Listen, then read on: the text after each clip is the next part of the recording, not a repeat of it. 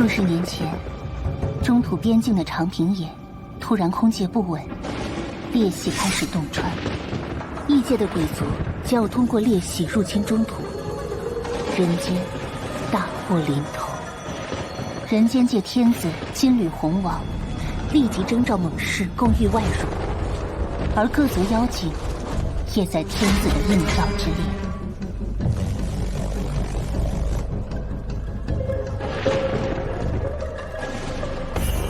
妖家5位至尊之首黑白大圣联络了其他4位大圣，集结30万妖精大军，共赴长平野，协力同心与鬼族决战。空界内流连川田，鬼族大军开始破壁，各族准备应战。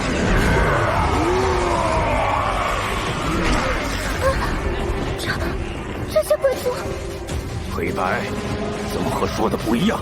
这次破壁的鬼族不是普通的小妖，哼，来的都是异界深处的鬼族。人界的援军还没到，我们妖精与人都是中土之民，本当共赴荣辱。即使人类不及赶来，我辈也当以死护境。妖精们，沸腾你们的吐血吧！敌人的脏器，祭奠我们生存的土地。所有人，杀！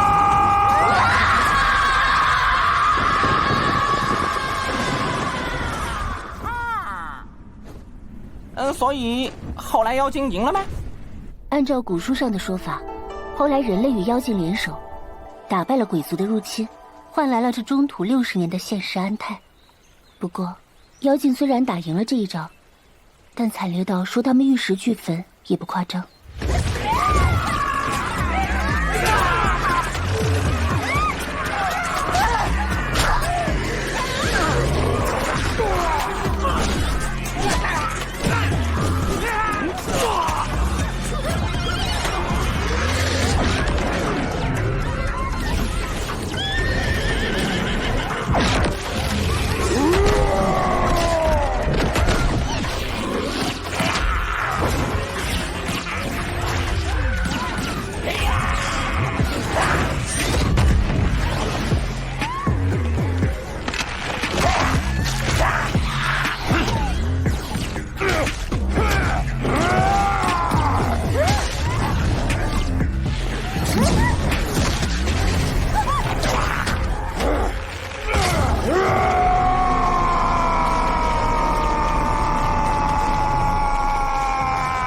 5位大圣战死3个，重伤2个，30万妖勇至于700残甲。可赢，就是赢了。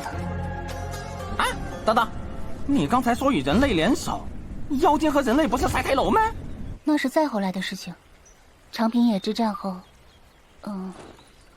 长平野之战后，5位妖家再次集结妖精部队冲骂中土，红天子再次与妖精决战于长平野，妖精也自此几乎全军覆没，再也不敢随意出现在人类世界。你突然加快语速是什么意思啊？因为很麻烦。那我问你啊，人间与妖精族对立，你还要叫我去人间？就是好奇啊，我从未下山，很想看看人间到底长什么模样。你可以装成乌鸦，逛一圈就回来，不会有事的。我本来就是乌鸦。是吗？哎，对哦，你的眼睛被封印做的看不见，那我是凤凰啊！哎，看到了，是彩车结界。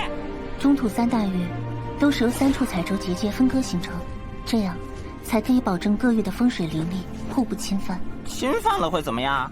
不知道，反正古书上这么说的。还有种说法，说这世界都是由5彩天幕所造的呢。所以只有我们乌鸦被造成黑色了，是吧？到人间狱了，你看得见吗？我的妖气能通过你的屋檐看得很清楚。凤眼，以后叫凤眼。我的妖气能通过你的屋檐看得很清楚。算了，人间狱是绿色的，和妖精狱的蓝色完全不一样哎。那是海狼。妖精？海狼生存在妖精界的海底，但它们喜欢阳光，所以经常会去人间狱玩耍，也因此几乎灭绝。杀了！他被道士给杀了耶！道士看到妖精就杀，已经是人间狱共建的真理。我勒个去！真理！你明明知道这个真理，还让我来人间狱，看我有多大仇啊！道士是不杀乌鸦的。真的？古书上说的。你那什么表情啊？你肯定是在骗乌鸦哎！那你回来吧。什么意思啊？父王从小就让我自己封印住瞳里，所以我一直戴着眼罩，只能借你的眼睛看看世界。道德绑架啊！乌鸦是没底线的哎！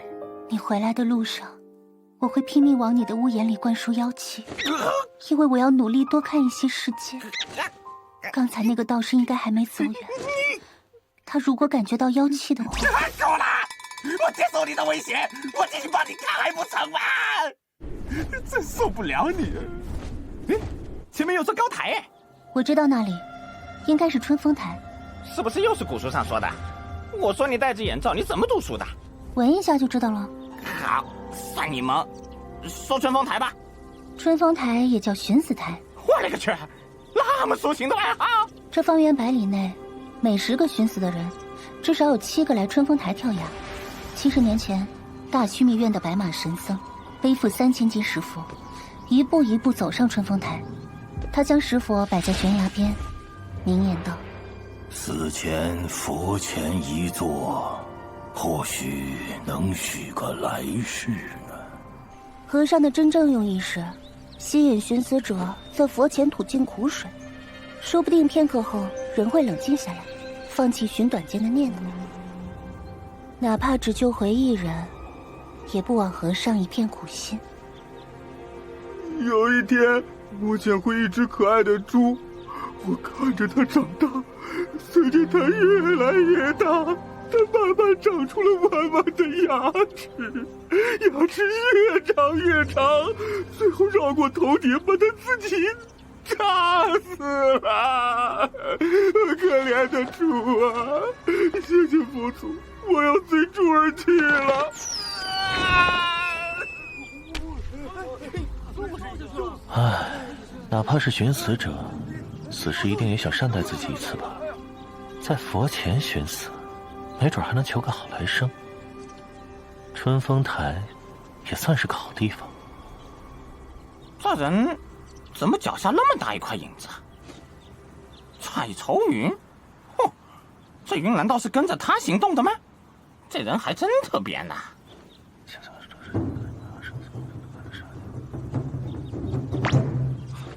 干嘛那么紧张？事情就是这样，他已经回来了，你想要活命，只能杀了他。有我相助，他死你活，答应了吗？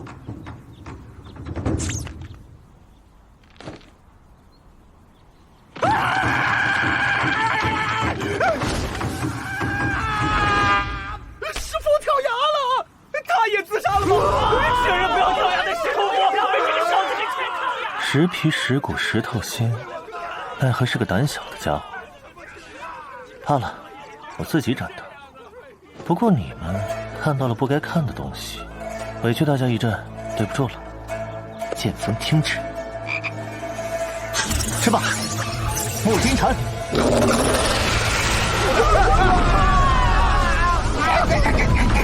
这么大的心灵搞什么呀？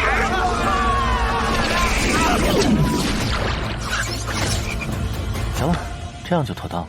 妥当什么？哦，你差点把本大爷也吸进去了呀！今日中土世界，妖精还敢出来乱跑，你不怕死啊？怕死？我双刀法力无边，双刀无绵绵，岂会怕死？双刀？你是刀手？非也，双刀那是我家主人所起的称号。你整天刀逼刀刀逼刀，别的本事没有，方言倒是什么都会说。我看你还是叫双刀无绵绵吧。所以我就把名字改成双刀无绵绵，以显我万国语言天赋啊！行行，好有记忆点的名字。不过法力无边的无绵绵，我劝你还是快躲一下吧，你的麻烦来了。啊！老夫先有此处，感觉有微弱的妖气，此地可是有妖精作孽？啊！乌鸦，孽畜，你下来受死！啊！别装了啊！老夫早用天眼看出你是妖精。看出来就看出来，你骂人干嘛？乌鸦也是有自尊心的，好不好啊？真的是妖精！原来你是瞎蒙的啊！胡言乱语，下来受死！凭啥？凭你是个妖孽，便罪无可恕。修行正道，成天护世，人人见而诛之。对，我成经第1年见小孩失足落水，立即把他捞了上来。第4年遇路匪劫杀商旅，我大跑匪徒救了几10条人命。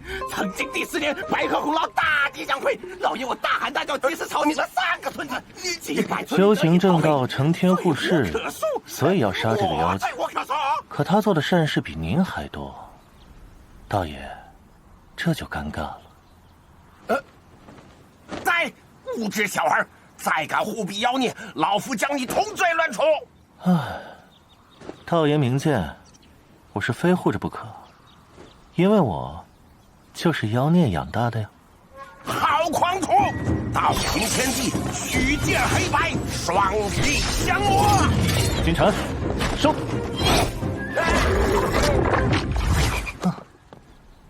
啊，他帮了我？你是谁？林美明啊！女子声音，传音吗？我啊，叫李熊猫。你头上那个彩云，你的？出门在外带片云彩防身，家伙事儿也都放云里了。你说自己是妖精养大的，什么妖精？香菇。我不管你是什么熊猫，李熊猫。老爷，我成精这么久，从来没有见过香菇成精的。那冒充香菇行走天下的太岁星君呢？听过没？太岁星君保佑，小的说错话了，慈悲慈悲啊！换个话题，你逼着石头佛跳了海，究竟有何企图？我来找他合伙杀人，讲明白了道理，满以为他会痛快点头，不料他吓得跳海了。杀人？杀谁呀？把石佛背上春风台的白马神僧。啊？你知道他？你说说。这世上有一种人，一出生就注定会成为一代传奇，便如白马。白马出生之时，长江水面无端开出百里白莲。他6岁入佛门，20岁出山入世，结缘十方众生，积攒无量功德。到他40岁时，忽又兴起惊人之念，要去极乐世界拜见佛祖。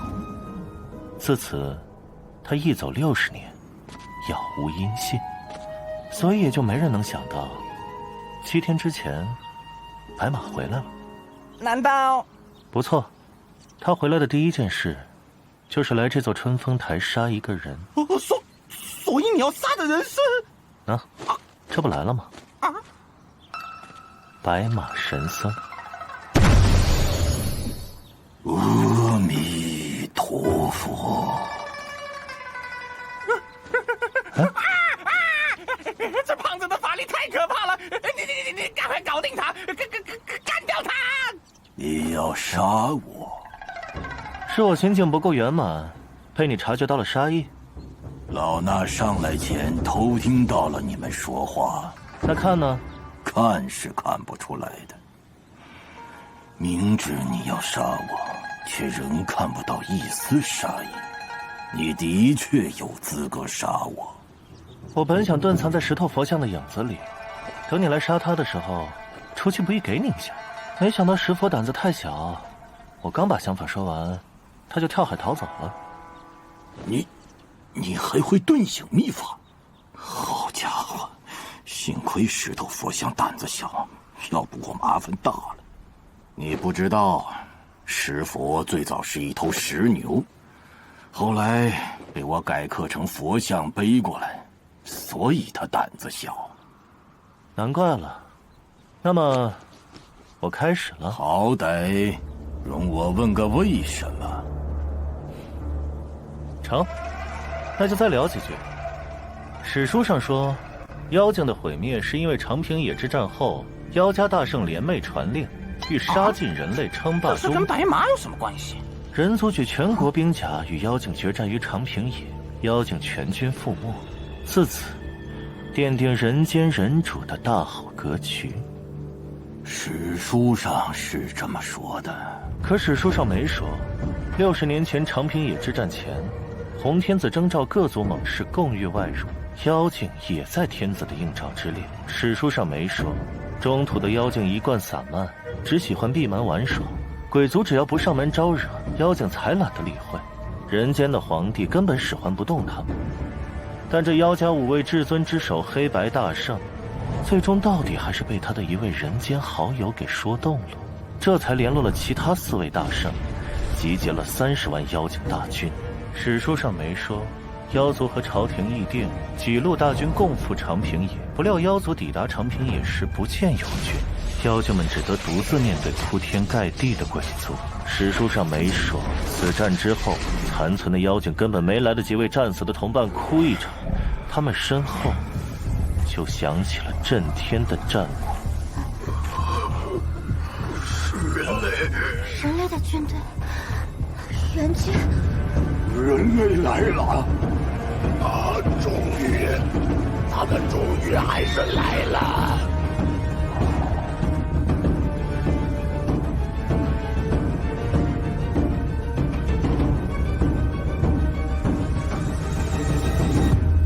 杀！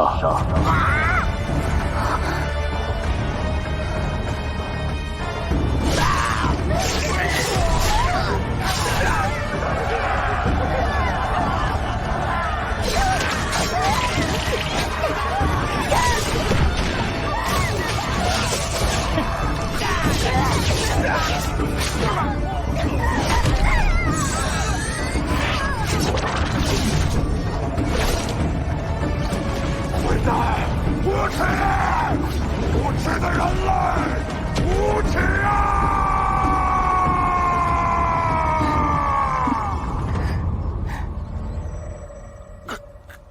这才是真相。史书上没说，当初怂恿黑白大圣的那位人间好友，是位天赋异禀的出家人，法号白马。想不到世上还有人会知道此事真相。阿弥陀佛！我靠，成人了！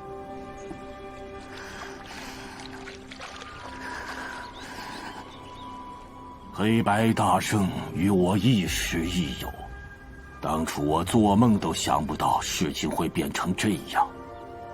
人啊，怎么可以如此无耻？所以我才决意西游，非得求来心经宝典，方能普渡人间。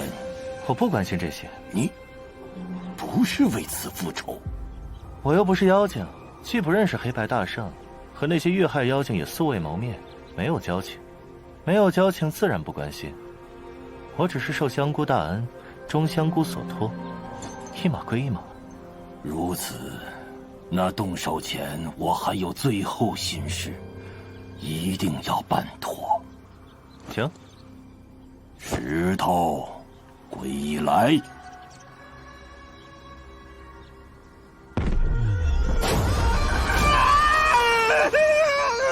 决战前最后心事，你要杀了他。他的灵智一直被自尽者的心绪滋养，可自尽之前的人心何其极端，拥有佛祖形状。这石头精怪的心肝早已经被侵染得漆黑如墨，因此必杀。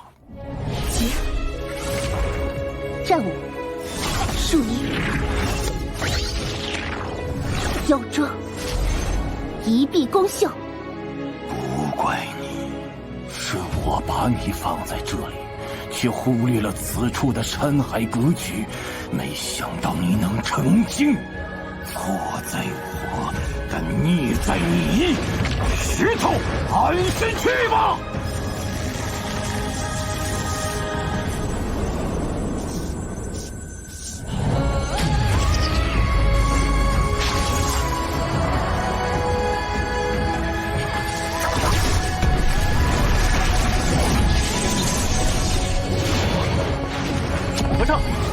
去吧。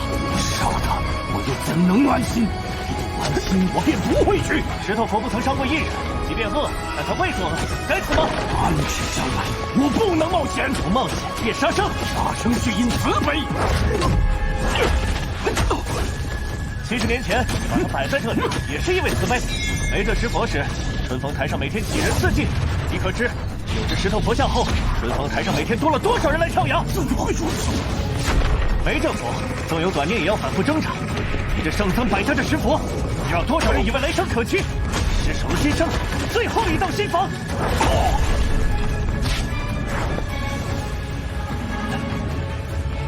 金刚不坏身，还挺麻烦。此事非老衲本意。非你本意，是你所为。他罪孽，你慈悲，但你这慈悲比他的罪孽更该死。该死，就死吧。机会，赤灵换甲，浓妆纳世，血亏。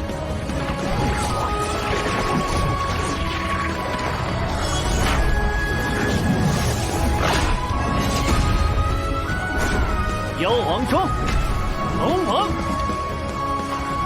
那么和尚，我开始杀了。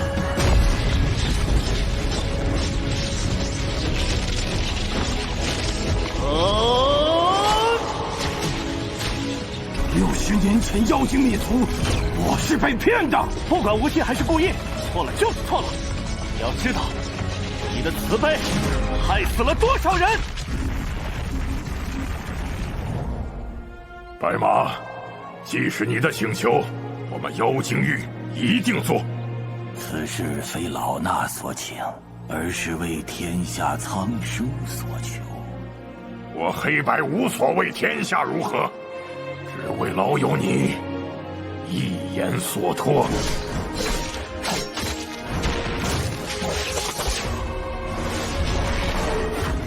阿弥陀佛。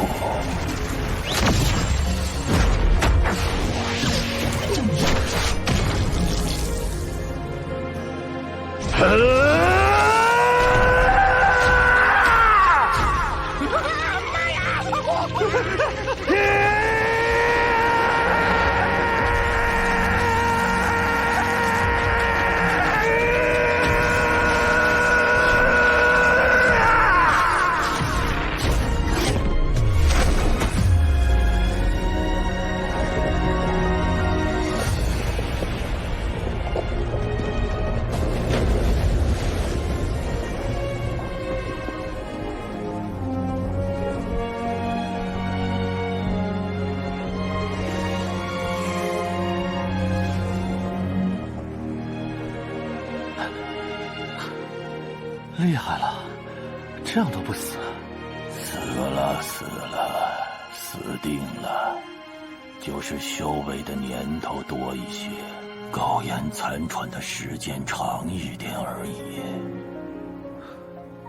我知道你是受骗的，但错了就是错了，要受罚的。我是第一个吗？对。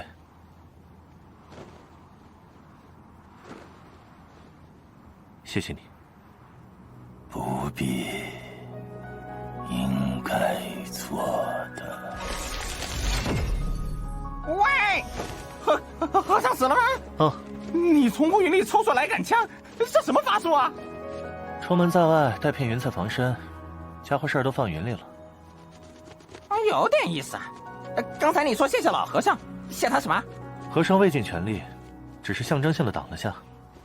和尚也真慈悲，他身亦金刚不坏，练就半佛之身，即使他不还手，我杀他也会遭禅法反噬。想来他见有人来为妖族寻仇时，就已报了赎罪之信。那他全力抵抗，后果会怎么样？一样会死，但我会伤得更重些。那你现在小伤。哦，那好。你怎么了？你这畜生，都说我受伤了。喂，你自己说是小伤的。对了，之前你口中的女子声音是？啊，那是我家主人借我的嘴巴传音。你家主人是女孩子，好看不？这不是废话吗？我家主人乃一山之主，望月真灵，有贤神仙。啊，你做咩啊？你杀了白马神僧，所以说呀，你救我！我要可怜，可怜！不行啊，你胆子太小，跟不了我。我胆子可大了。啊？你胆子有多大？你杀人犯，我还敢跟着你一起走？你看我胆子得多大？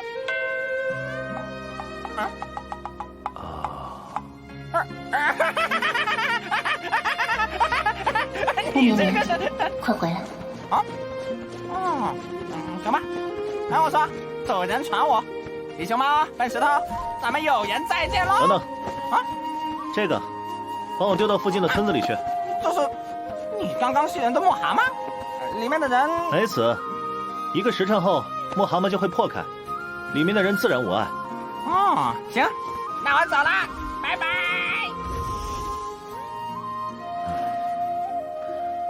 那所以，你吃定我了？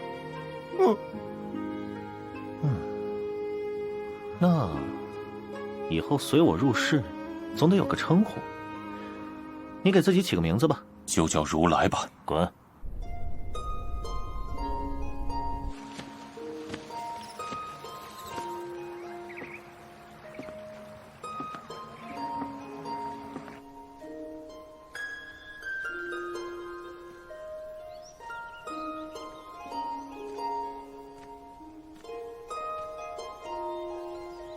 父王，清凉要出山了。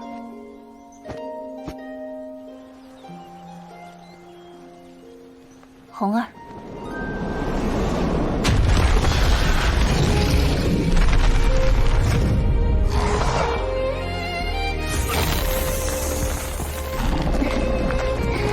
好啦，我要出山去了。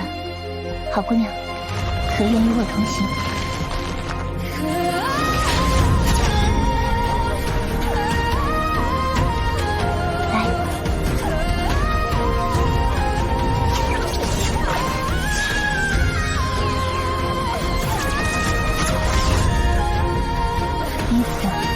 叫月桂吧。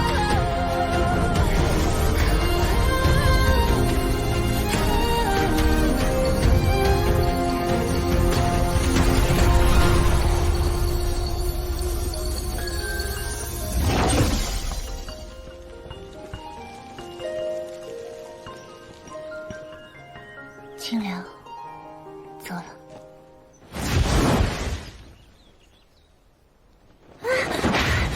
忘了，居然把这么重要的东西给忘了。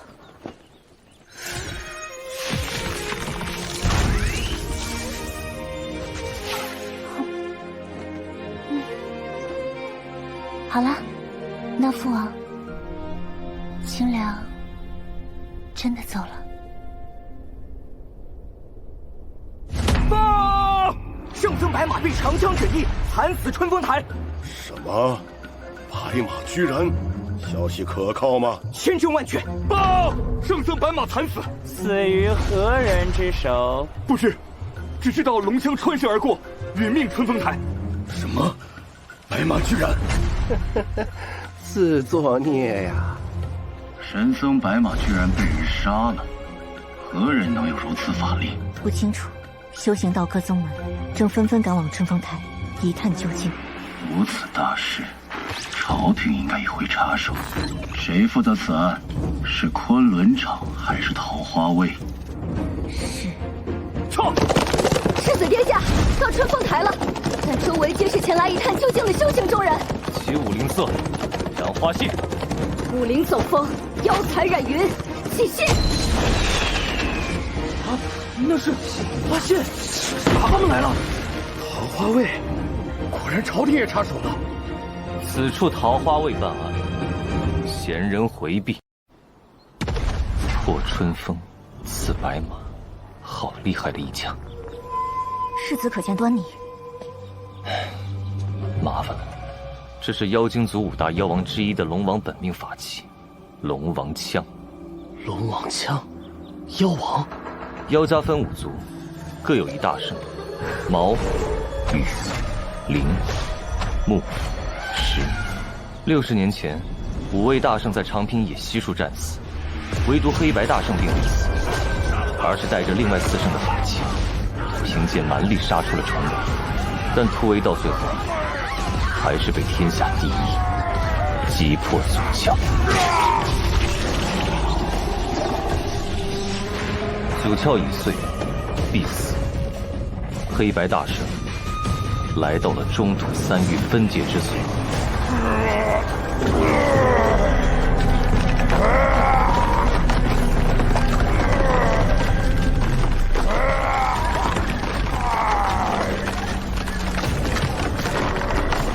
黑白大圣垂死，用最后的法力以身化山，立于3域中心。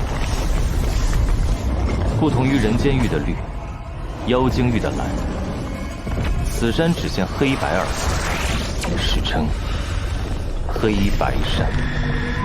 从黑白山落成那天起，就被古怪禁制笼罩。此山血进不血出，任你再大的本领，进了山也别想再离开。如此一来，倒是给那些人间恶徒提供了一个庇护之地。如恶人所愿，无论正道修士，还是朝廷差役，追到黑白山界就会止。此地有去无回，犯不着再把自己搭进去。由此，60年间，数不清多少人间祸害逃进了黑白山。中土世界的罪恶地、邪魔地，非黑白山莫属。这黑白山与白马被刺有何关系？因为龙王枪本应被黑白大圣带入了黑白山，永不能出山的龙王枪再现中土。春风台，白马僧，龙王枪，这行凶者摆明了是在示威中土。我从黑白山中来。不是说无人能出黑白山吗？所以啊，这案子通天了。世子，如此大案，我建议还是禀明王爷，集结所有桃花位精锐，一起追凶方可。不错，此案非同小可。见过世子殿下。白隼，有何要事？近几日，北行道上突然凶案频发，短短几天就有4处修行道被人灭门。哪4门？善果道、苍云宗，据说被一条红蛇所屠。而红蛇的主人，据说是一位长着鹿角的女子。九侠派被个手持短刀的蓝衣女子于2刻内灭门。白灵潭的造化门，则被此2人联手杀尽。另外有迹象表明，凶手是妖精族人。麻烦是祖师一起出现。北行道下一处宗门应该在天门县。白隼，你先去天门县，撤走县内宗门所有人，然后集结附近桃花尾，包围天门县城，等待2女入城，一举诛杀。陶为陶心，你2人先回王府，把龙王枪的事情禀明驸马，我随后便到。是。那天在春风台上见过你的人不少，我们会不会被通缉啊？不会，我用了小无相走隐心经，除非我愿意，没人能记得我的长相。小无相左隐心经，什么法术啊？无相娘娘传授我的。我出山那天起便持此心咒，小无相走隐1重楼，过目而望。出山？你从哪里来的？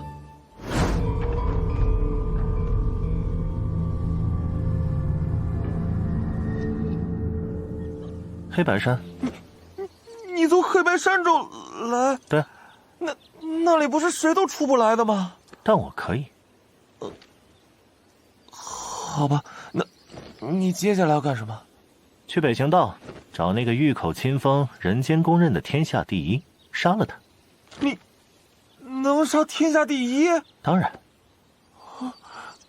原来你那么厉害。你以为？我有点事儿，你先回避一下。变。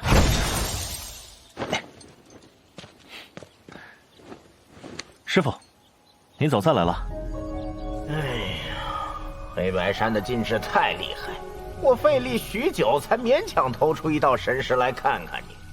第一个仇人你已杀了，白马神僧已死，弟子正准备去杀天下第一呢。长平野之战的3个关键人物，只有金缕红王，弟子目前还没有线索。白马未还手你就已负伤，又怎么和天下第一斗？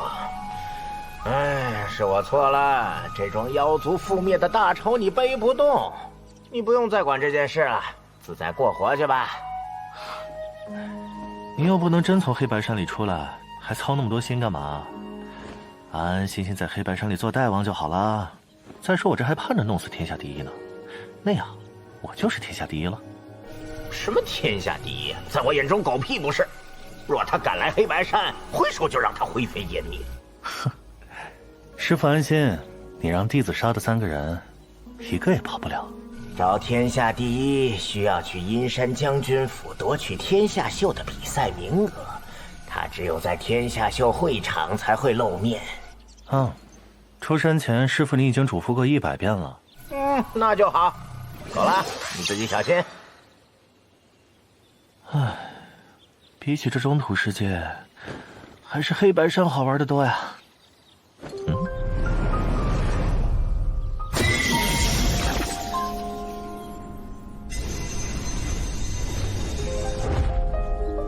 哼，大白天的邪彩飞天，太招摇了吧？不关我事，上路。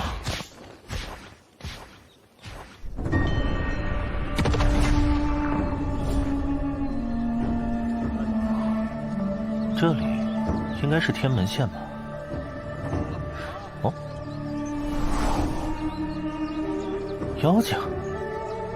喂喂，大白天的2个妖精在人间狱到处乱逛，哼，看看他们要干嘛。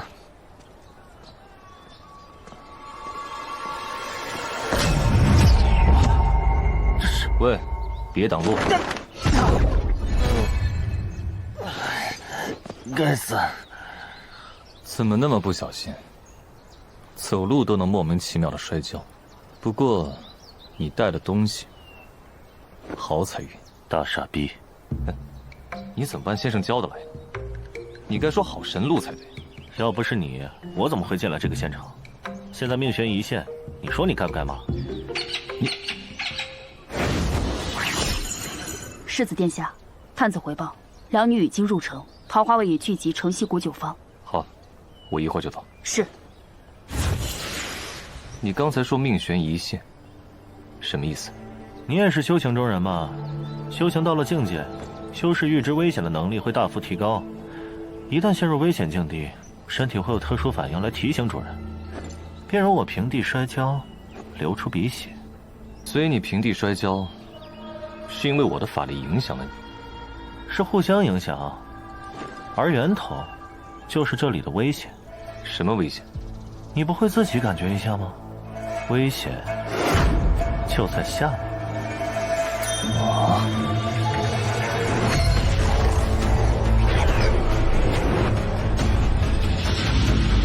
感觉到了吗？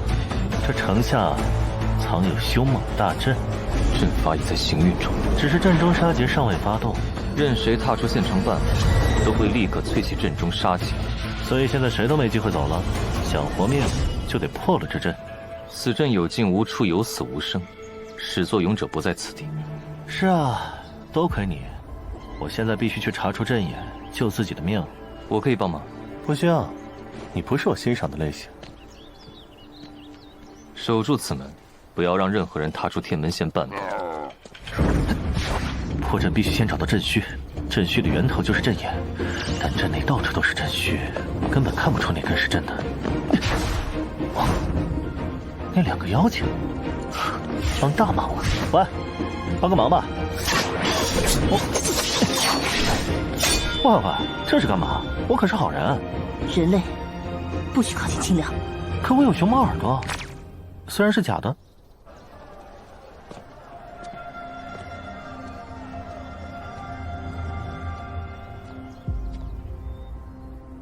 有人施法，泯晕了所有桃花味，谁干的？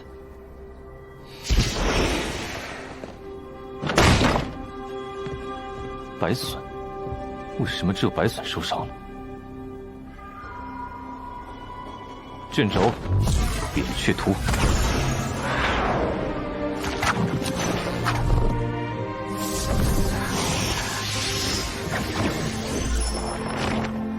扁鹊图能很快治疗你的伤势。如今桃花未聚，这天门妖阵，我一个人却是绝对无法攻破。但或许他……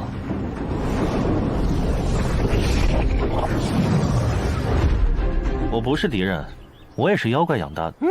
李熊猫，哦，你怎么在这里啊？吴绵绵，你好。李熊猫，就是中方台上那个。是啊，就是他，李熊猫。喂，李熊猫，这是我家主人清凉。初七，他是自己人。多谢。你说要我帮个忙？长话短说，这天门线下被人布了杀阵，阵法启动，全县无人可以幸免。我们不会破阵。我能破，但需要帮助。什么帮助啊？妖精能看到人类看不到的东西，我需要你们帮我找到这杀阵的真正阵虚。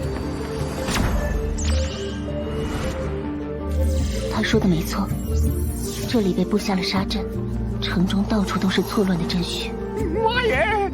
那你能找到真的那个吗？有根蓝色的线，法力很特别。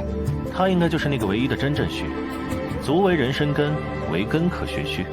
我要自那虚上走至尽头，方可找到阵眼。破了阵眼，阵法也就废了。这过程，还请清凉姑娘协助。好。我会在空中协助你，主人通过我的凤眼会告诉你怎么走。先笔直往前，不要犹豫。前面准备左转，千万不要踏错。准备左转，不要踏错。喂，你怎么走这么慢呢？快一点呐，关系人命的喂！你以为我不想快点啊？寻阵虚的法术消耗极大，我现在已然全力而为了。什么？会不会突然启动？随时都会。那我们岂不是随时都会死啊？没办法，法力不够，走不快。凭你现在的法力，走不到阵虚的尽头，必然力竭晕倒。所以，你可以帮忙？可以，但我好像不是你欣赏的类型。我突然发现你可爱了许多。你叫什么？沈超，抄家的抄。那抄家先生，你还在等什么？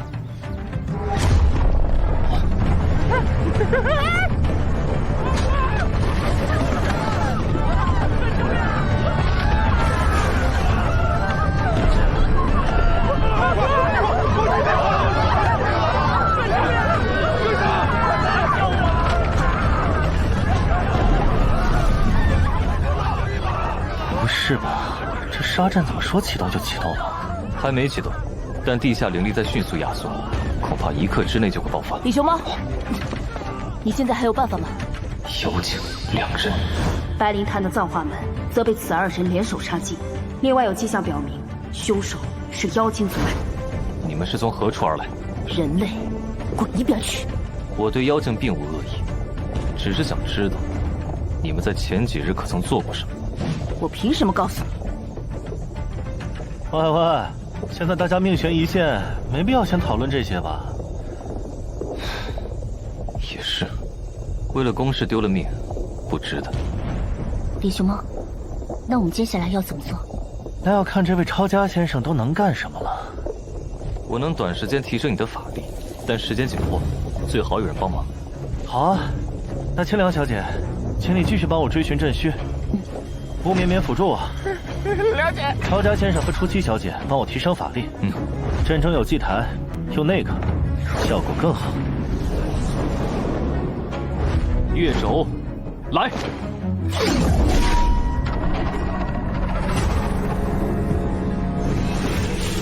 编钟、芒鼓、和磬，出！用法力击打这些乐器，声韵能帮助李兄吗？有乐谱吗？你在搞笑？先往前，绕过那片树。先往前，绕过那片树，往右边，跳，好，沿着屋檐往前，沿着屋檐往前。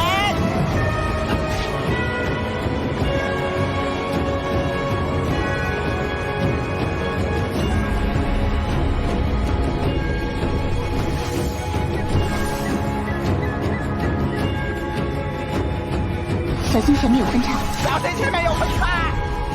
笔直往前，快到了！笔直往前，快到啦！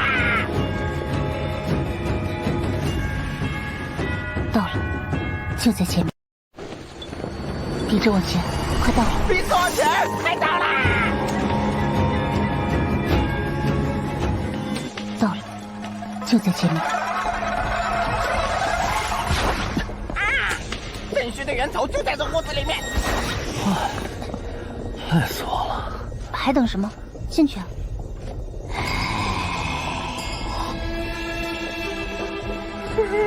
怎么回事？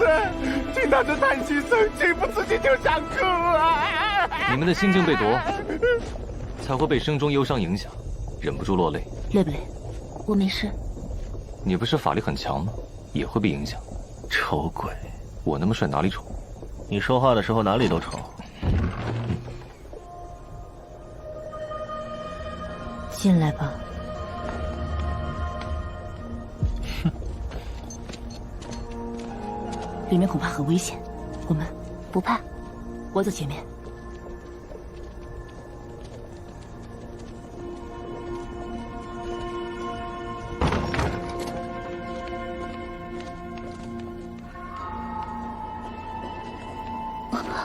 我看到了，镇虚都牵在他身上，阵眼就是这位老爷子。摧毁阵眼，阵法不攻自破。杀人不好，我听得出老爷子进气少，出气多，就快不行了。我们可以等等。等不及，谁也别想动他。喂，别出手啊！混蛋，我来帮忙。哎，让我过去！你确实太狠！拖着他，我把这老头丢出天门阵。三门空剑。姐姐，初期被抓走了。没事，我看着婆婆没想杀人，只是困住他们而已。那我们先解决阵眼。不行，气机联动，那婆婆随时能从结界中返回。况且阵法大有蹊跷，我看这老头也动不得。那初期和丑鬼怎么办？我能破这结界，就是需要点时间。唉，好麻烦啊。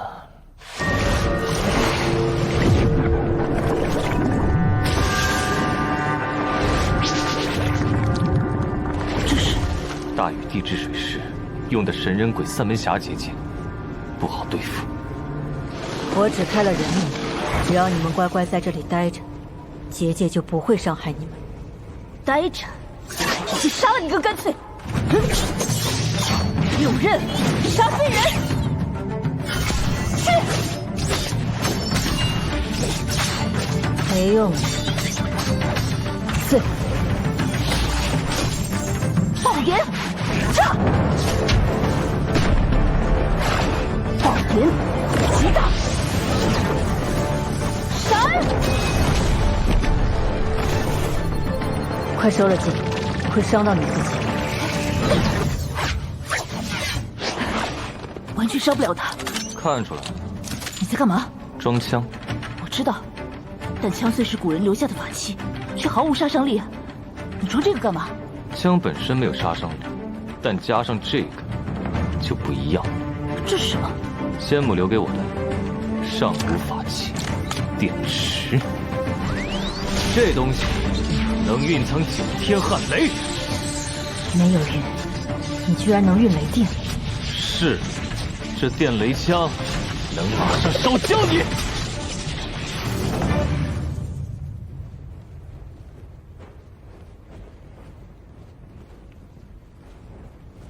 我觉得枪应该不是这么用的。仙母没来得及告诉我用法，就先使了。喂，各位玩了那么久，可以出来了吧？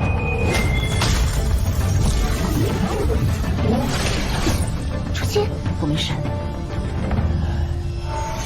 你们知道要破这结界多累人吗？丑鬼！你有空破结界，为何不把这镇眼老头丢出天门阵？你不懂，老人活着，阵法行运；老人气绝，杀劫发动，大家都得跟着死。啊！这个阵是老头子自己布置的吗？他简直……县城下原来就有被废弃的上古阵法，被人重新布置、发动。他只是个凡人，连阵眼被连接在自己身上都不知道。啊！为什么？因为布阵之人知道，他临终之时我一定会来见他。那你为什么一直护着他？你们到底是什么关系？我是他的娘，他是我的儿。我儿命苦啊，我只是希望他在最后一刻身边有娘。他7岁那年我便死了，等我再从棺材里醒来，却已是人不人鬼不鬼，只能远远守着他，50年不敢相认。原来如此，你是尸煞，怪不得出手那么狠。而且是最高品级的1品尸煞，旱魃。不错，机缘巧合之下，我被天地煞气转化为旱魃，从此不得接近活人。旱魃不死不灭，对于追求长生不老的人来说，实在有着太重要的研究价值。但想要抓住一只旱魃，怕是比长生不老还要更困难些。可旱魃有个万分牵挂的儿子，天门县城下又有个无比强大的太古杀阵，所以有人算准儿郎弥留时，娘亲一定会来送这最后一程。于不知不觉中将儿子变成阵眼，只待老人将死之际，阵法开始运行。无论是谁，只要离开县城，阵中杀劫立刻爆发。旱魃永远不会死，但他仍然会被法阵巨大的力量压制。待阵法过后，再过来把脱离的旱魃捡走。至于陪葬一座小县城，很值得。抓住旱魃了。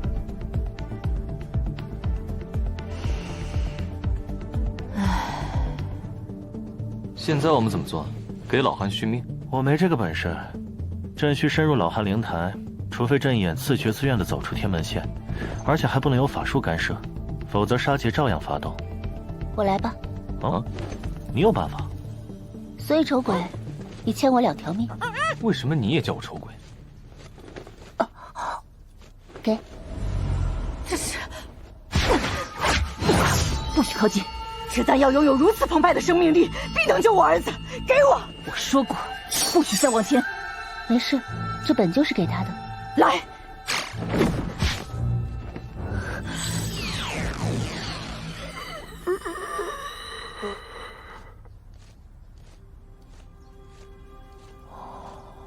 毫无反应啊！不应该啊！这到底是什么丹药？死孩子。哦，怎么说？这颗丹药是我父王孤兜大圣给我的，就叫死孩子。可就算这死孩子丹药有用，我也只欠你1条命。为何你说我欠你2条命？我救了你们2个，可是李熊猫与我有点拨之恩，救他的那条命算你身上，有错？等等，我点拨你什么了？你在春风台上对白马僧说的那番话，让我知道史书上写的都是假的，让我知道父王他老人家死得如此冤枉，原来我尚有大仇未报。哦，春风台，这么说，白马神僧是你杀的？别瞎说，熊猫吃竹子的，哪会杀神僧呢？而你们俩要为咕咚大圣报仇，所以便从之前参与过灭妖之战的修行正道开始杀起。可你的本领非凡，为什么不先诛首恶，却挑着实力差劲的小宗门打？70年前，父王教导言犹在耳，他老人家说柿子先捡软的捏。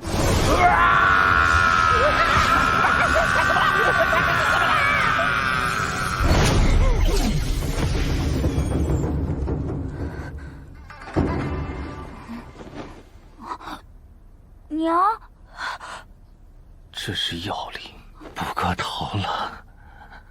我的双眼，怎么？娘，我好像做了一个梦，梦里一辈子都过去了。娘晓得，我儿做了场怪梦，娘也做了场怪梦。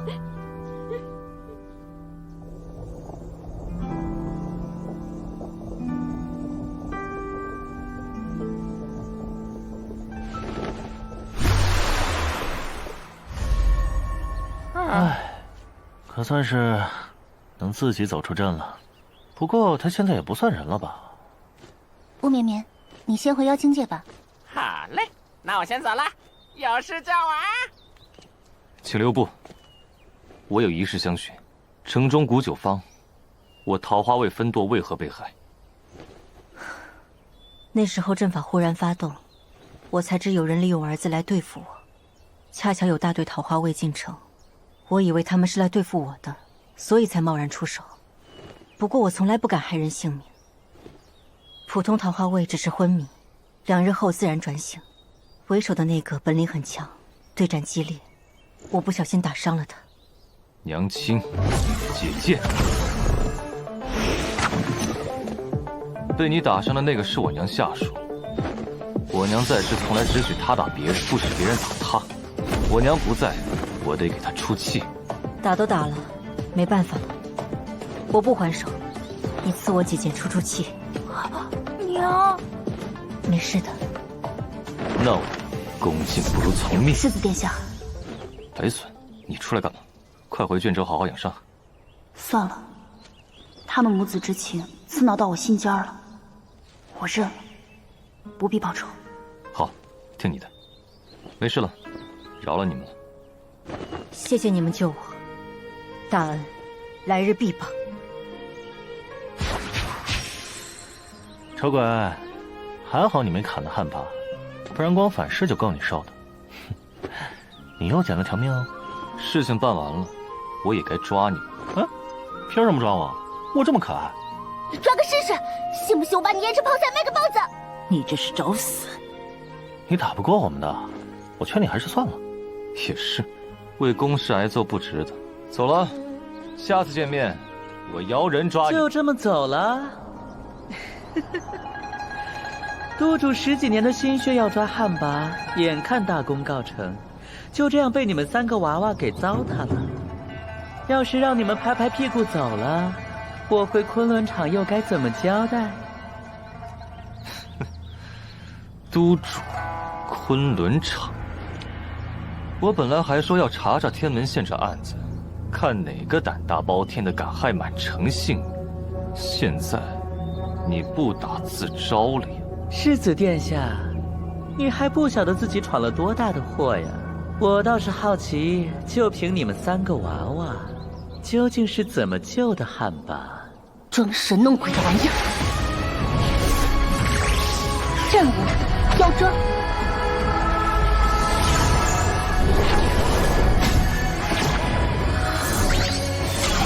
咦？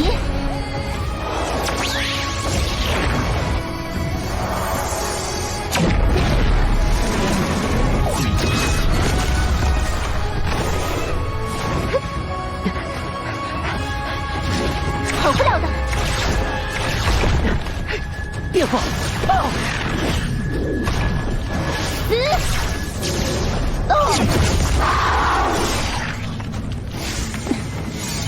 我真帅，夸奖我。你最帅。好了，让我看看你到底是昆仑场的何人。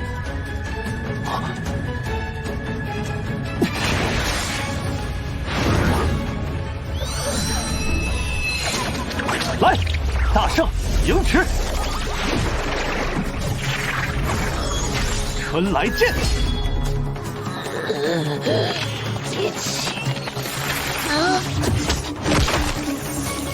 想用邪法与我同归于尽，当我瞎呀？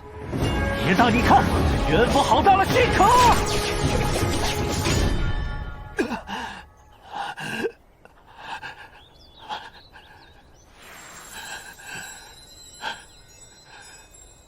你干嘛呢？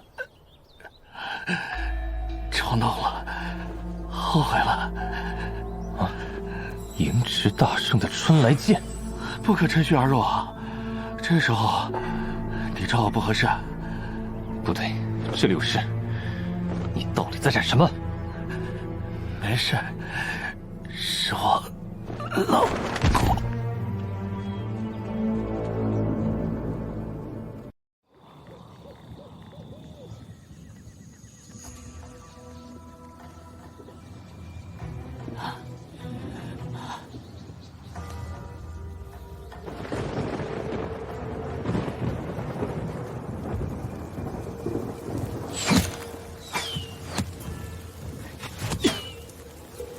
王大人，这贼人下手如此狠毒，此人到底是什么来头？要不是从凶岛逃出来的要犯，也不会让我们黑虎卫来抓人。什么凶岛？难怪这贼人会用如此诡异的秘籍。怕什么？他再厉害，终究也只是一个人。哼，终于找到了。走。是。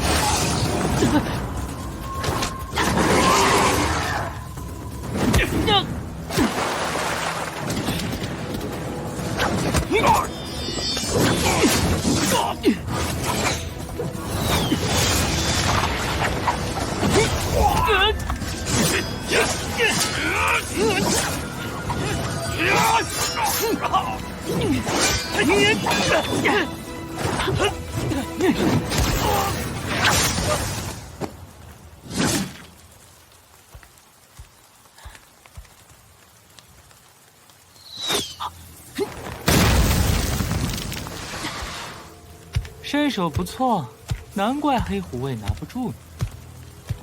是刑部供奉，小子，有点见识。那你应该明白，入岛便是入了鬼门关，没有人能活着离开那里。那与你们刑部又有何干系？我可是良民。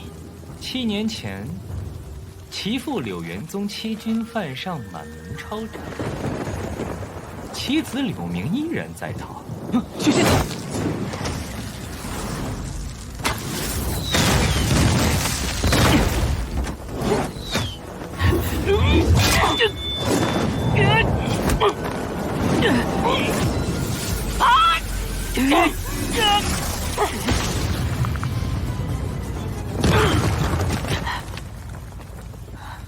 锁骨功，夫人小心！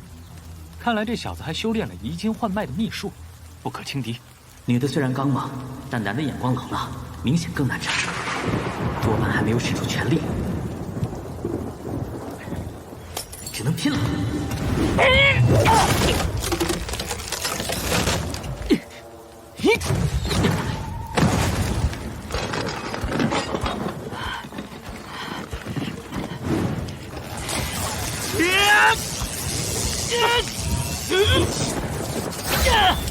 快躲开！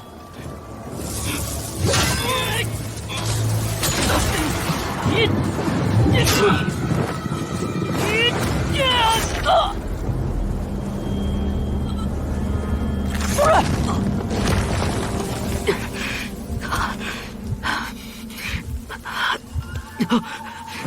把你撕人之万段！福气，你是炼气师？不错，你这种凡人也配和我动手吗？光臂！起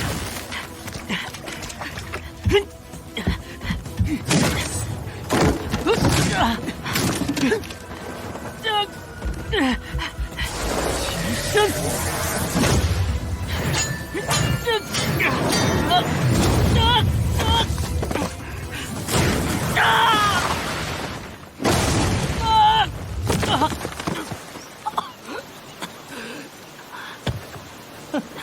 看你还能往哪里逃！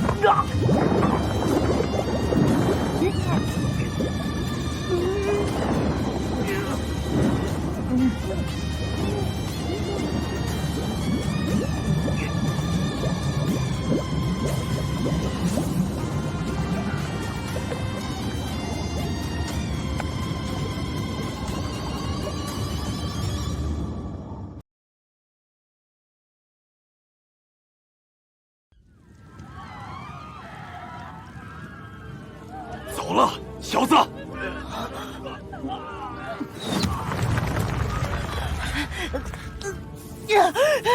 活下去！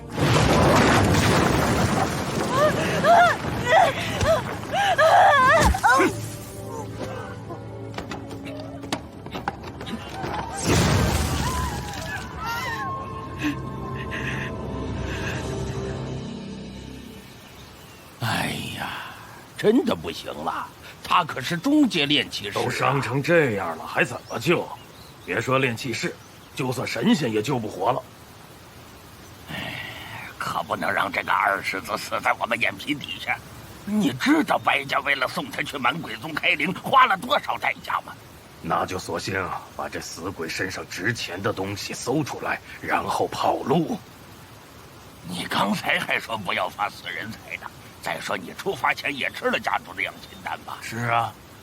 啊？难道说半年内不吃下解药就会经脉爆裂？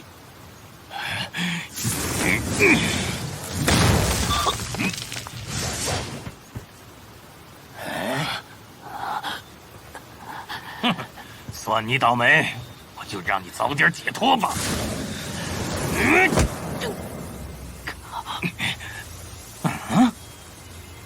原力护身？怎么可能？即使是白家这样的修炼世家，3代人中有灵脉的也就只有白从天一个。绝对没错，他还学过控元之术，虽然粗浅，不过底子颇厚，而且……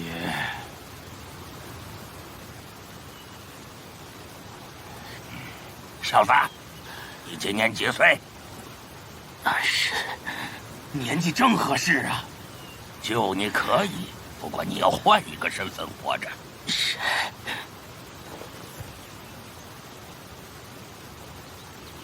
只要能活下去。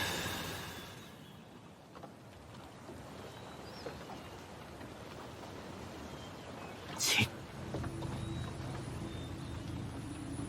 还是不行了。急什么？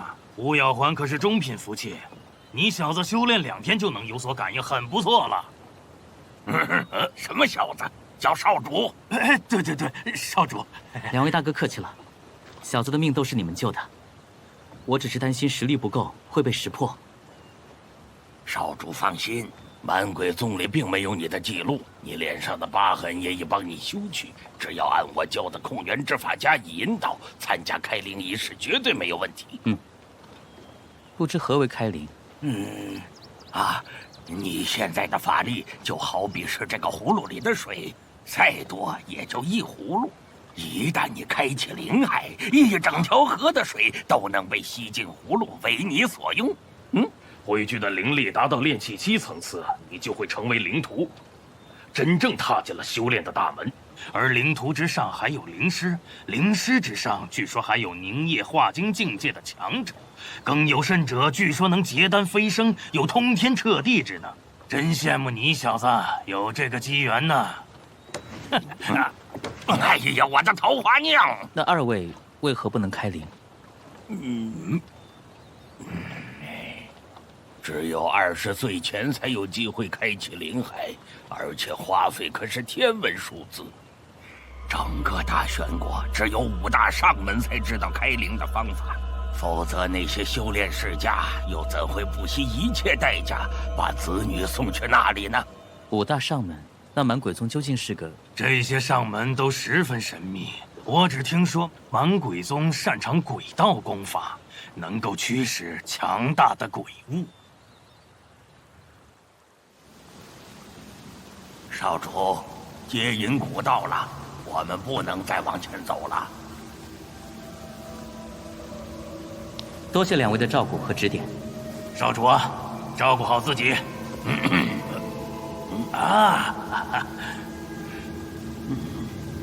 这是养心丹，能保护心脉，请少主服下。这丹药的功效，怕是不仅如此了。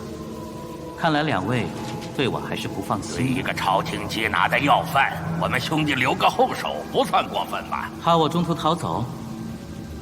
看来开灵也不像二位说的，有百利而无一害。以你的经历，应该明白，风险和收益总是共存的。哎，叫什么小子？叫少主！你闭嘴！这3个月少主的修炼速度，只能用恐怖来形容。我看开灵应该大有希望。没错，只要你开灵成功，凡事不足为虑。如果没成功呢？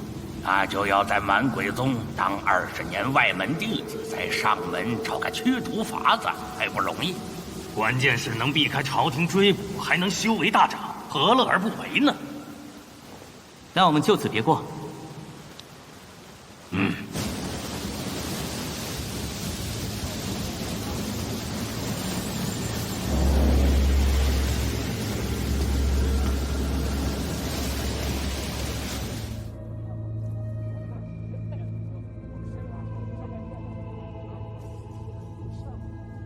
我听说满鬼宗在5大上门里排名最后，可惜我家没抢到天月宗的名额。就是，来了半天连个接待的人也没有，竟是些丑得要命的石头。嘘，来都来了就别抱怨了，小心被人听到。没想到竟有如此多世家子弟前来参加，看来这开灵的确有莫大的好处。哇，雷少不愧是天生雷体，居然已经是高阶炼气师啊！哇，您绝对是修炼天才，这次开灵您是势在必得啊！哼，开灵算什么？我雷震可是要成为灵师的人。那您以后要多照应我们呀。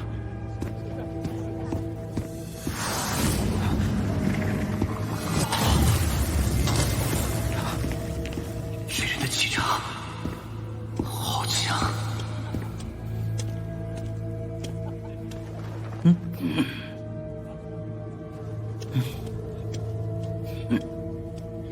今年还真来了几个有意思的，尤其是那个散修。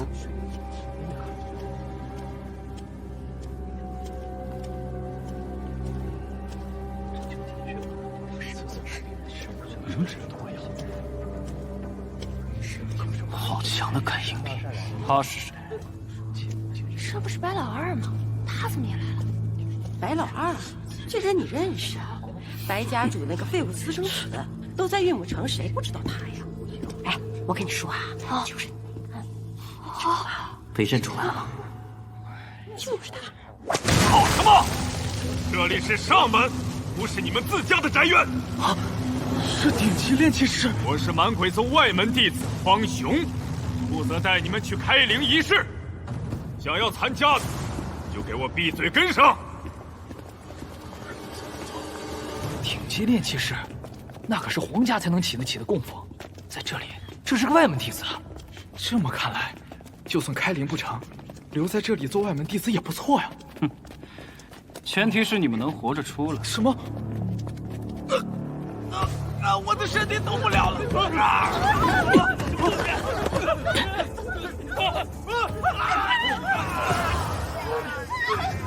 原来是鬼物在袭击。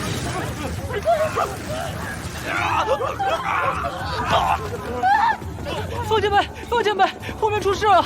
我说过让你们闭嘴的，这么吵会惊动一些东西的。什么东西啊？哼，这里是满鬼宗，你说会有什么东西？鬼物！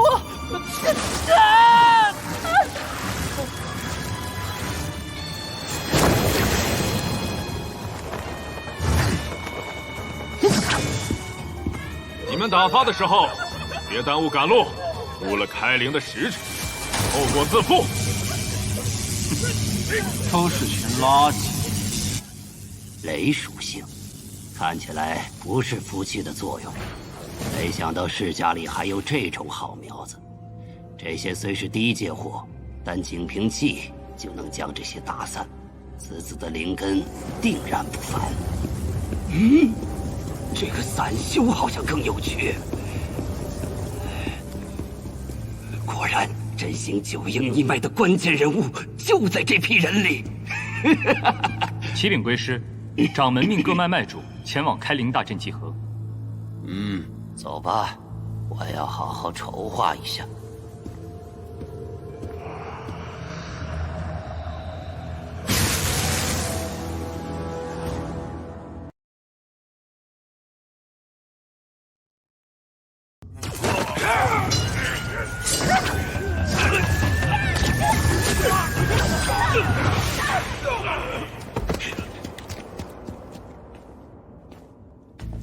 老二，白老二，看不出来你第一波都能活下来，怎么吓傻了？这才刚刚开始。刚刚开始？你们白家不会连这个也没和你说吧？果然是要被除名的家族，看在都是玉木城出来的。除名？本大爷就大发善心带你一起走吧。那就多谢了。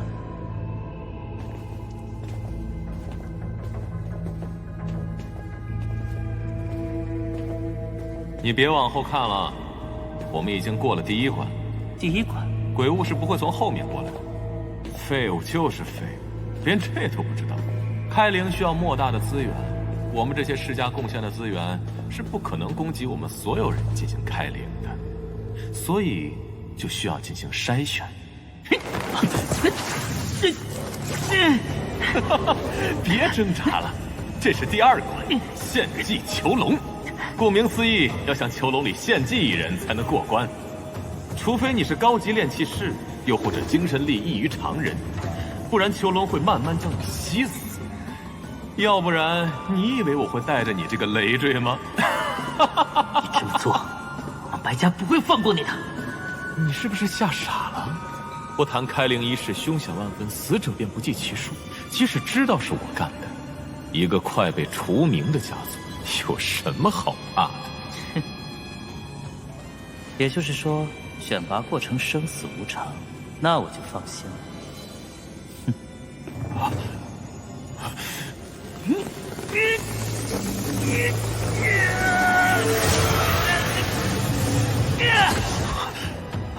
不可能！你不是白通天！哼！被你知道了这一点，那你死的不冤。要死的人是你！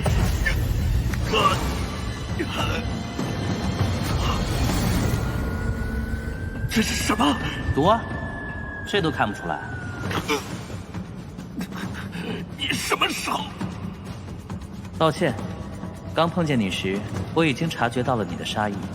顾诗词手段，肩膀不是乱拍的。那是我们才刚刚见面，你就……你是？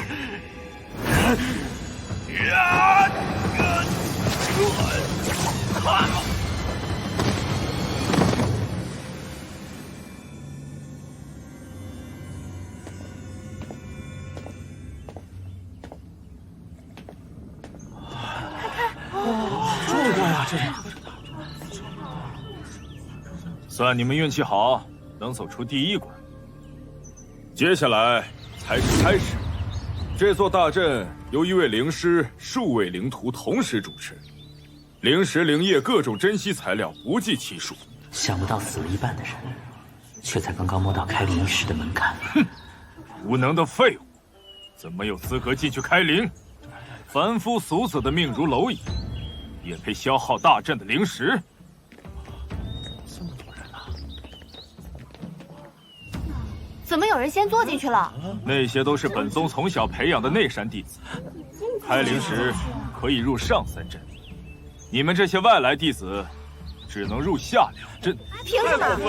我家为了这次开灵已经伤筋动骨。是啊，废什么话！时间到了，要么进灵阵，要么滚。还是先进去吧。时辰已到，还不速速入灵阵！走吧，走，快！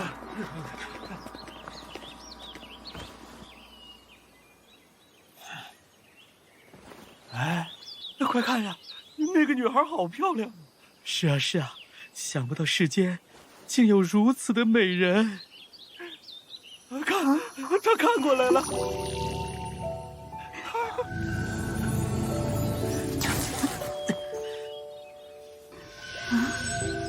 竟然能察觉我的精神探查，有点意思。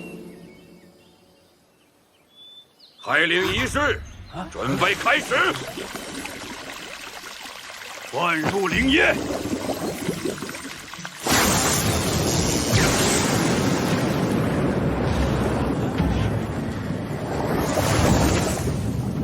好浓的灵气！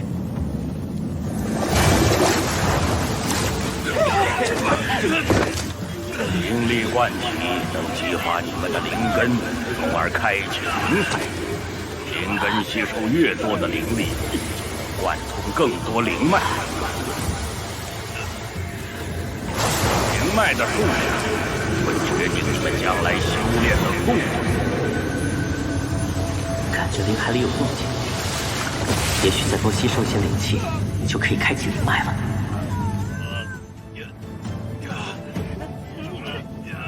不错，这一批弟子里着实有几个好苗子。听说你们在开灵之前都已经物色好要招募的弟子了。别家的好苗子都不是大风刮来的，用本脉资源培养出来的弟子，怎可能让给别人？你们这么做，只会让各脉的实力相差更大。满鬼宗八脉本来就是竞争关系。我听说楚师弟和林师妹为了抢一个弟子，还约战了一场。掌门，是我发现迦兰梦魇之体，楚师兄竟想抢先。梦魇之体，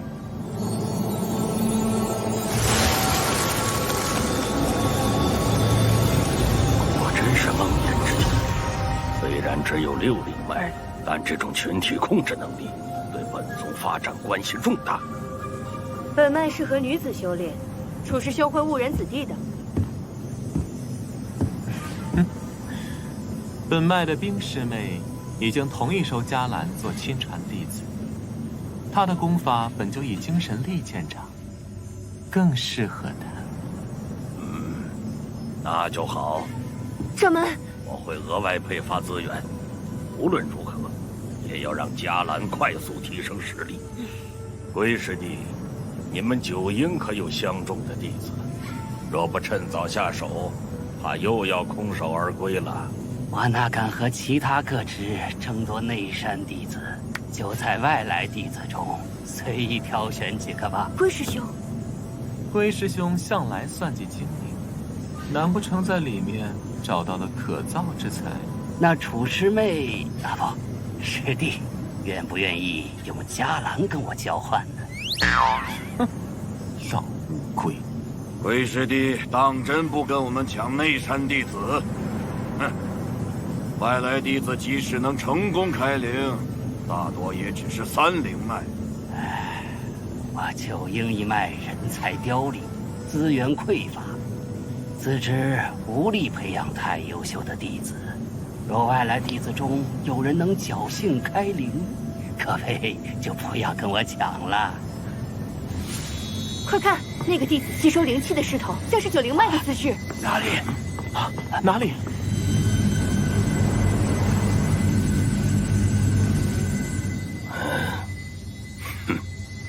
资质尚可，可惜根基不牢，火候尚浅，又不会疏导之法，吸收再多，只怕也是无福消受啊！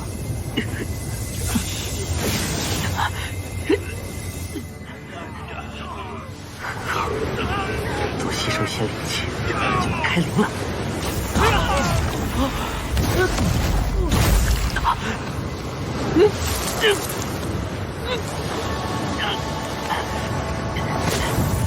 暂时封住了灵脉，只是拖延时间。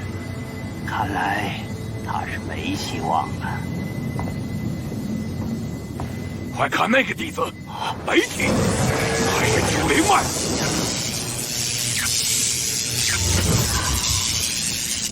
哼，这9灵雷脉的资质，不下于迦兰的梦魇之体。楚师兄现在是不是后悔好苗子让龟师兄捡走了？哼，谁在打我侄子的主意？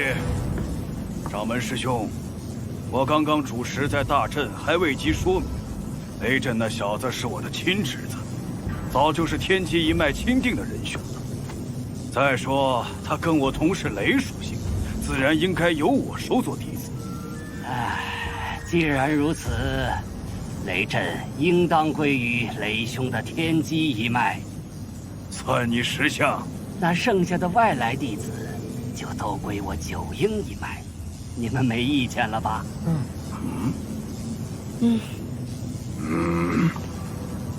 请掌门师兄做个见证。雷师弟，大阵情况如何？灵力已经灌输完毕，剩下就看那些弟子自己的造化。怎么回事？那个弟子好强的灵力！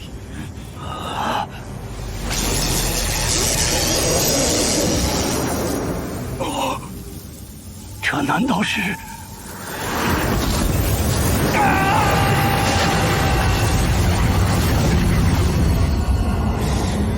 ？11、12道光环，12条灵脉，竟然是地灵脉！天佑我满鬼宗！掌门，这位弟子由我收入门下，诸位可有意见？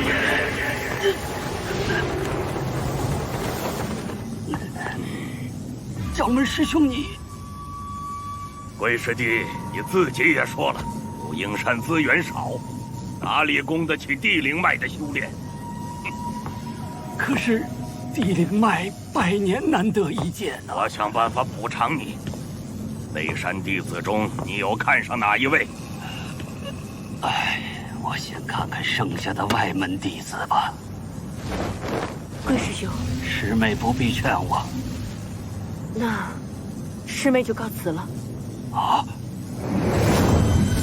行了，快要压制不住灵力了。有意思，已经到了压制的极限了。是散功还是爆体，还是破后而立？只能散功了吗？不甘心呐！这蓝色，难道是我的精神力？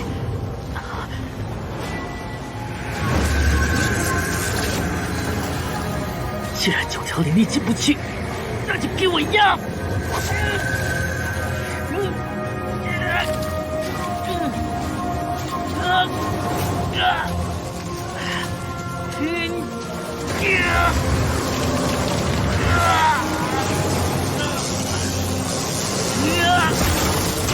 还不行了，那就继续压！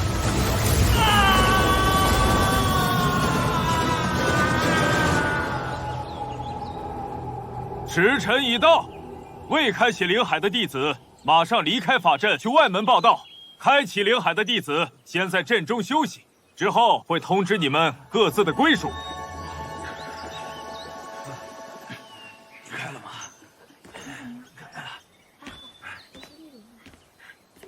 这好厉害！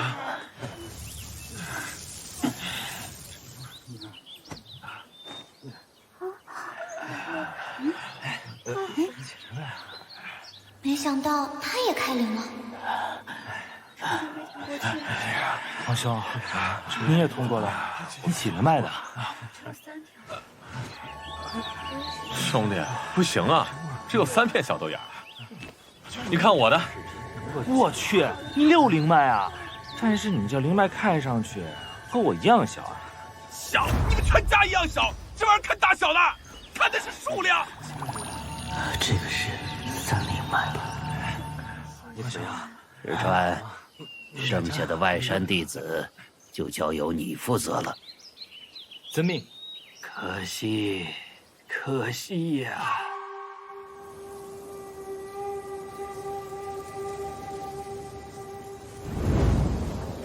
前面便是藏经阁了。哇！哇，好漂亮！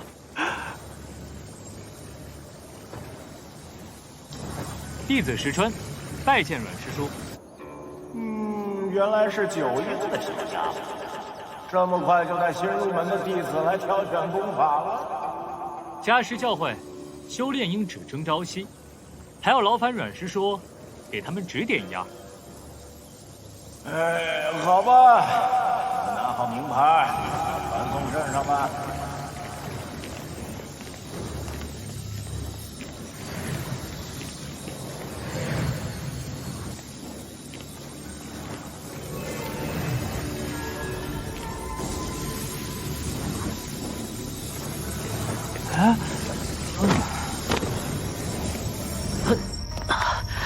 怎么回事？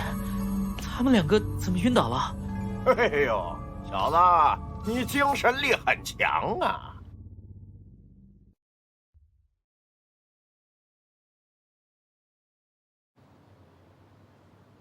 小子，别担心啊！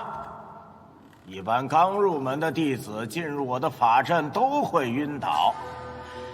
既然你醒着，就你先选吧。还望师叔指点。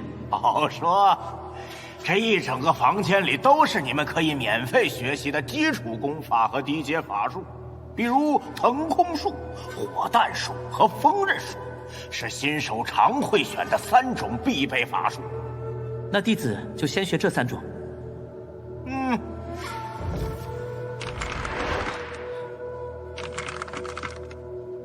至于功法，本门基础功法有13篇，你想选哪一种啊？可是这里的典籍看起来不下1000种。哎呀，这有什么可奇怪的？本门立宗已有1000年，自然收集了不少流落在外的基础功法了。不过，老夫建议你们这些新弟子最好不要妄自修炼。不知那些亲传弟子学的是什么功法？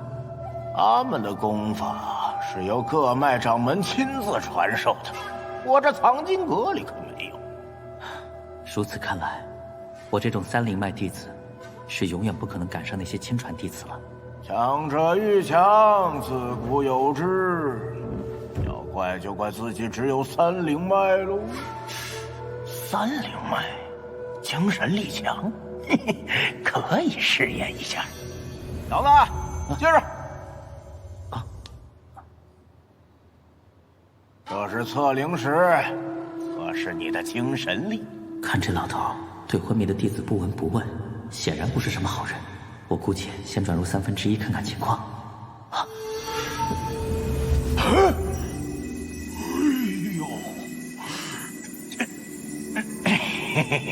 你小子，你想不想成为灵师啊？这可是当年6阴祖师在外游历时找到的上古功法，原稿是用上古清明文写的，这卷竹简是老夫亲自翻译的版本。翻译的？弟子能不能看看原版？你看得懂啊你？老夫花了几十年才翻译出来。这套功法，你练完第1层就能突破到灵途初期，练完第2层就能进入灵途中期，而且不会遇到任何瓶颈。就算是秘传功法也做不到。这么好，那为什么会在基础功法里面？他修炼的条件很苛刻，要30脉且精神力强大。算你小子走运。有这么巧的事？哎呀！啊！你要不信，你就自己去选合适的吧。啊，是弟子眼拙，请师叔教我。不许告诉任何人，否则休怪老夫无情。这次开灵有几人活下来？除了你我，还有雷家的雷震之外，另有3人。不过，其中1人的身份有些可疑。是谁？玉木城白家的少爷，白从天。他与我都在九灵山，要不要我去？白从天，白家的废物儿子，他能活过开灵仪式？你怀疑他的身份是假的？要不要我去试他一下？谨慎为先。刑部让你我潜入南鬼宗，绝不容有失。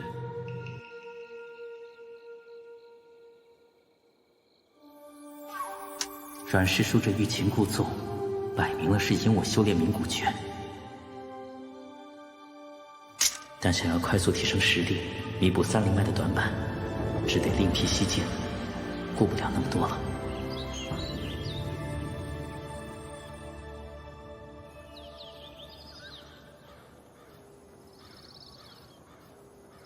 在这边，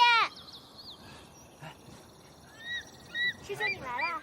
你来了，好久不见。修炼的怎么样？师妹，这边。别吹牛啊，就没了。在那边。石师兄，石师兄，许久不见，你们修炼的还顺利吗？马马虎虎吧，我的地灵功都没人指点，只能自己慢慢琢磨。唉，我的阴魁功也是，卡在一个关口突破不了。白师兄你呢？我也差不多吧。是啊，师兄。石师兄，咱们九阴一脉就这些弟子吗？咱们是八脉里最冷落的一支，修炼资源也最少，所以你们要珍惜小比的机会，尽量多争取一些奖励。会有什么奖励啊？应该会有回元丹，能提升修炼速度。其他的不知道，反正都是好东西。你们到时候尽全力表现就是了。麦主到。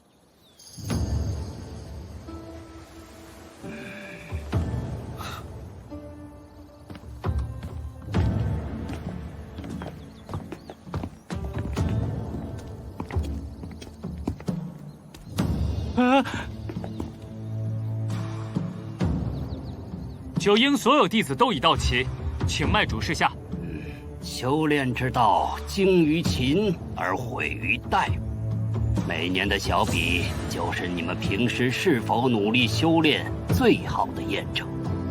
这次小比也是实战切磋，当然，新入门的弟子和老弟子分开比试。且慢！出事了！总算赶上了。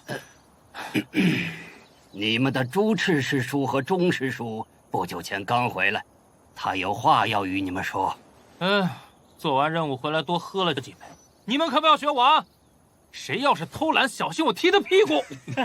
你们笑什么？我和你们钟师叔是特意赶回来检查你们的修炼成果的，讲勤罚懒是我一贯的原则，表现好我重重有赏。不拿出点东西来，看来不行啊！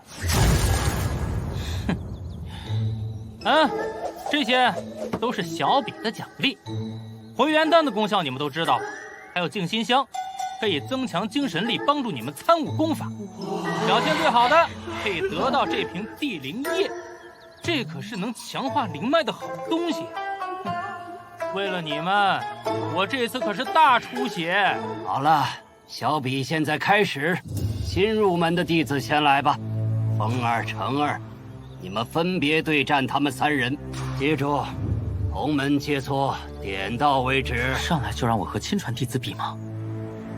焦师兄，我先献丑了，来吧，三灵脉的垃圾，3打1。说谁呢？欺人太甚！呀！地灵功！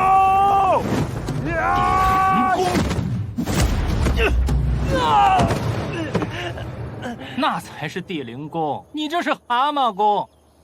起来，再打！放任！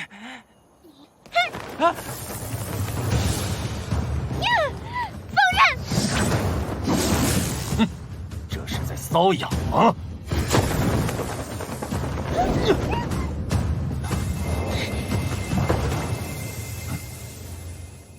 竟然用腾空术脱困，还真是异想天开。此子叫白聪天，精神力不错，可惜只有3灵脉。白聪天，让我看看你究竟是什么来头！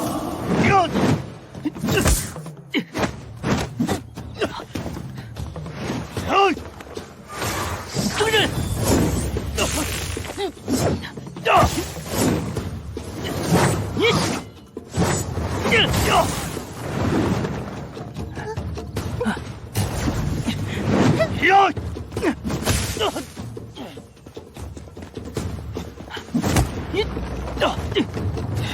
跳来跳去像臭虫一样，有本事别跑！这孩子实战应变很不错，看出于城的攻击需要蓄力，就采用袭扰战术。游斗虽能立于不败之地，可是3灵脉毕竟耗不过6灵脉，破不了大橙子的防御，他们早晚要输。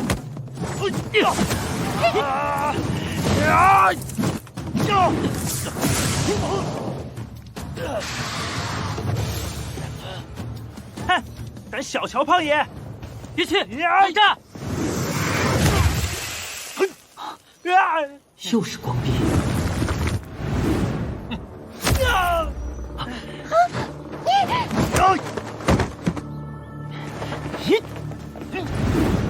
刚才那手段，并非出自满鬼宗吧？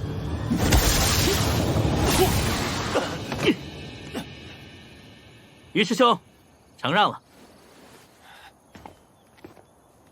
你小子是诈！于师兄之前不也诈败，欠薛师弟出手吗？为师，刚才是我一时大意，才被他偷袭得手，我要再比一次。刚才若是实战，你已经被重创，拿什么再比？下去好好反省一下。是，这小子肯定有问题。奇怪，这个人的身手功夫我好像哪里见过，不是满鬼宗的招式。你们3人休息片刻，再与萧峰对阵。你们慢慢恢复，我先热个身。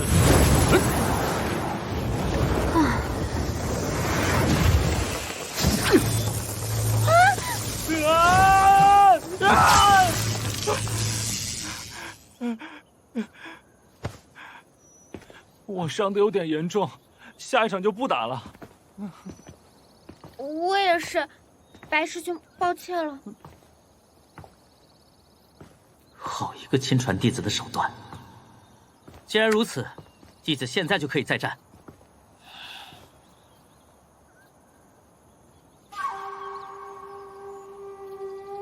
垃圾也想跟我1对1，我就用意志上陪你过几场好了。这是什么意思啊？你3灵脉本就已经不入流，且刚比完一场，我从不趁人之危，一只手也足够赢你。冰锥术，他还有时间修炼这种复杂的中阶法术。回。师兄，冰锥术威力巨大，怕是难以点到为止啊。放心，最多让白从天受点皮肉之苦，风儿知道分寸的。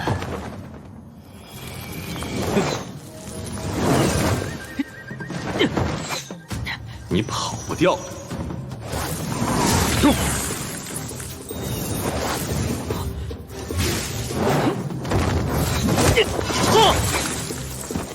果然还留了后手，看你往哪儿逃！那就不跑了。第2期开！怎么，一只手不够用了？哦，这个姓白的小子功力不弱呀，而且他修炼的好像是炼尸一脉的功法。听说他选了鬼灵功，精神力强，的确能提升鬼灵功的修炼速度。只是这么做有点急功近利。年轻人修炼上难免会争强好胜，之后看他自己的机缘吧。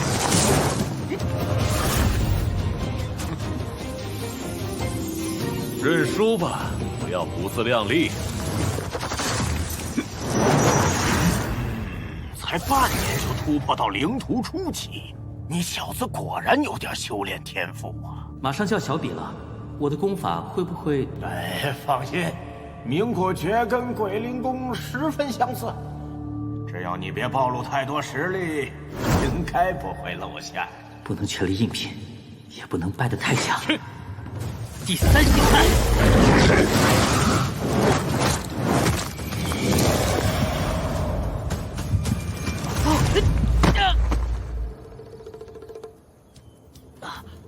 我认输了。承让了。缩骨功是兄岛的秘术。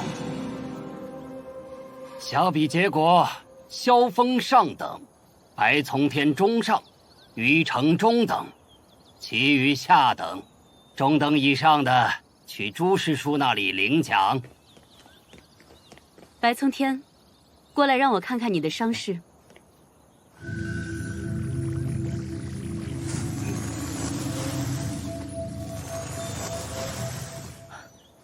多谢师叔。都避开了要害，你的实战能力十分出色。弟子以前学过一些凡人的技击之术，身体还算灵活。打得不错呀，小聪聪。这是你的奖励，3颗回元丹，外加1根静心香，都是好东西。多谢朱师叔。这个是我给你的奖励。3星盾，这不是那小子的？人都不在了，空留一个念想而已。给你更能发挥它的作用，好好保护自己。是，多谢师叔厚爱。此物朱师叔如此重视，定是不凡之物。你的鬼灵功进展虽快，不过后续功法的选择上会颇为麻烦。你有什么打算？弟子只有3灵脉，眼下只想尽快提升功力，其他的还不及细想，请师叔指点。如果你真打算走通灵炼师的路子，一会儿仔细看看你新师兄的笔道。你不可能是白从天，你到底是谁？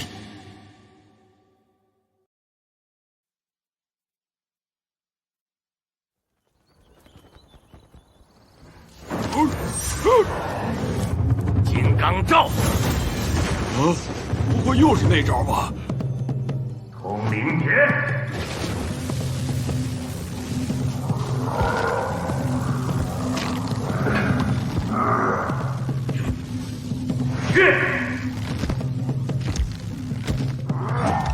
石师兄，修炼鬼灵功之后，就能使用通灵诀召唤如此强大的鬼物吗？通灵诀只是与鬼物签订主仆契约的法术，鬼物的强弱全凭运气。要不是新师兄当年偶然得到1品的通灵衣钵，又怎么能炼制出这具白骨人魔呢？虽然你是腐朽，也不能这么浪费福禄啊！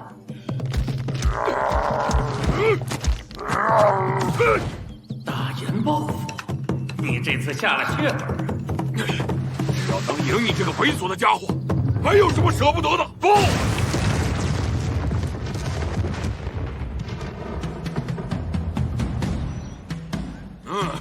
就完了？你也太小看白骨人魔了。啊？什么？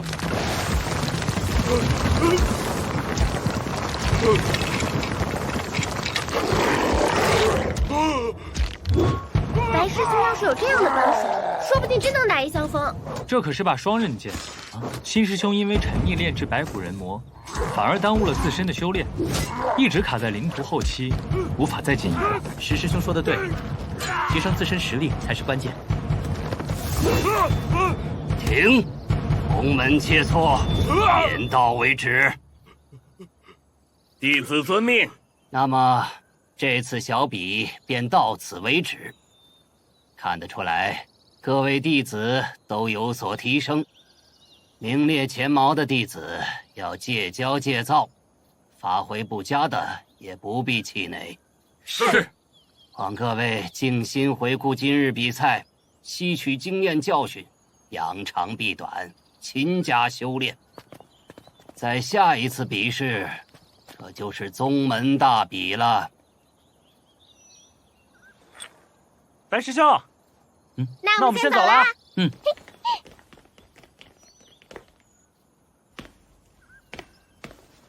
只有通过实战，才能直观地感受到，和顶级天赋的弟子依旧有着不小的差距。正好在演武场，就拿练习用的骨魔，来试试这3星盾的威力吧。这位师弟，我想召唤一具普通骨魔，不知1枚灵石有没有便宜一点或者更低价的？开不还价，付不起就滚！你可以到外头找去，那个不要钱。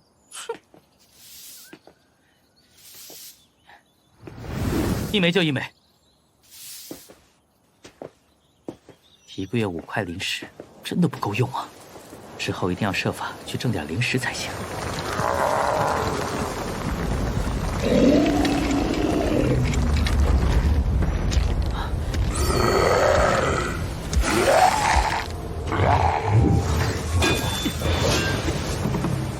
风刃，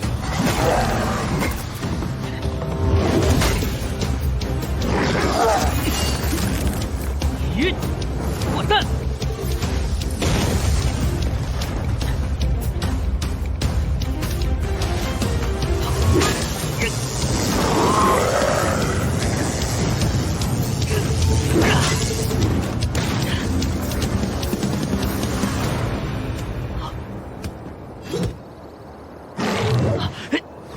三星金蝶，第三形态，嘿！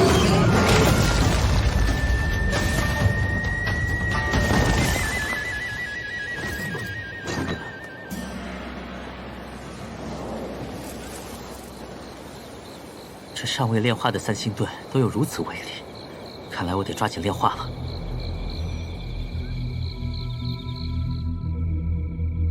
这三星盾不愧是顶级武器，没想到普通古魔也如此难战，难怪新师兄能碾压同阶了。看来要赶紧学会通灵诀。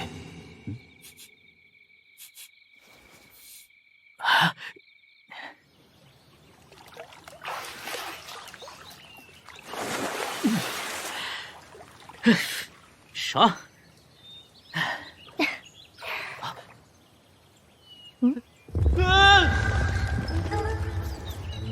你是？我叫穆仙云，你的未婚妻。啥？咱们穆白两家是世交，两位家主早年曾约定，两家的男女子弟如果能顺利进入满鬼宗，就结为双修伴侣。你不会不知道吧？啊，我知道，知道才怪！关大古三，你们是吃准了我会死在开灵仪式是吗？白师弟对此事怎么看啊？我们年纪差挺多的。你是嫌我老吗？不是，我们修仙之人寿元悠长，差几十岁都不算什么。唐无术。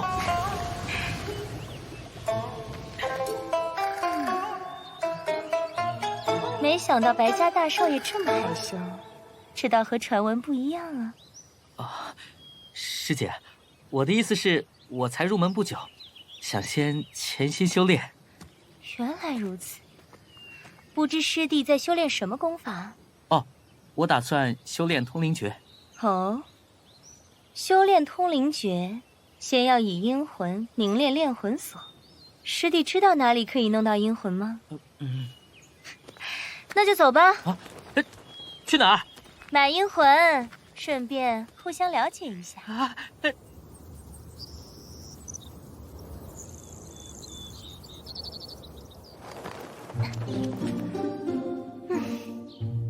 这里是宗门附近最大的修仙市集——辉市。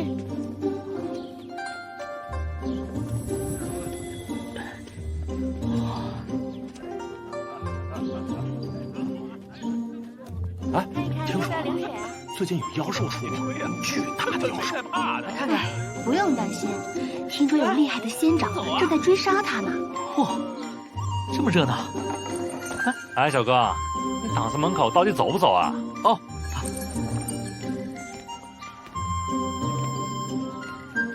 师弟，你又来了，好久不见呐！啊，我们见过吗？哎，老主顾了。这回要什么？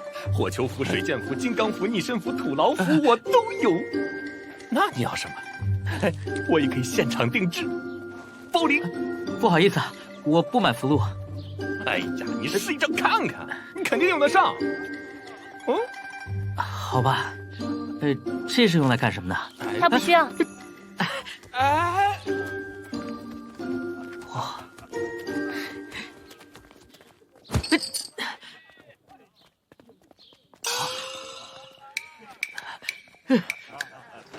小心点儿！这豚兽的肉如果沾到泥土，可就功效大减了。对不起。怎么，白师弟对肉铺感兴趣？我只听说妖兽的兽骨、兽脚可以炼器，他们的肉人能吃？当然了，你没听说过进入凝液期的妖兽，吃它的肉提升修为的速度可远超丹药。而你没听过以形补形吗？就比如这火蟾蜍肉，不但大补，还能提升火系法术的威力。想靠这个提升火系法术，你大概要吃50只。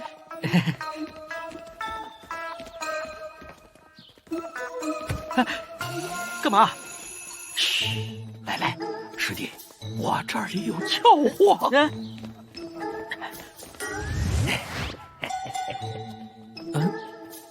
我不想买这些。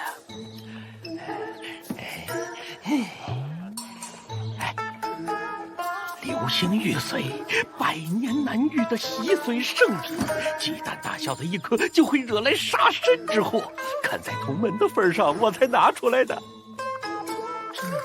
怎么用啊？修炼时抱在怀中，或者找人炼成洗髓丹服用，可以多凡胎成仙体。大老四又在这忽悠同门师弟呢，小心我找处师叔投诉你。穆师姐有话好说，修炼不易，我就是想赚点零食，下次不敢了。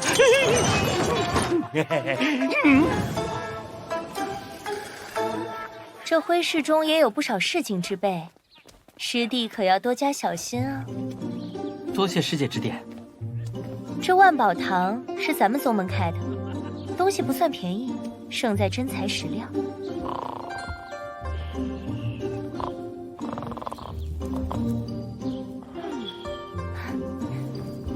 请问师兄，这里有卖阴魂吗？你是新入门的师弟吗？您怎么知道？我们店基础的材料是常年备齐的，不用问。那就麻烦师兄给我来一条阴魂。要什么品阶的？上品、中品还是下品？下品的多少灵石啊？3枚。这么贵？我每个月收入只有5枚灵石，买完辟谷丹和功法根本剩不下多少。那中品和上品是什么价？中品的9枚，上品没有，倒是可以出30枚灵石回购。师兄，我刚入门手头紧，能不能便宜点卖我一条下品阴魂？抱歉，师弟，这是宗门的规矩，要不这儿的生意也不会这么冷清啊。怎么，灵石不够？要不要借你啊？不用了，我就买一条下品阴魂吧。好。慢走啊。今天多谢师姐指点，我告辞了。师弟请留步。这条阴魂练手尚可，但要想做一条上好的炼魂锁，还是要去宗门的魂坛抓一条上品阴魂才行。我又何尝不知，可是进入魂坛需要宗门贡献点，我现在连灵石都快见底了。我知道近期会发布一个性价比很高的宗门任务，有不少宗门贡献点和灵石奖励。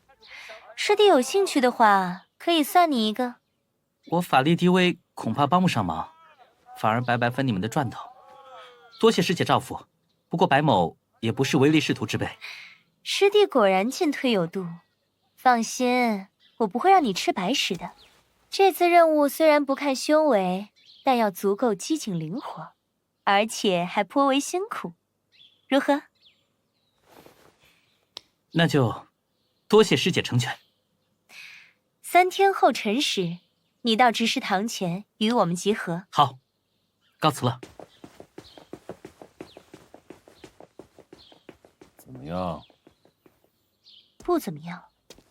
你别忘了，我们和穆家可是有约在先，你要配合我。我跟他聊下来，他应该就是白聪天。什么叫应该？你以前没见过他吗？他是白家家主与外室所生，又不是在白府长大的，我怎么会见过？难道他就没有一点可疑之处？我倒是觉得你挺可疑的。听说你小比还输给他了？少废话！哼，3日后我亲自去查。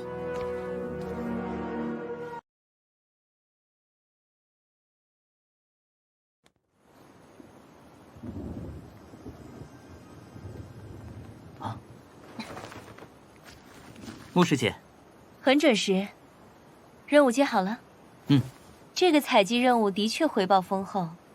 要是以为这个任务简单，我劝你还是到此为止吧。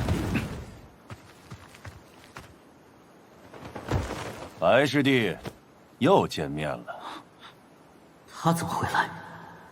这几位都是此次任务的成员，我来介绍一下。这位是阴沙山的渡海师兄，这两位是巫师姐和梅师兄。于师弟是你同门，就不用介绍了吧？没想到师姐居然还和于师兄相熟，难道也是世交？于师弟家世显赫，大玄国哪个世家不认识？难道师弟有什么意见？怎么会呢？此次任务全凭师姐安排，我绝无异议。有于师兄相助，那自然再好不过了。那就请杜师兄开始分配任务吧。那就是石驼山，血丝果就长在其中。对我们来说，采摘并不困难，唯一麻烦的是有大权的黑云蝶看守。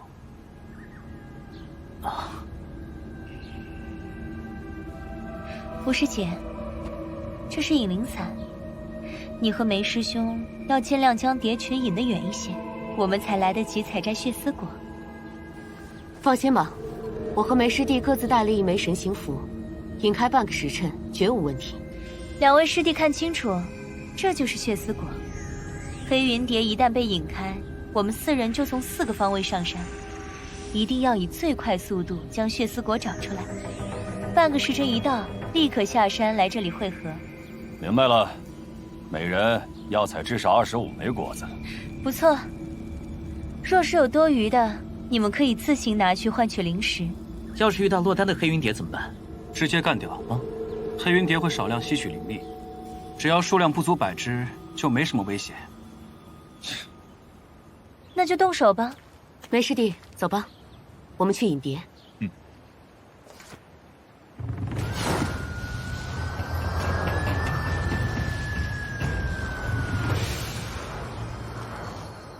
来了。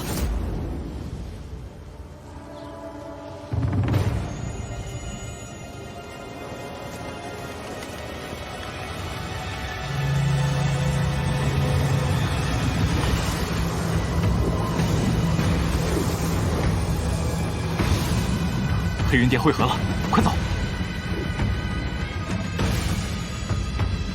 我们也开始吧。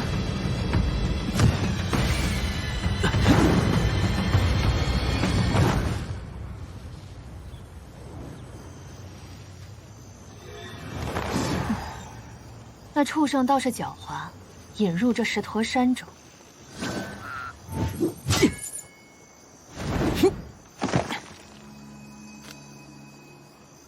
这条炼魂锁虽说品质差了点，用来采果子倒是得心应手。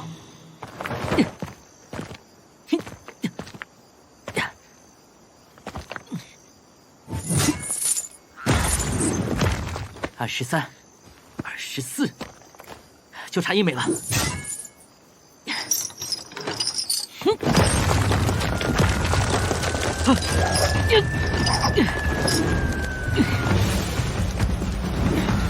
三清，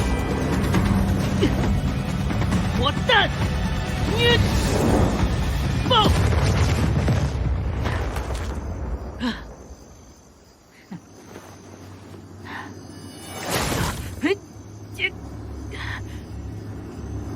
于师兄，不可能！为什么我没有感应到他的气息？这张捆仙符在你上山前我就让他跟着你了，这是专门用来对付修仙者的。被他困住，你根本用不了灵力。于师兄，你要干什么？不干什么，问你几个问题，满意的话，你就能继续做任务。不满意呢？那你就在任务中出了意外。反正死一个3灵脉的弟子，根本没人在乎。你想问什么？你跟凶岛有什么关系？什么凶岛？根本没听说过。那你小比试用的秘术是哪里学来的？居然连这个都知道，果然然是刑部的人，是追查到满鬼宗了吗？还是被抓到了破绽？看来只能承认了。不错，我是学过些秘术，可这跟凶岛有什么关系？那可是凶岛的秘术，你还敢说跟凶岛没关系？我是从一个逃犯的尸体上捡到的秘籍，我可不知道来历。什么？在哪里捡到的？在白鹿山的一个瀑布那里。哪一天？什么时辰？那个逃犯长什么样子？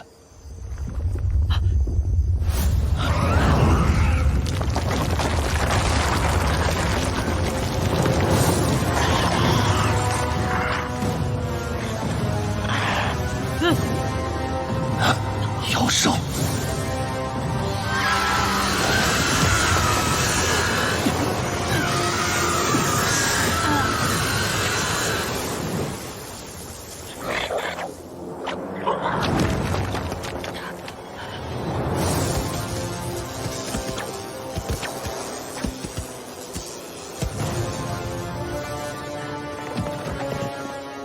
灵异性妖兽！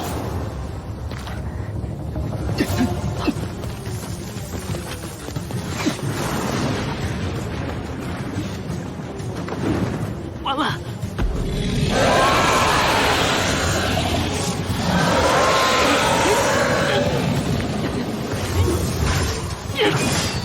这下麻烦了，不好，中计了！很好，不用我动手，就可以这样名正言顺地除掉你了。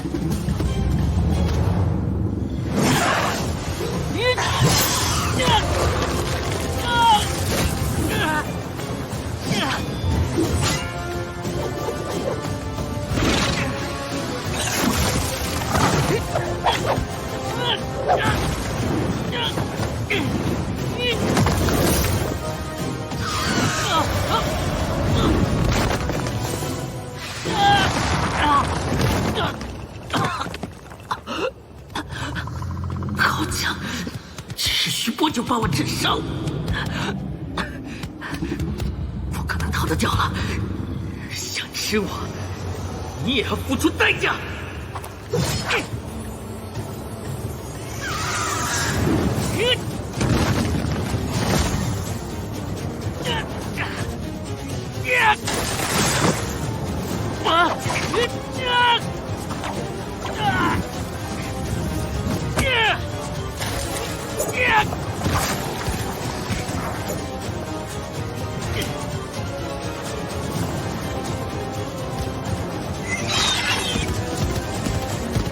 这一点能耐吗？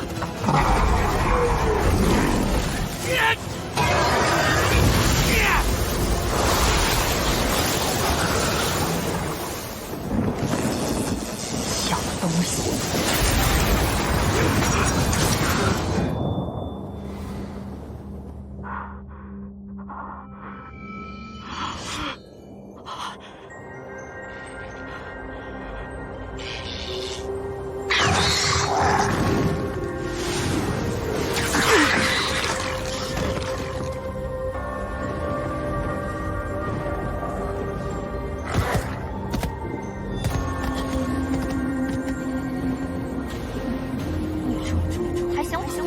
给我滚出来！出来！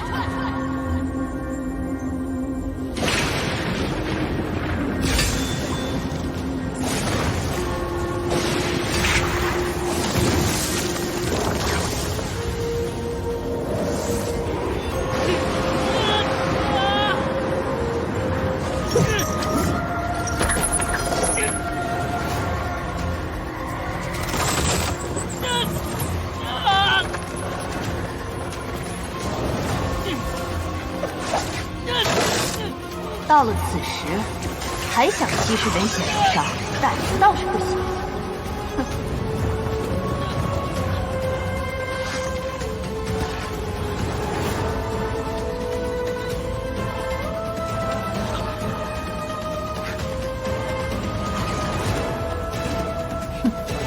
还想跑？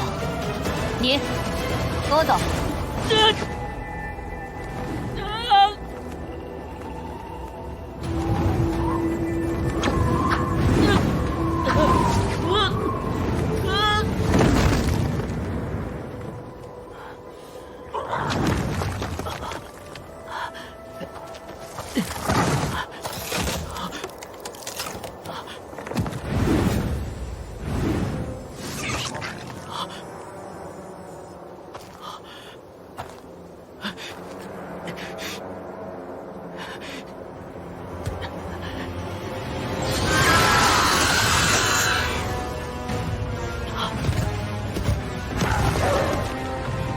凌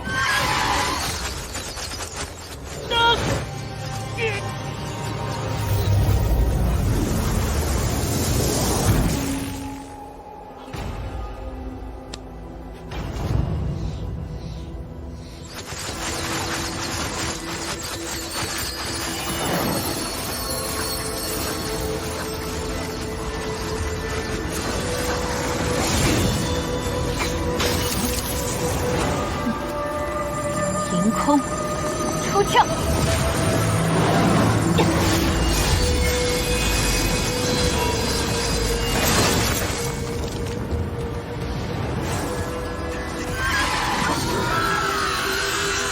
这妖手果然已经快要进入化精期了，怪不得四处吸食人血。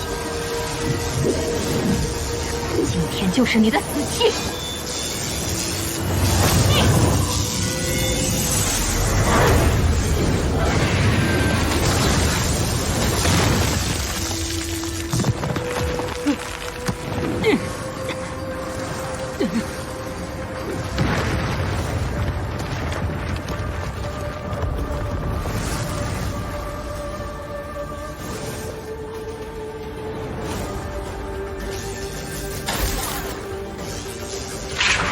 还想走？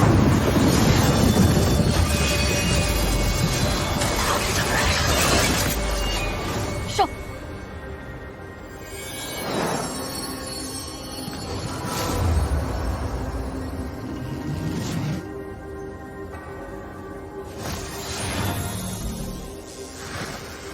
这才是上位修行者的实力。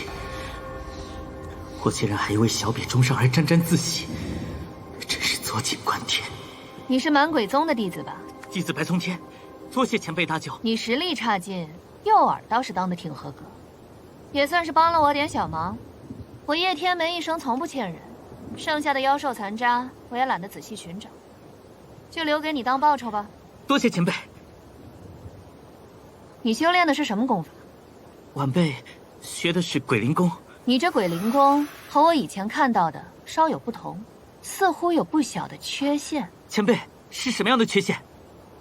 哼，我这外人管什么闲事啊？你还是去问传你功法之人吧。叶前辈，叶前辈，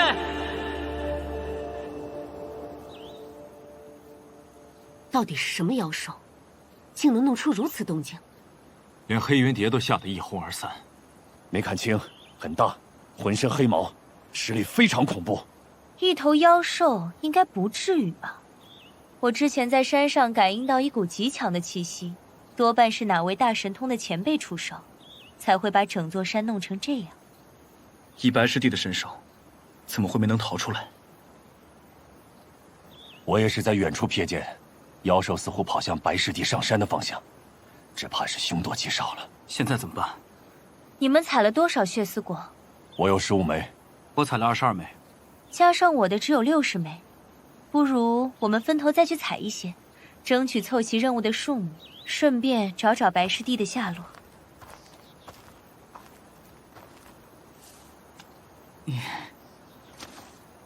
这些玩意儿怎么看也不像奖励。那位叶前辈应该不会骗我。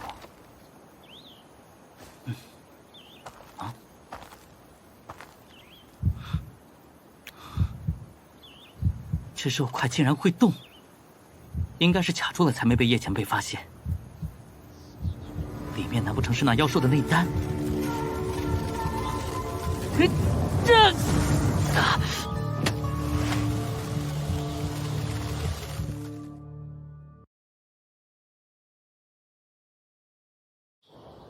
什么人在我满鬼宗地界弄出这么大动静，还想装作若无其事的离开？既然早就来了，又何必在此故弄玄虚呢？燕道友。啊，原来是叶道友，我还以为是谁呢。误会误会。大玄国境内化精期强者不过寥寥数人，道友会认不出来？我看道友是想在仙台会之前试试我这个化精晚辈的实力吧。道友说笑了，你乃是天月宗不世出的奇才，只用区区100年就进阶化境，还是极为罕见的剑修，实力自然不容置疑。不知道友追杀的是何种妖兽啊？一只鼠妖。区区鼠妖？若是一只凝液期大成的鼠妖呢？凝液期大成，而且此兽贪食人血，又极善隐匿。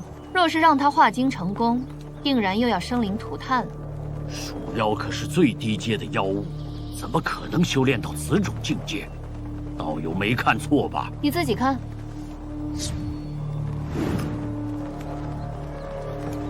燕道友的绿毛铁狮快要进化成银狮了吧？道友说笑了，想要进阶到银狮，不知还要花费多少资源，岂能一蹴而就啊？果然是快要化境的鼠妖，竟然已经凝练出真元精力了。事情既已说明，我就告辞了。道友且慢，此兽跨级进阶必有蹊跷，道友能否留下残骸，让我研究一下？巧了，我正准备拿回去给冷月师姐看看，要不道友直接问她呀？那倒不必了，以冷月师太的阅历，想必一定能找出缘由。那就告辞了，咱们先台会，再见。天月宗有冷月那个老太婆本就麻烦，现在又多了一个剑修，惹不起呀！可恶！前前后后扫视了5遍，体内丝毫没有发现那一丝黑气，难道是我眼花了？还是回满鬼宗检查一下。回去的话，于成还会追查我的身份。炸死！如果炸死满鬼宗，就没有宗门的支持，修炼的资源根本难以为继。而且叶前辈还说我的功法有很大缺陷，必须要去找阮师叔问清楚。只能先回宗门，尽快提升实力。至于于成，只要不出宗门，他就不能对我出手。还缺多少？附近都找遍了，还差19枚。石驼山被毁成这样，血丝果大半都被埋掉了，白师弟也不知所踪。希望他不要出什么事。有人来了，是白师弟。这小子居然还活着！白师弟，你果然没死。我就说以你的身手，不应该跑不出来的。我被那个畜生从后偷袭，困在原地。于师兄也看见了，那畜生好生奸恶，确实不得好死。师兄，你说是不是啊？白师弟大难不死，身手果然异于常人，还真不像是个普通的世家子弟呢。你是怎么逃出来的？我侥幸被赶来追杀妖兽的前辈救下，不然真的要被那个畜生给害死了。既然被救下了，你怎么现在才回来？那位前辈追杀妖兽时，不知施展了什么神通，把我也裹去了远处，弄得我差点又丢了小命。好在最终妖兽被斩杀，我花了大半天才回到这里。果然如师妹所料，有前辈高人出手。穆师姐，此处是24枚血丝果，还差了1枚。不差了，有了这些，我们总算没白跑一趟。事不宜迟，我们赶紧回去交任务吧。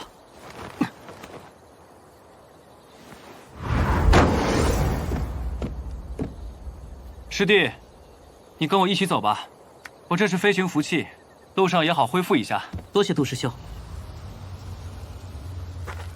慢着，师姐有何指教？我只是想提醒你，穆家只答应帮朝廷监视满鬼宗动向，不是给你办事的。我是为了朝廷安危才调查白宗天的，他非常可疑。那他干嘛要回来？让你以为他死了不是更好？而且白宗天和我有婚约在身，你要是再敢对他出手，别怪我不客气。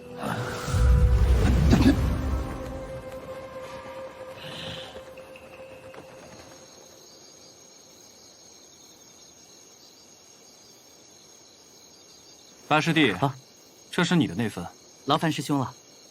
梅师兄和巫师姐呢？他们已经走了。白师弟，修仙界一切全凭实力说话，这一点，相信你是明白的吧？你明白就好。在选择双修伴侣这件事上，也是同样的道理。告辞了。陆海是不是威胁你了？要不要找个地方聊聊？不必了，原来师姐早就心有所属，又何必以婚约诓骗于我？诓骗？难道阁下真的姓白吗？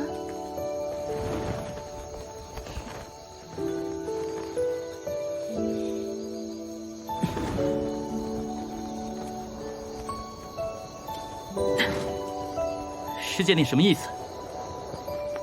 其实，我第一眼就知道你不是白从天。什么？你以为女儿家会不在意和自己定下婚约之人吗？你比白从天那种纨绔废物，真不知道要好上多少。可是，你没告诉于成。我可不像他，已经是灵徒了，还满脑子的朝廷，修炼练坏脑子了。我们修炼者求的是实力，成为上位者的实力。这实力跟我有关。不错，当年定下婚约时，白家曾答应用进阶灵师的秘密作为陪嫁。如今履行婚约是不可能了，但我想要那个秘密。你既然知道我不是白从天，那就应该知道我不知道白家什么秘密。要怎么帮到我，那是你的事。但你既然能代表白家来到这里，日后就一定有机会接触到更多我需要的信息。好，答应师姐。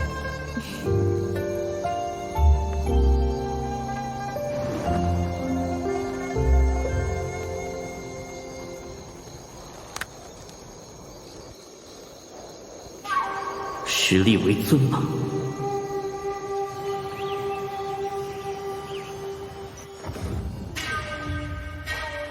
小比得到的回元丹虽能提高法力，可惜只剩1颗了。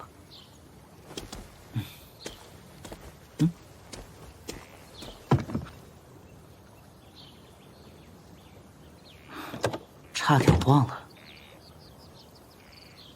还有这盒妖鼠残骸，妖鼠骨渣13块，鼠皮1大3小，共4块，应该是制作武器和防具的上等材料。这硬毛有点古怪，竟然能破开叶前辈的防御。等日后找个靠谱的商户问问价钱，灰市上那些家伙全都靠不住。这些碎肉，你没听说过已经进入凝液期的妖兽？吃他们的肉，提升修为的速度可远超丹药。不会吧？先少吃点试试。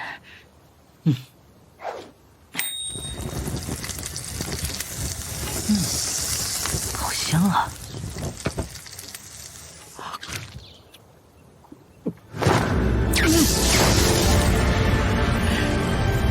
不会吧？竟然有这么多精纯的灵力！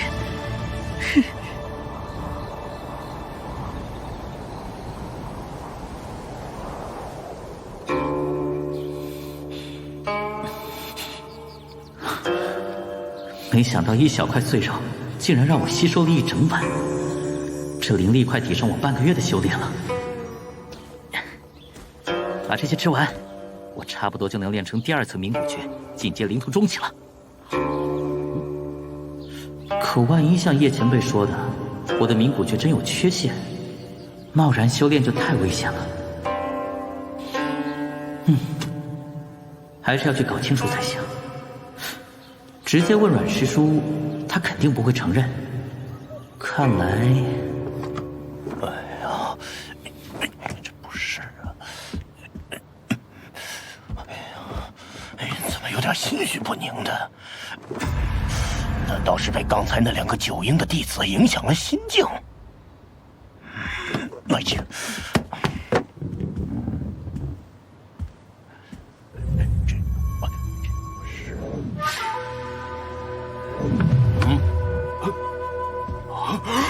师尊，您老怎么特前到藏经阁来？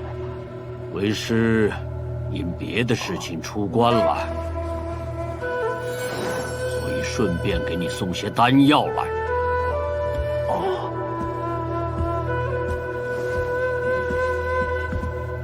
这点小事，您吩咐弟子去取便是了，怎敢劳烦师尊呢？我就是来看看你有没有长进。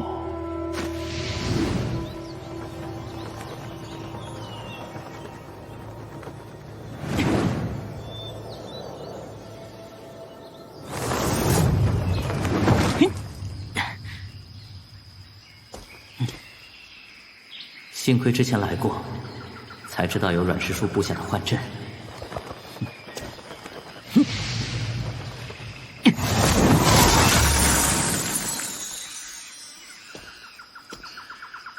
果然有效。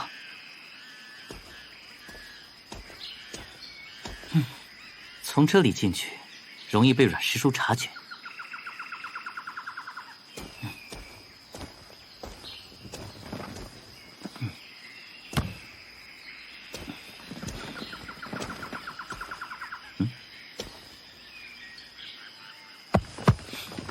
就是这里了。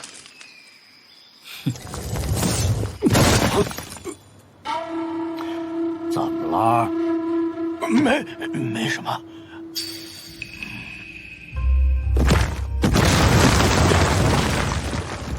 阮师叔自幼修仙，果然不知道这种盗墓贼的手段。啊！怎么会有人巡逻？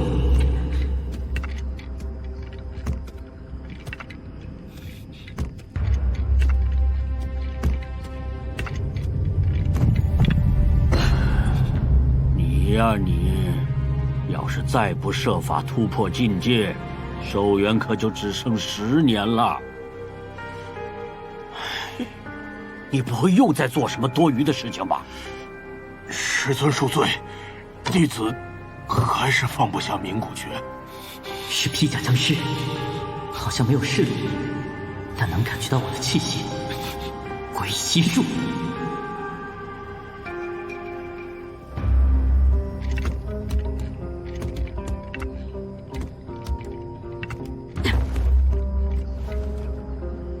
难道阮师叔是炼尸一脉的？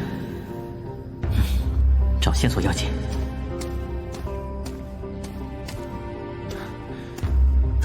啊！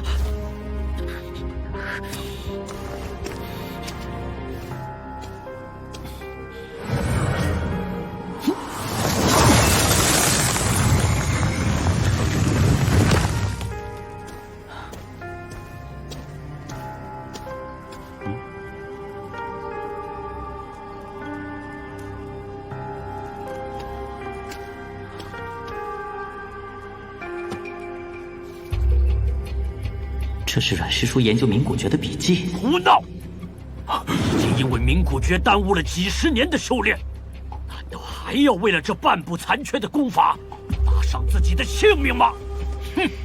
原来冥谷诀共有8层，当年祖师爷只得到了上半部，还对前3层功法做了注释。可惜第4层不但无法注释，还残破不全。阮师叔花费了大量心血翻译第4层。师尊，弟子只差1步了。只要有人能练成第4层冥谷诀，进阶灵师境界，文鬼宗就能一举扭转在5大宗门中的地位。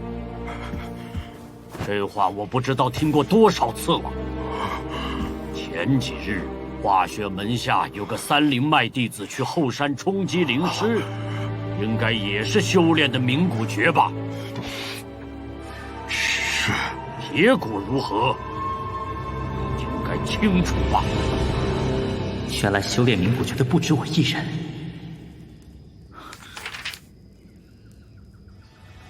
什么？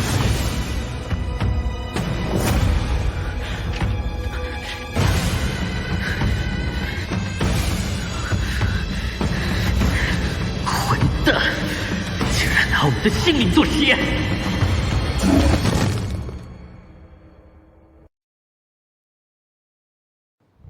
不好，有人进了我的洞府。去吧。传送。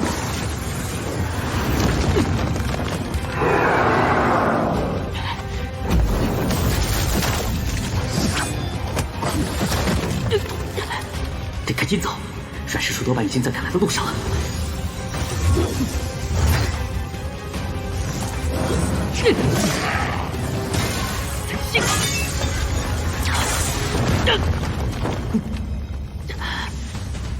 有灵图后期的实力，应聘肯定不行。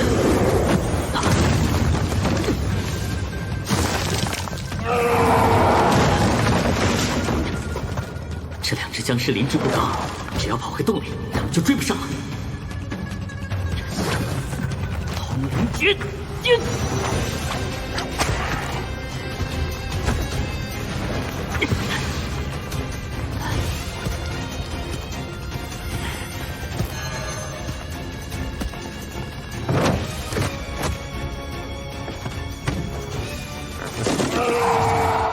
不知道能控制多久。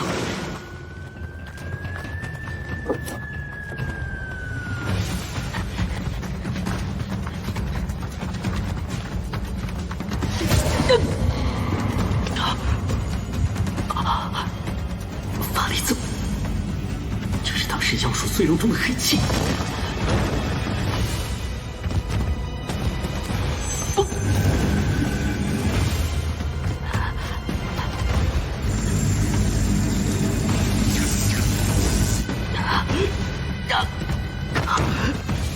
法力就要被吸干了，可恶，只差一点。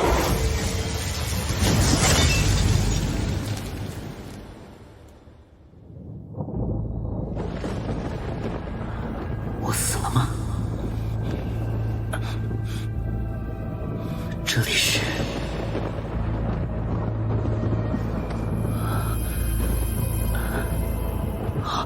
我记得方才还在那个洞里，被吸光了法力。然后就法力恢复了一半，应该还在灵图初期的境界。这里像是某种法术空间，多半是那团黑气将我传送至此。不管怎样，先设法离开这里。腾空术，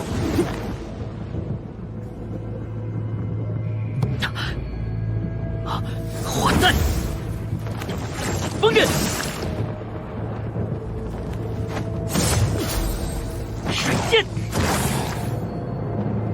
难道是我法力不够，打不破这个空间？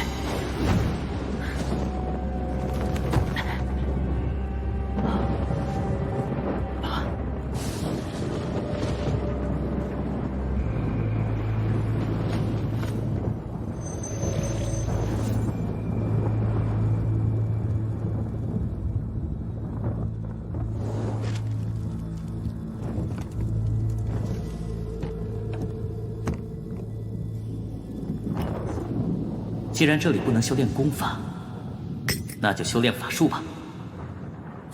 法术修炼分4个境界，提升境界与法力无关，而是需要花费成倍的时间练习。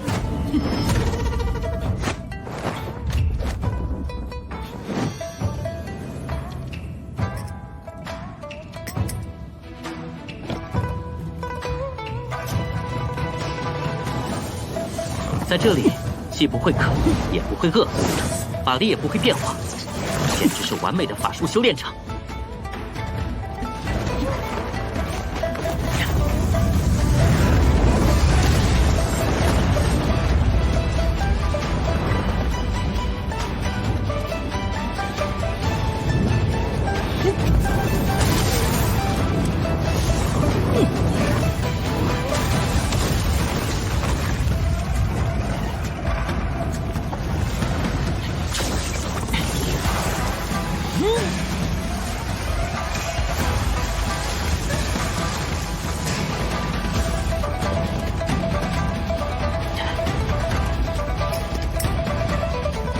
接下来，先集中修炼风刃术，它释放最快，最适合灵敌应变。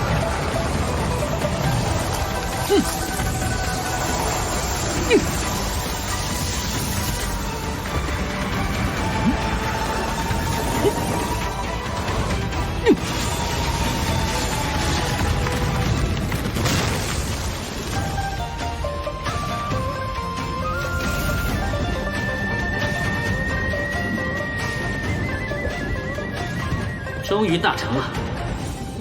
我在这里也已经半年多了，接着开修炼呀。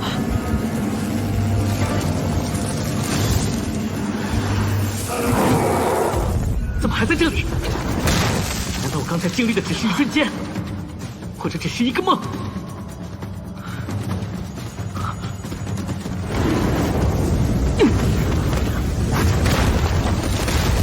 果然，锋刃术大成。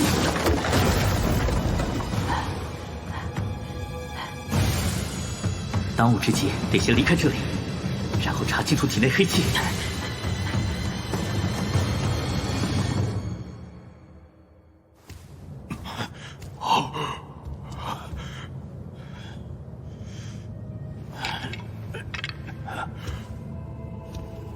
是何人所为？仅从痕迹上无法确认身份，但看样子不像是灵师所为。那也多半有灵师接应，不然怎么可能毫无察觉地进入你的洞府？难道是掌门？因为他门下的弟子……皇室这小子行事谨慎，即使是他做的，也不会留下证据。不过你必然是引起了别人的注意，灵谷诀的事就到此为止，从此不准再擅自传授宗内弟子，否则休怪我不念师徒之情。是。那还在修炼的弟子，就随他们自生自灭吧。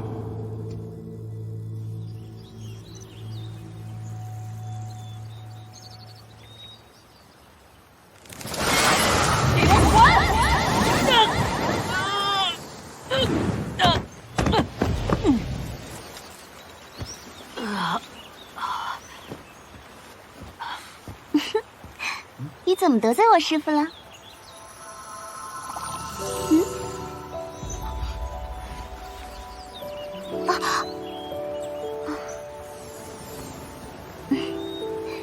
师弟抱歉，我的梦魇之体还未能收放自如。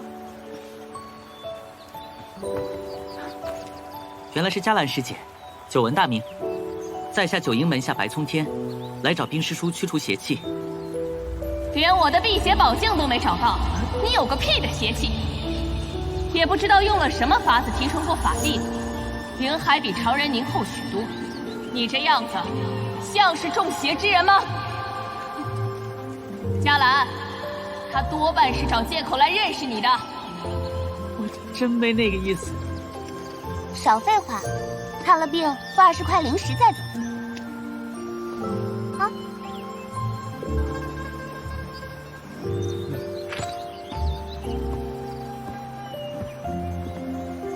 哼，白苍天竟然没受梦魇之体的控制，挺厉害的。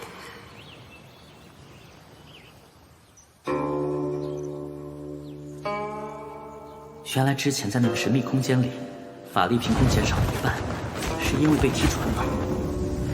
看来这黑气不但无害，还对我大有助益。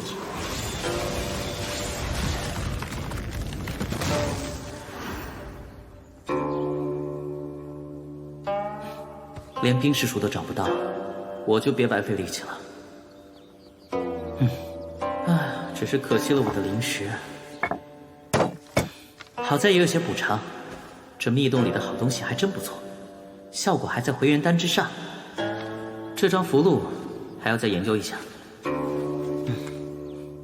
从阮师叔的记录来看，修炼前3层冥谷诀应该没有危险，但是第4层就……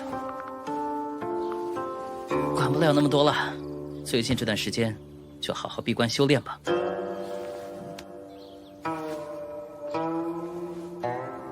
把法力恢复到原来的境界再说。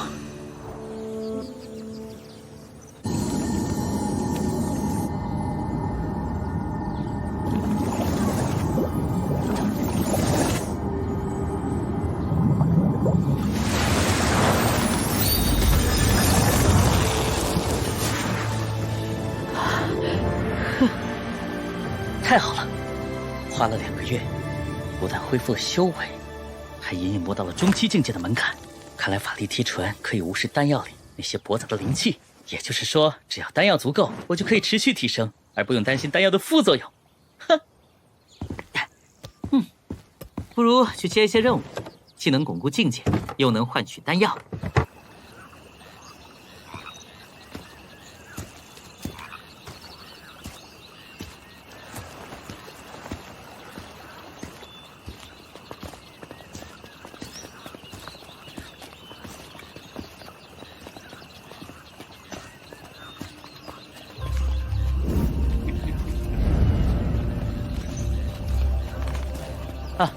三位师兄请了。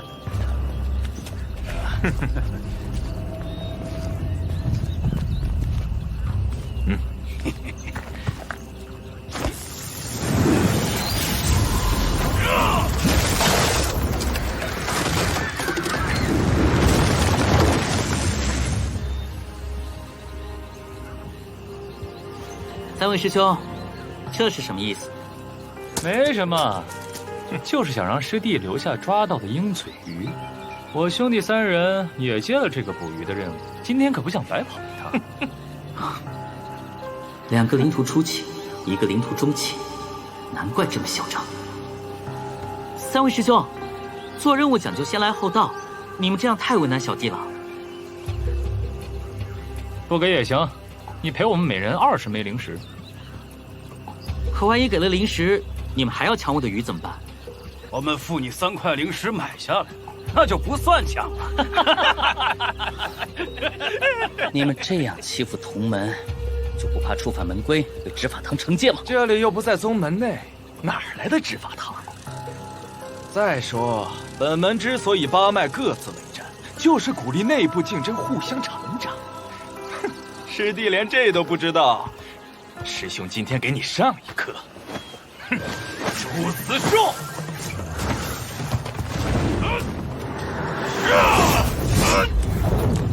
配合得如此纯熟，看来这3人是老手。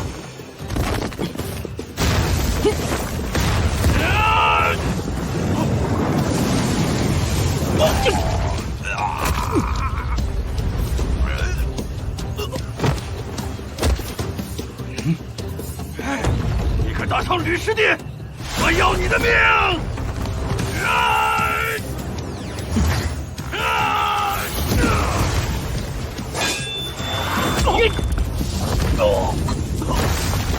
你是体修，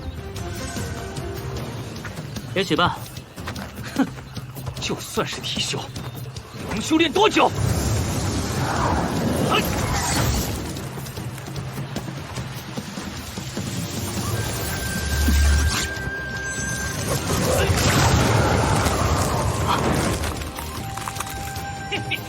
爆！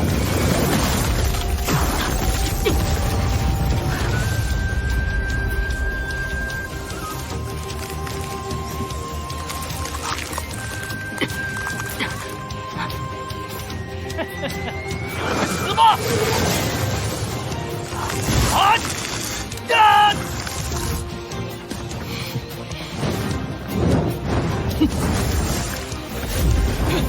这怎么可能？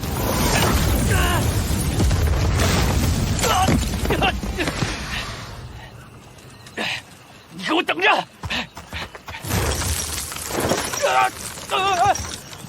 灵魂锁，你到底是哪一脉的弟子？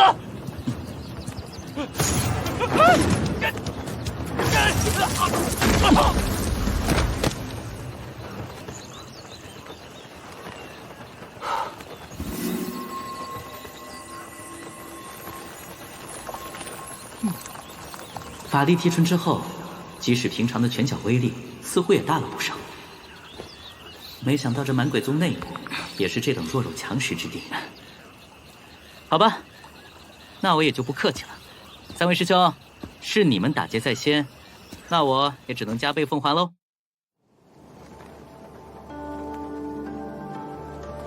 才搜刮到50枚灵石，唉，只能把他们的灵气卖掉，换点灵石了。啊？他怎么来了？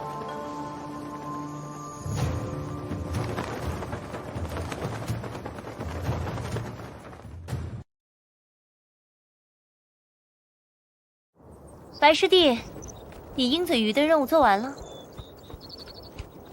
师姐这么问是何意？师弟不要误会，我是看那三人跟师弟接了一样的任务，本打算来接应你，看来是我小看了师弟的手段。多谢师姐关心，小弟只是勉强全身而退罢了。不过师姐怎么知道我接了这个任务？既然我们有约在先，师弟的动向我自然是要掌握的。我劝师弟再去做任务的话，最好找几个同伴。为什么？我家里传来消息说，前一阵有刑部供奉去白家查探，于城近来也常去徽市上跟人见面，我猜他是冲你来的。难道他在追查兄长和白家的关系？你是不是还有把柄落在他手上？多半是从哪里捕风捉影听到了什么消息吧。你我修炼本就是为了驰骋于天地，超脱于世俗。一旦进阶灵师，什么高官厚禄、王朝兴衰，都是过眼云烟罢了。既然于城不要得道，只想当狗，那就随他去吧。只是要小心，别被狗咬了。多谢师姐提醒。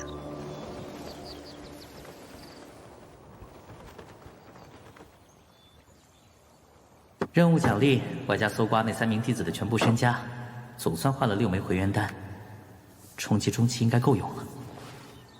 既然于城还要追查，看来我只能尽快提升到灵土中期，用实力让他收手了。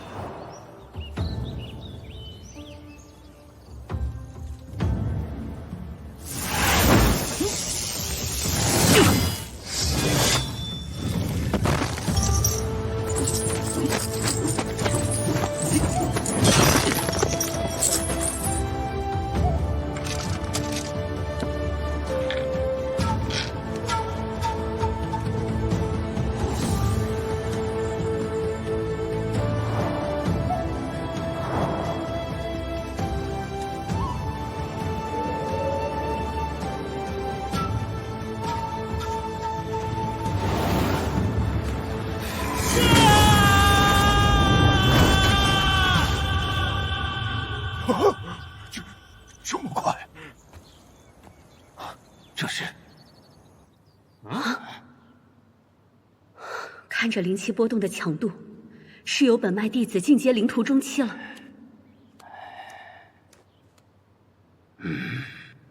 此乃祥瑞之兆，与九窍山的比斗，也许还有机会。要怎么赢啊？我们新入门的弟子比九窍山足足晚了1年。大智那个老狐狸，明摆着是要独吞那批灵果。当初既然答应让九窍山决定灵果分配的方法，他们画下道来，我们自然是要应战的。话是这么说，可我们拿什么赢啊？我打听过了，九窍山那边有2个灵途中期，其余都是灵途初期。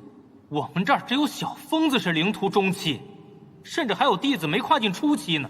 况且九窍山向来以傀儡术闻名，要是他们使用高阶傀儡，怕是连风儿也难以取胜。这点脸面他们还是要的。信上说他们不会使用2阶以上的傀儡。既然如此，我们不跟他们比整体，就比3场。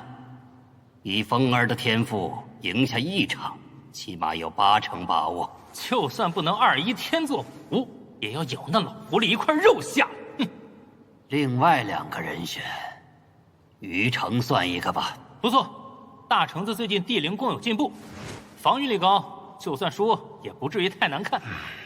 最后一个，就让那个白葱天去吧，他头脑灵活，实战经验也不错，应该也能全身而退。就这么定吧。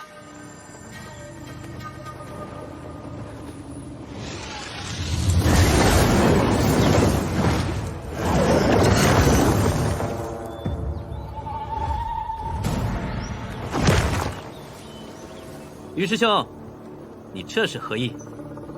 没什么，我奉归师之命找你上山，怕你修炼太投入，找了块小石头敲敲门而已。门我也替师兄开了，但看来师兄这个投石问路，还没有问得尽兴。白师弟，不，应该叫领师弟吧。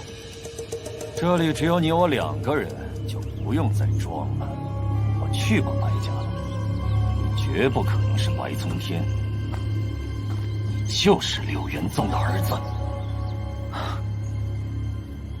我听不懂师兄在说什么，但我奉劝你不要再无事生非、浪费时间了。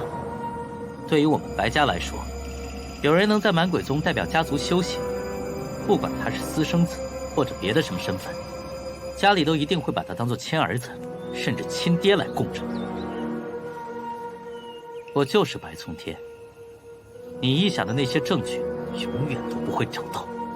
好，你这么喜欢装，我就把你打出原形。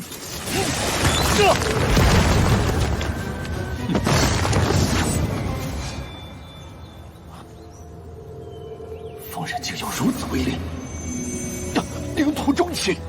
师兄慧眼如炬，怎么可能？萧峰才刚刚进阶中期不久，你怎么可能？柳明，我们还是赶快启程去见归师吧。这小子修炼神速，养护为患，不能再等了，必须尽早制服他。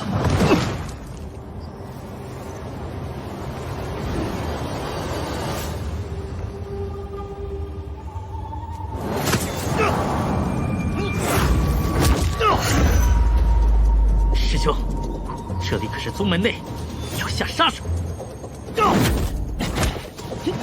把你爹偷走的东西交出来，我少你不死！爹还偷了朝廷的东西，我怎么不知道？师兄不妨说得清楚点，到底是什么东西？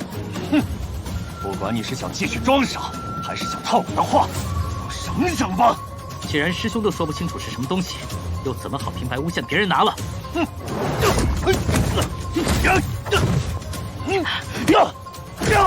糟糕，此人在门内是隐藏实力，情形绝不是灵通初期那么简单。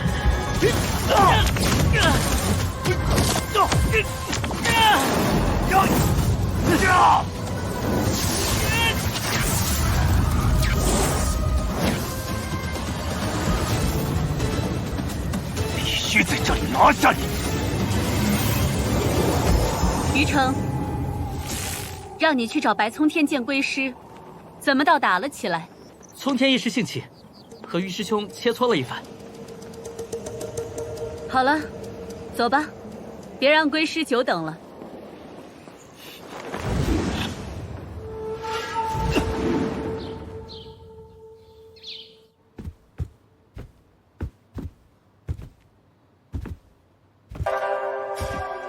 萧峰也在这里。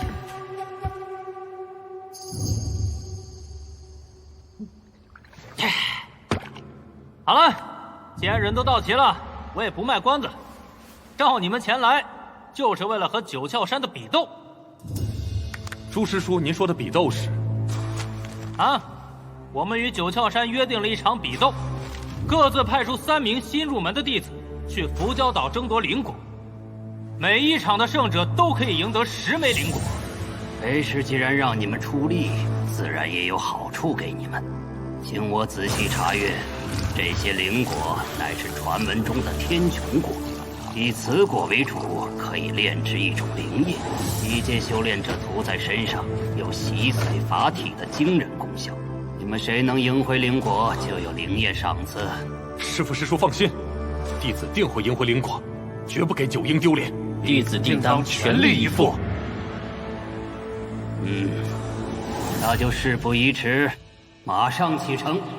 此去浮礁岛有1个月的路程。九窍山擅长控制傀儡，朱师叔和钟师叔会在路上指点你们。朱师叔，这浮礁岛为何听起来与九阴山区别甚大？小聪聪啊，这浮礁岛说来可就话长喽。300年前，云川大陆曾经出现过一位化精强者，因为身边带着一条凝液后期的通灵赤蛟，故此得名浮礁真人。此人行事亦正亦邪，对宝物灵器极为痴迷，一旦盯上，便会用尽一切手段得到。修炼界有不少高手都陨落在这一人一蛟的手下，最后5大宗门强者进出，才把他打成重伤。伏蛟真人自爆灵气，一路逃到海上，从此消失在云川。据说他辗转了很多岛屿，最终作化在一座无名小岛上。从此，世人就把这座神秘的岛屿叫做伏蛟岛。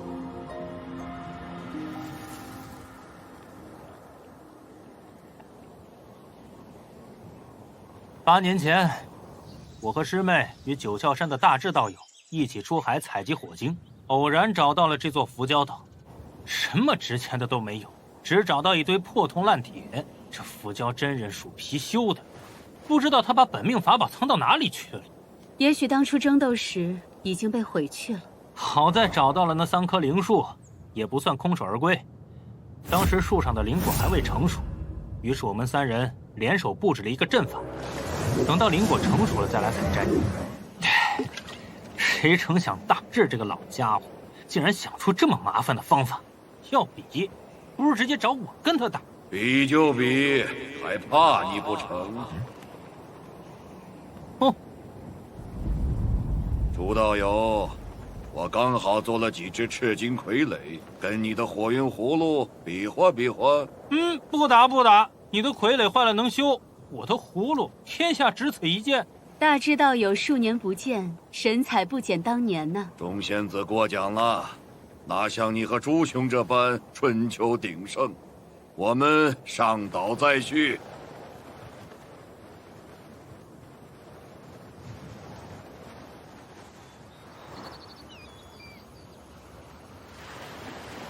去拜见大智前辈。晚辈拜见大智前辈。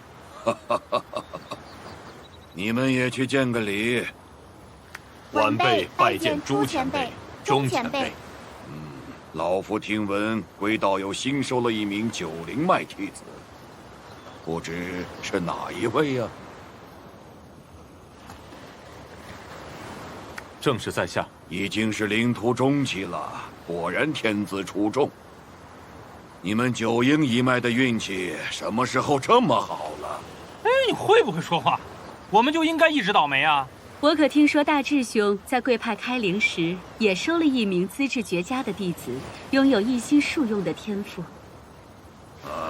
雨儿，别玩了，快下来见一见9阴山的2位前辈。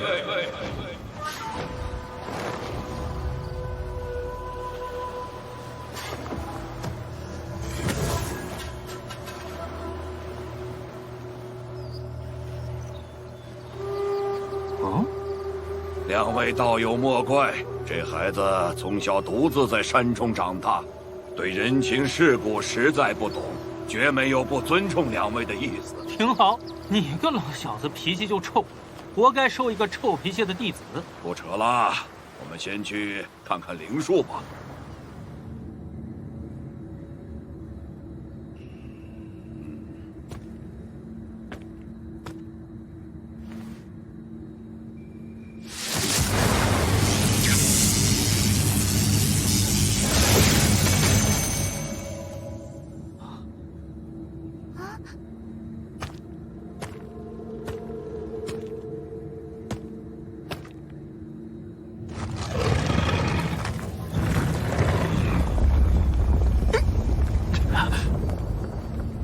吧。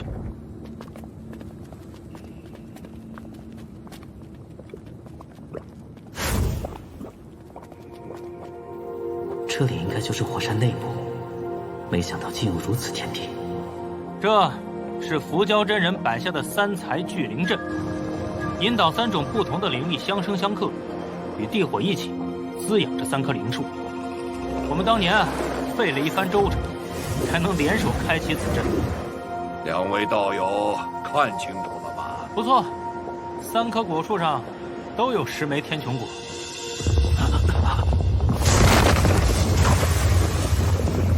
师傅，这是？此乃天意，灵果成熟之时，就是地火喷发之日。到时候整座浮礁岛都将不复存在。你们不必担心，我们3人联手稳住大阵，一时3刻绝无问题。这是去3棵灵树的传送阵，这里的温度不是你们能轻易承受的。走。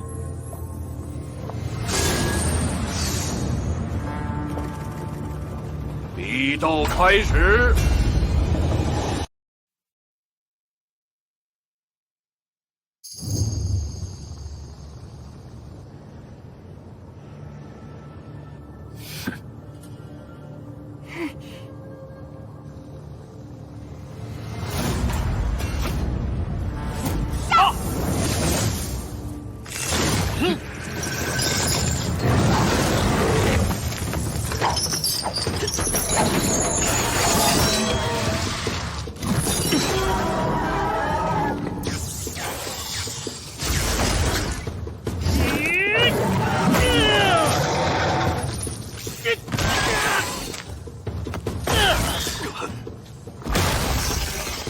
好，他用了我教的断子诀，打断你家傀儡的关节，让他们软趴趴。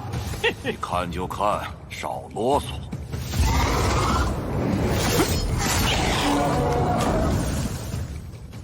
这是破子诀，就是打破傀儡的灵石，一击毙命。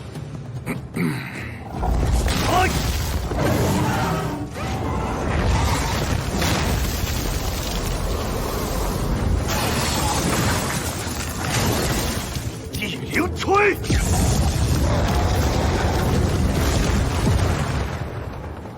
这是人字诀，擒贼先擒王。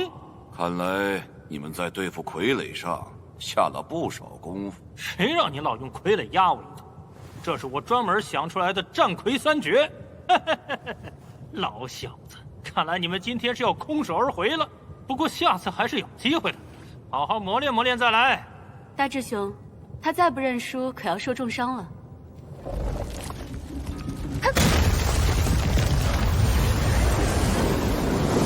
你以为这样就能赢？未免太小看我九窍山了。这是避火符。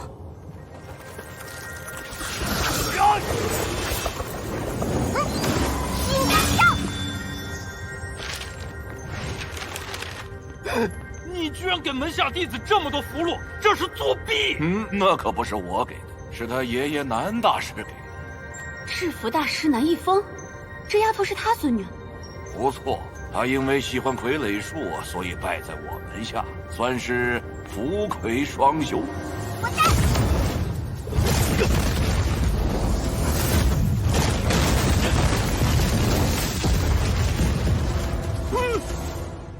你欺负我们九营一脉资源少是不是？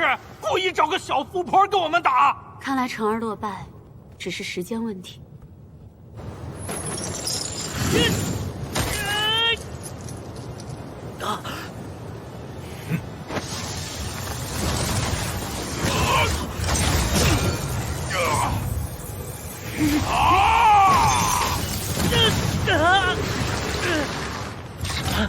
你是体修？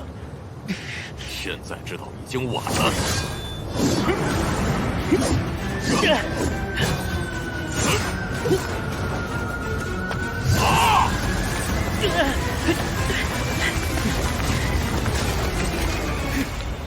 你个老小子，是不是找别人的弟子来当外援呢？无非是我当年在开灵大典亲自收下的弟子，他凭借肉身承受住了灵力灌体，我让他走体修的路子，有何不可呀？体修越往下，修炼进展越慢，但是对付同阶弟子却是近似克星的存在。道友当年就已经在筹划今日的比斗了吧？未雨绸缪也没什么不对吧？看来3场比斗我们都要拿下了。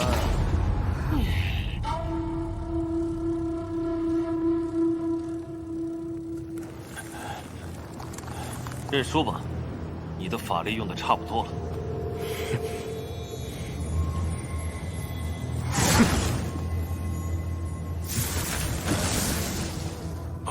古墓诀，不错，正是我师兄的秘传功法，再加上小疯子90脉的恢复速度，有多少傀儡都不够他打的。既然如此，鱼儿，为师允许你用那个。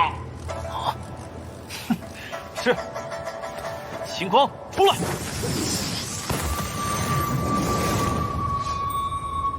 星光螳螂，你竟然把九窍山的暗杀傀儡交给一名新入门的弟子！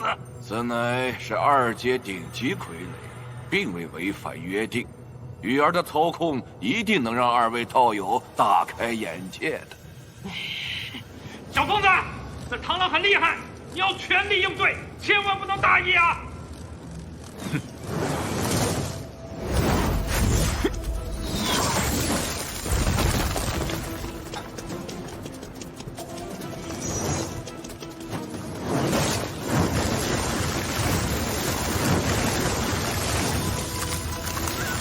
竟敢跟我比速度！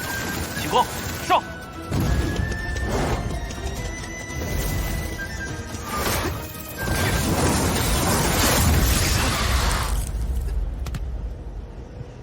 小子，输定了！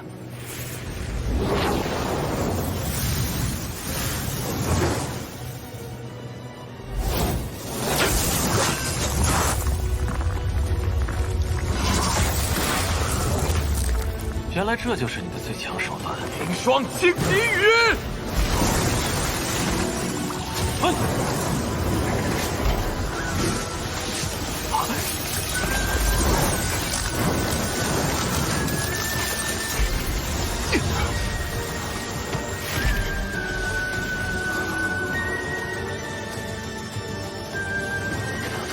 上！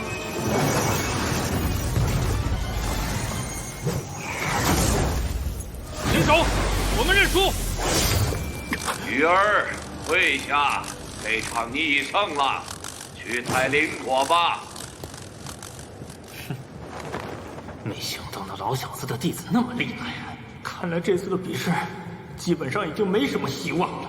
喂，老小子，早知道你那么认真，我就找本门有些能力的弟子来应战了。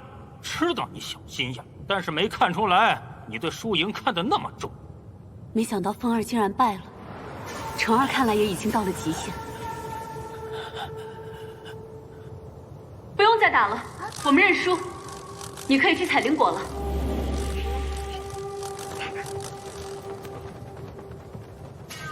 看来2位要空手而归了。哼，还有一场，胜负还未分呢。面对同阶的体修，你们那名弟子还有胜算。你的攻击根本就是在给我挠痒，差不多该结束了。的确差不多。你用的，进吧。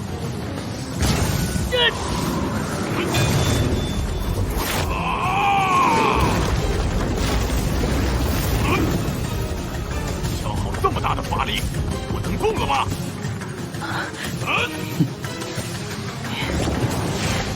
？3连击！不好！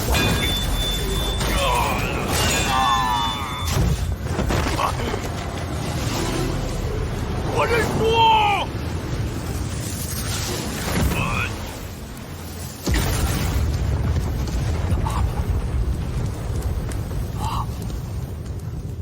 哦，承让了。火弹术小成，2位果然留了一手。既然赢了，小聪聪，你去摘果子吧。慢，我想再比一场。道友究竟是何意？我们先让弟子们回来疗伤，再详说。师父，我要跟他再比。那小子提纯过法力，否则寻常火弹怎么可能伤得到你？小聪聪，这叫斗智不斗力。我看是你这个徒弟光练肌肉不练脑子。那你愿不愿意让他跟雨儿再比一场，赢家通吃？这倒是。不必了，能赢一场我已经满意了。苍天对金羽胜算太小。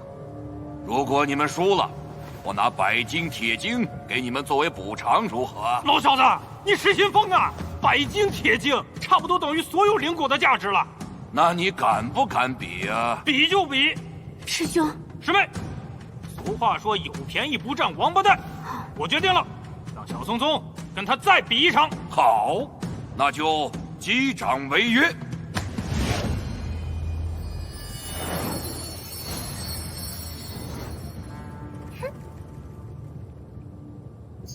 2位师叔，弟子愿意一战。钟师叔啊，先别说话，好好看。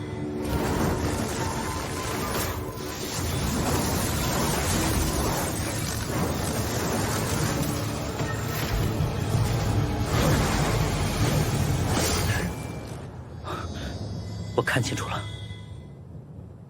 那就准备比斗吧。小聪聪啊，这一场就靠你了。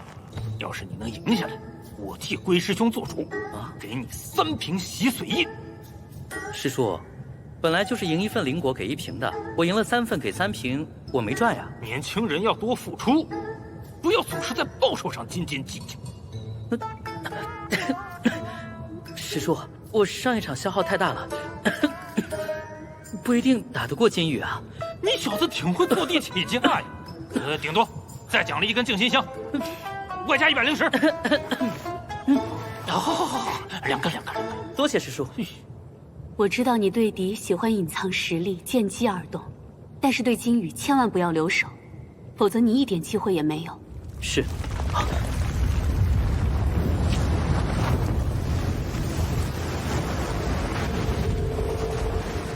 老小子，2根灵树被毁，大阵只能维持半个时辰了，抓紧吧！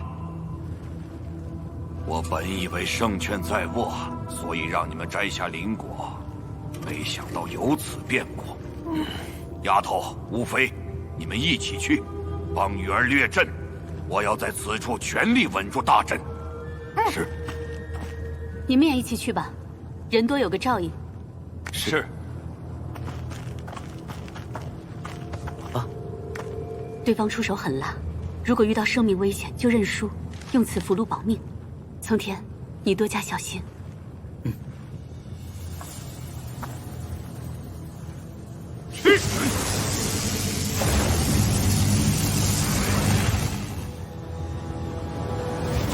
师弟，多加小心，我们在边上接应你。哼，就凭你吗？师弟，你。辛苦2位师兄帮我掠阵了，打不过就早点放弃，反正3灵脉输了也不丢人。开始吧！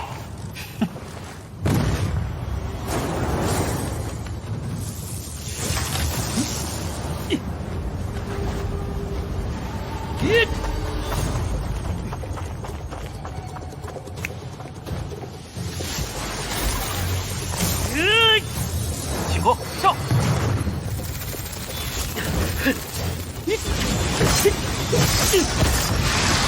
好快，比数量。分！给我变！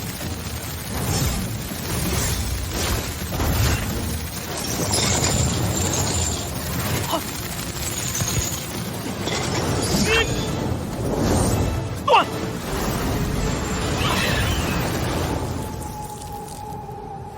出来！竟然还藏了2道锋刃！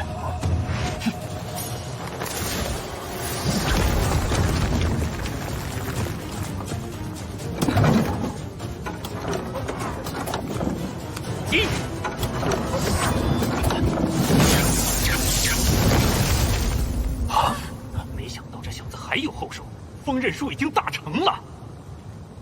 刚才那一手锋刃穿花影蝶，此子的精神力不可小觑。不如让给我九窍山做弟子如何？嘿，输了就赶紧把灵果交出来，别扯其他的。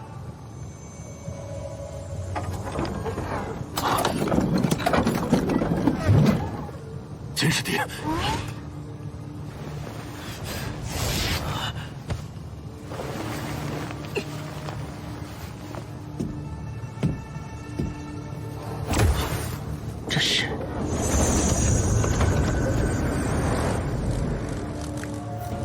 很好，猎物就应该拼命挣扎。猎开始。什么？啊！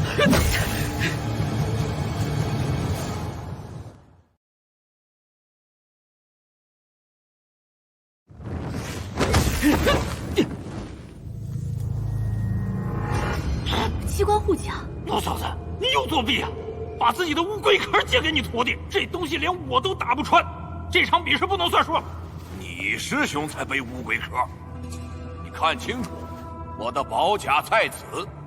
女儿身上的是她自己做的机关小铠。入门2年就能自制护甲，此子的天赋恐怕还在你之上吧。哼哼，手工还是粗糙了一点儿，不过这小子对机关术的悟性，远非我可比。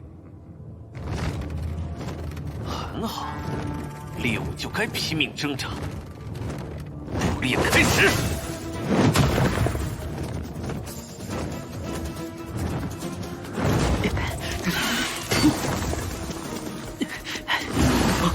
锋刃！什么？我的蛛网可是强化过的。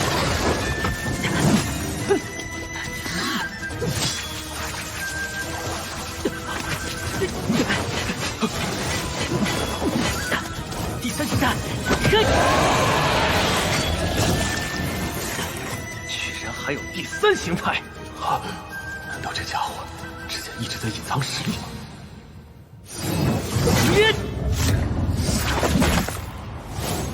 我看你能坚持多久？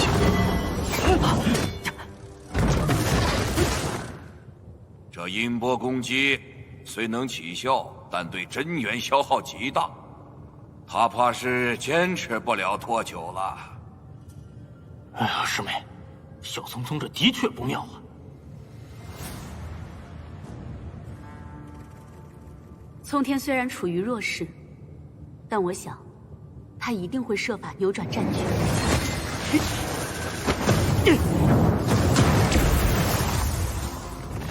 想躲起来恢复法力吗？我住了。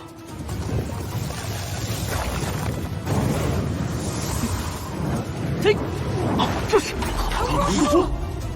柳明，他在小比中就活用过此术。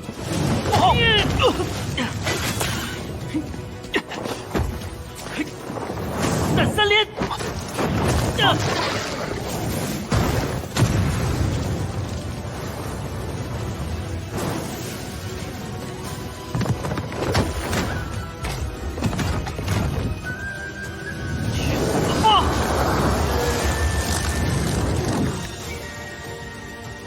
苍天，快有我给你的符箓！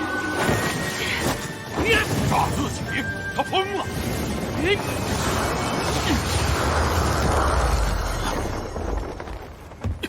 再动一下，别怪我不客气了。他是怎么做到的？你是利用这根黑索转向，可你是怎么把它插在我旁边的？是那时候，你用火弹掩护把黑索埋到了土里，又利用爆炸加速绕过了我的防御。就是如此。好心机，原来你从一开始就没想跟我正面较量。我要是有这么多机关傀儡，倒也可以考虑一下。你别动！大智兄，这一局怎么说？输了就输了，你们还怕我反悔不成？白宗天这小子够狠，心眼子比马蜂窝还多。姓白的小子，你去摘灵果吧。总算让你也吃瘪一回，这次我回去能睡个好觉了。大智道友为何对天穹果如此执着？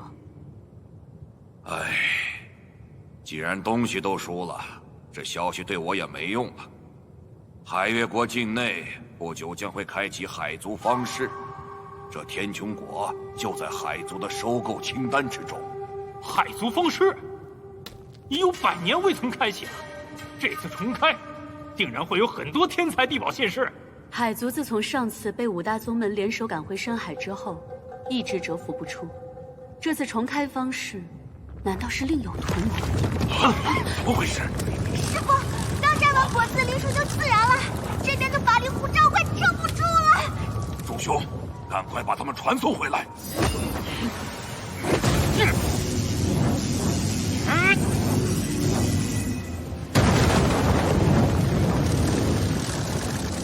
傅，快点！传送阵好了没有？师兄，现在不是开玩笑的时候，快把大家传回来。没开玩笑，是这大阵变了。啊？什么？你们看！啊！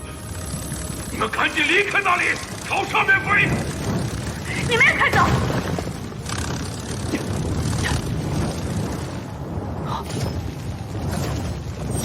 不是三才聚灵阵了，那这是三才伏魔阵。伏魔？这是伏教真人的那条赤蛟，怎么会被镇压在这里？当年伏教真人重伤之下，想必已无力斩杀他，只能用阵法将他困住。现在灵树一毁，大阵也压不住他了。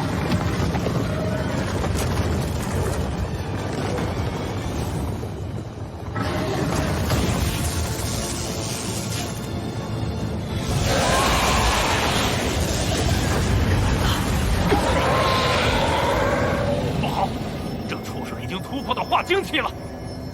他刚刚突破不久，境界还不稳固。我们联手镇压他。说不定还能得到伏教真人的灵宝。可是还有这么多弟子怎么办？攻击他也能拖住这个畜生，不住就拜托你了。上，排山倒海！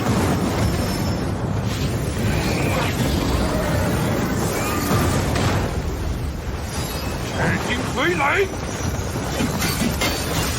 好硬的灵甲！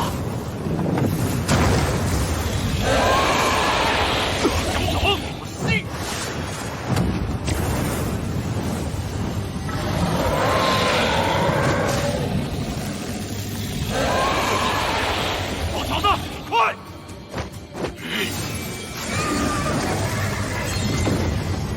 坚持住！这赤金六合阵一旦合拢，他就走不了了。师妹，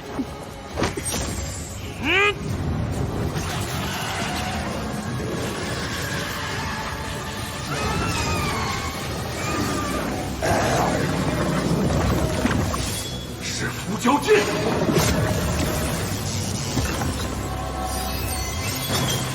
这畜生自作灵气。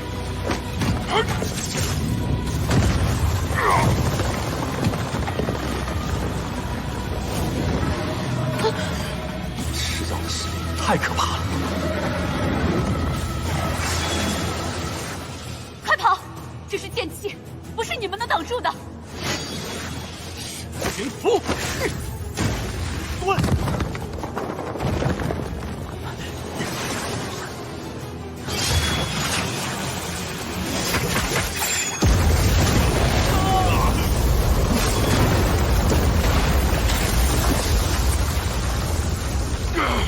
快进山洞，让他精神锁定你们！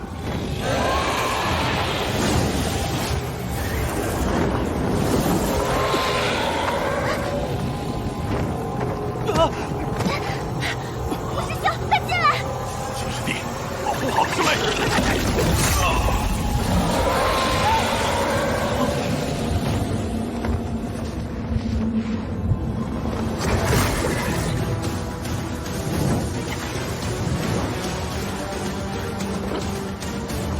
完事，在这个时候。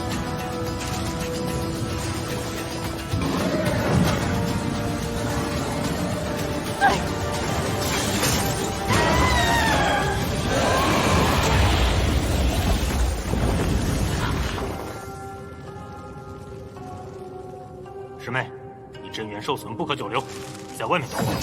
师兄，不要！老小子，这孽畜已经吃到血食，我们再打也是白费力气，只能先困住他。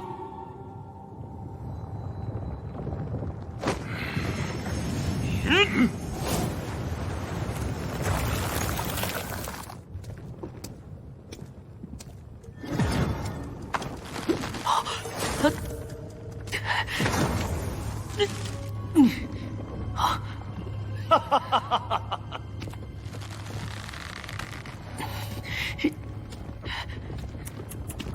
你怎么老不长记性？柳明，你除了做这些偷鸡摸狗的事情，还有别的能耐吗？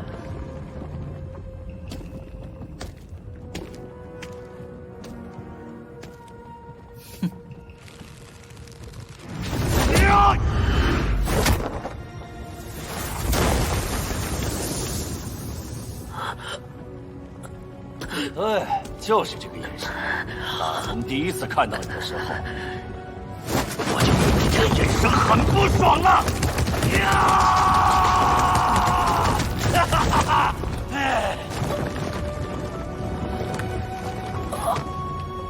要不是上面还有安排，早就死了千次万次了。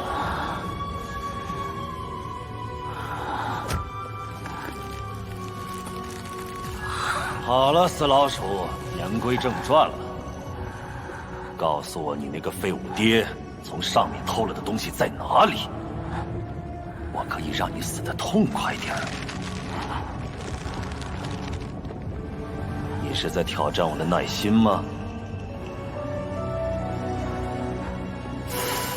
这个场景似曾相识啊，让我想想。对了，和那天灭门的时候简直一模一样。你那废物老爹就是这样跪在我的面前。真可惜，砍死那废物脑袋的不是我，不然一定很痛快。如果你不想和那废物一样的话，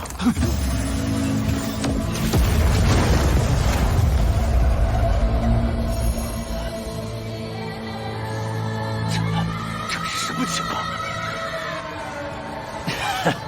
你总是能让人出乎意料。说实话，我都有些嫉妒你了。不过，此时此刻，已经不会有人再打扰我们。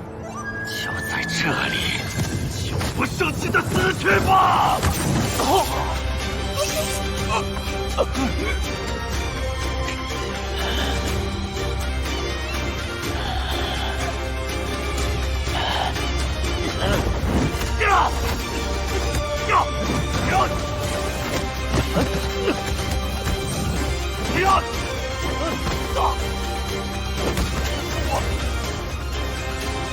不是鬼灵功！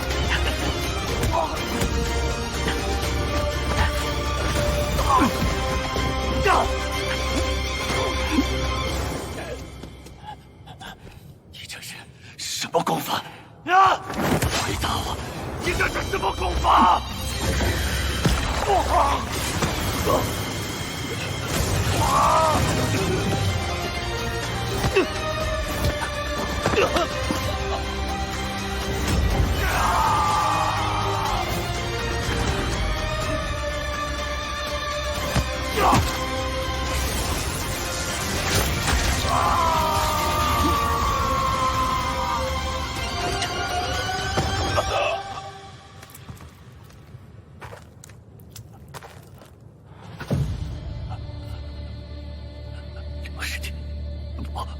白师弟，我们只是同门切磋而已，没必要到下死手的地步，对吧？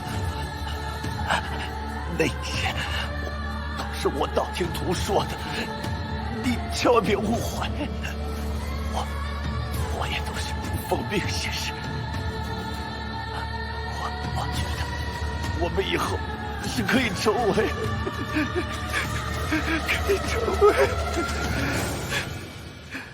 好朋友的。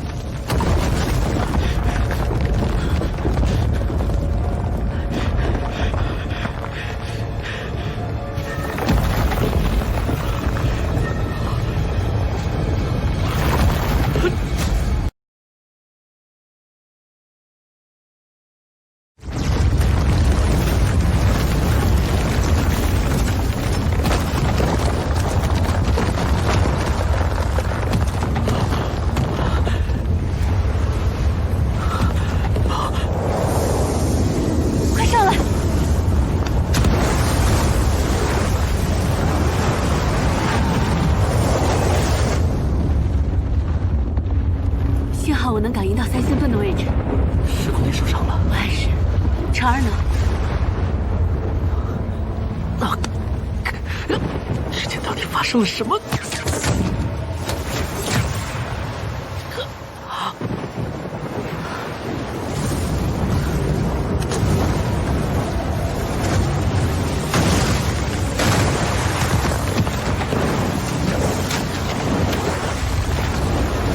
师叔，再不走，蛟龙出来，我们都走不了了。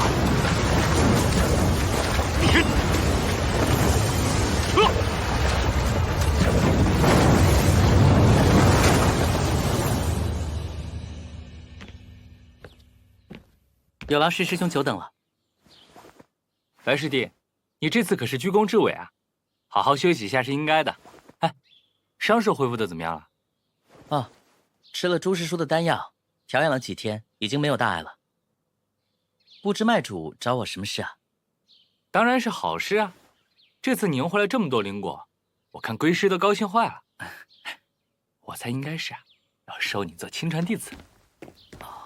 师兄，大橙子没了确实可惜，但这次真是挖到宝了。师兄，你偷着乐，这小子实力是真不错。你知道大智怎么说的？心眼子比马蜂窝还多。这老小子很少这么夸人的。从天，既然来了，就进来吧。弟子白从天拜见脉主，朱师叔。从天，此期伏蛟岛你是头功，这是我承诺的3瓶洗髓液，你拿回去好生使用。小子，这灵液的其他配料，珍贵程度绝不亚于天穹果。师兄一次就配齐了3瓶，你算是从铁公鸡身上拔毛了。洗髓只有第1次效果最好，当然要一并使用。用前先剧烈运动一番，让身体能更好的吸收灵液。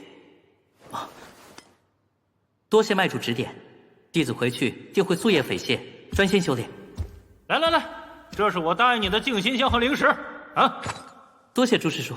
好了，你赶快回去吧，洗髓液要尽快使用。是，弟子遵命。哦，请问钟师姑的伤势如何？弟子想去探望她一下。啊，他在后山养伤，最近不能受打扰，过几天再说吧。哦，哎呀，不仅有实力，心思还正，这种弟子上哪儿找？师兄，大橙子没了，你这亲传弟子的空缺……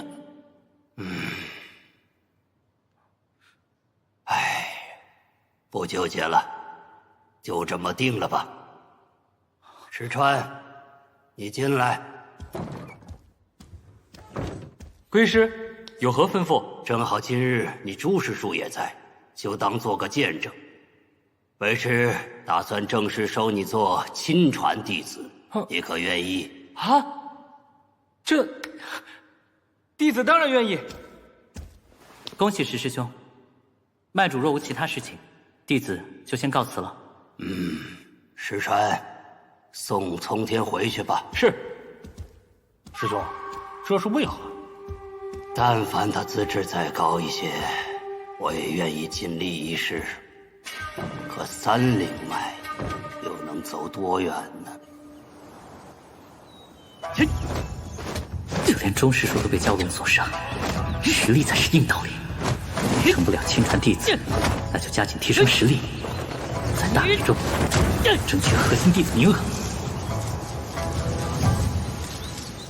这下应该差不多了。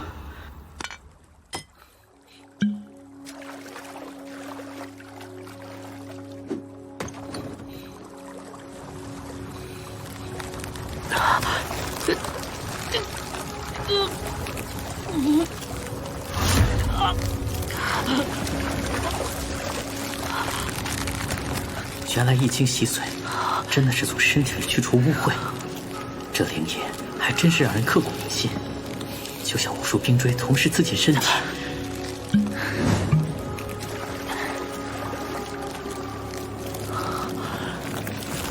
来吧，让我看看能有多疼，是撕心裂肺，还是肝肠寸断？余城最后传递给你的，就只有这些吗？是的，大统领。所有的资料都在这里了。宗内不久便要挑选核心弟子了，我的根底不会有什么纰漏吧？您放心，所有一切都是卑职亲自办，绝对不会有别人知道。那白从天呢？如果真如于统领猜测的，白从天就是刘明，他或许已经对2位统领的身份有所察觉，否则于统领不会死于他手。成仙之路他看不上，给朝廷当狗倒是上赶着，活该他短命。你这话是什么意思？我们几个为朝廷出生入死这么多年，从无儿戏，你只是要背叛朝廷吗？朝廷栽培了我们，如今正是报效之时，还请您务必详查刘明，找到柳元宗偷走的东西。哼！看来大统领是生了二心，必须要回朝廷。你知道12灵脉意味着什么吗？你知道掌门亲传意味着什么吗？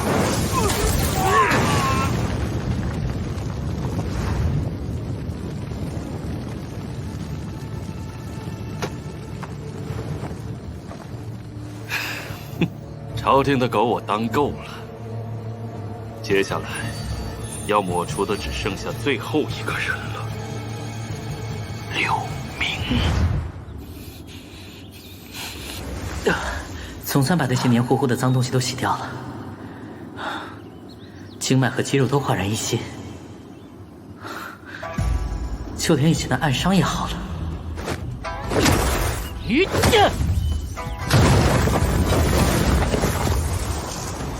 威力好像强了不少。试试这个，天！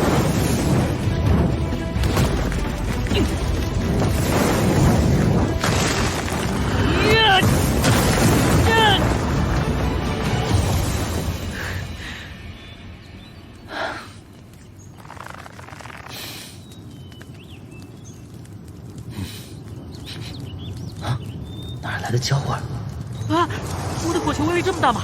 水弹，水弹，水弹！有了这洗髓液的加持，之后的大比又多了几分把握。不行，体修只能碾压同阶，但若是对方修为更胜一筹，依旧会陷入被动。要想在法力不占优的前提下靠正面取胜，看来还需要一些其他手段。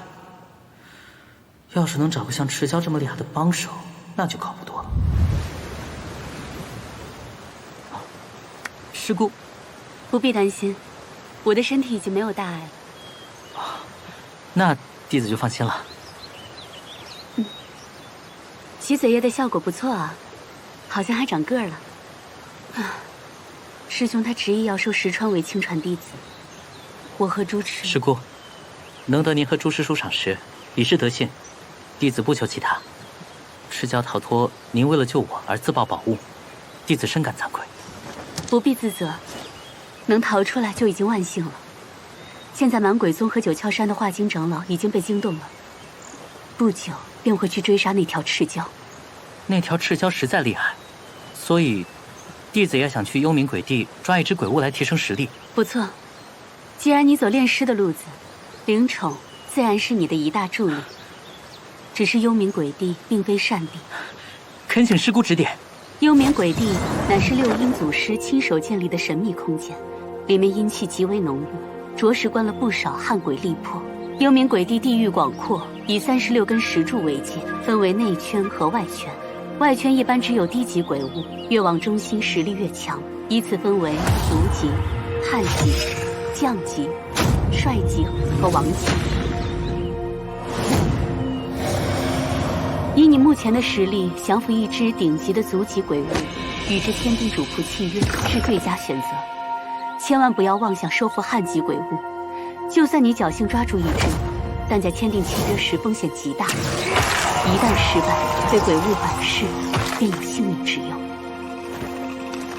这张图里记录了幽冥鬼地外圈的地形和诸多鬼物，你拿去吧。是，多谢师姑。内圈除了高级鬼物，还有魂云和鬼妇2大天灾，对你们来说危险性极大。若是遇见了，千万不可靠近，明白吗？嗯。还有，经过沼泽时，要留神一种叫做古尸的东西。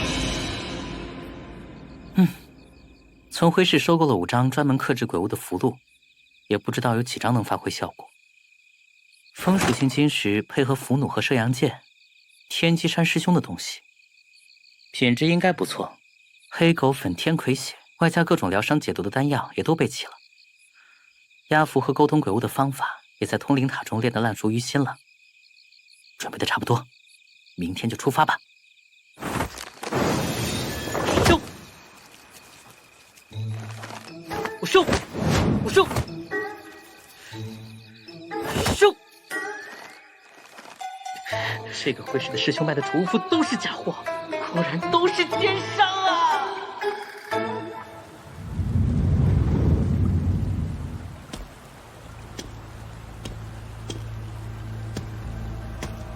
师叔在上，九婴弟子白从天，请求进入幽冥鬼地。100贡献点。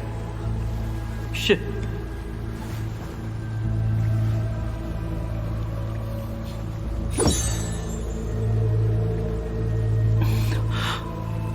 心疼贡献点呢？有点。你一人进幽冥鬼地，我作为长辈也不愿看你一无所获。此乃阴罗盘，可以探测方圆100丈中鬼物的位置。我珍藏多年，20块灵石让给你吧。方圆100丈都可探测，多谢师叔割爱。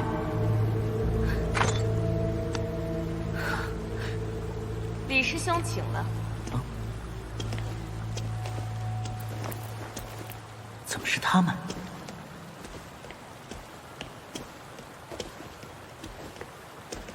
原来是冰师妹，怎么有空来这里啊？带弟子去一趟幽冥鬼地。你也去？有何不可？啊，没有，这是传送灵石的价格。500贡献点，我知道，拿去便是。我不像你这么财迷。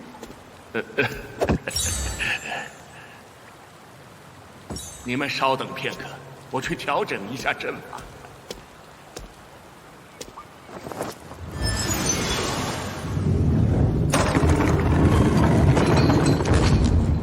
你是那个来看中邪的小子？弟子白从天，参见冰师叔。活蹦乱跳的中哪门子邪？你的筋骨怎么不一样了？师叔慧眼，弟子前一阵用了洗髓液。洗髓液？什么时候那抠老鬼这么舍得？嘉兰，回去师傅也给你弄点，别人有的你也得有。冰师妹，可以了。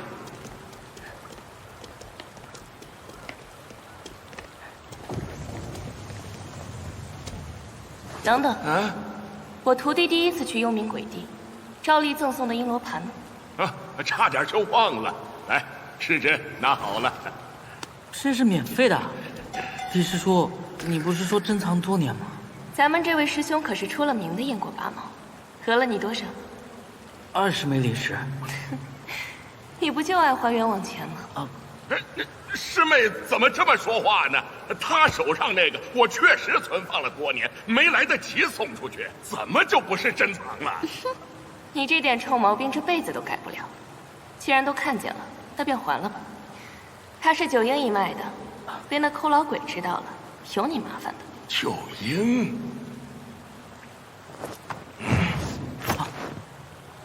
多谢冰师叔。本就不富裕，就别到处乱花了。可不是每次运气都会那么好。走吧。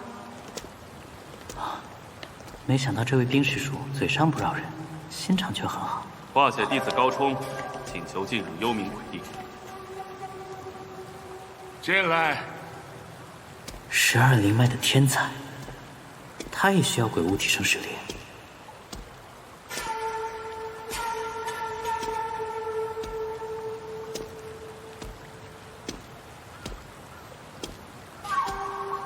弟子见过冰师叔，没想到能与您和嘉兰师妹同往，真是意外之喜。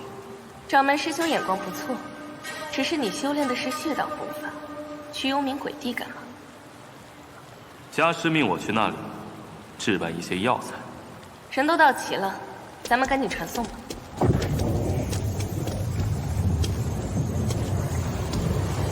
好了，李师兄，开始传送吧。我再提醒各位一句，无论修为高低，最多只能在那边停留1个月，否则肉身会被阴气同化，成为鬼物的一员。各位算好日子，千万别迟了。我与他并无瓜葛，为何却感到一丝杀气？难道和那天发生的事情有关？那天究竟发生了什么？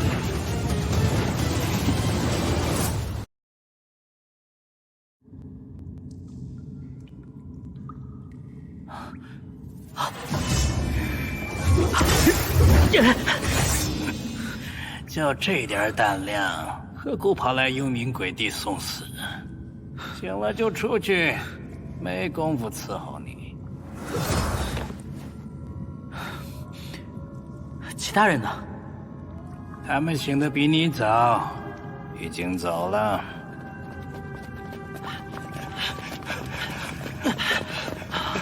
龟老，我们还有1天就满1个月了，快把我们传回去。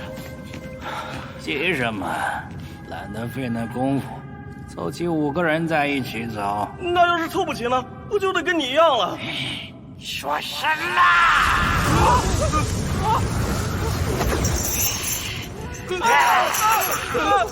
我当年为了掩护同门撤退，1个人被鬼物大军追了5天5夜，结果阴气入体才变成这样。你们这些胆小鬼有什么资格和我相提并论？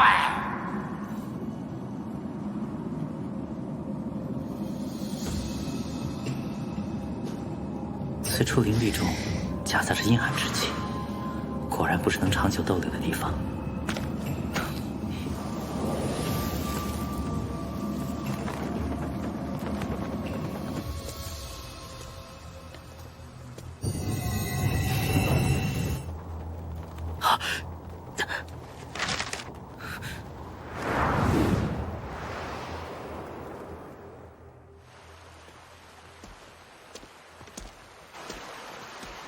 又来晚了，此处的阴潭鳄也没影了。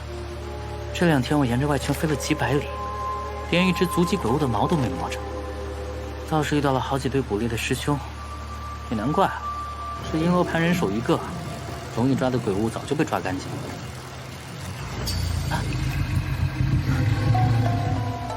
哼，总算有了。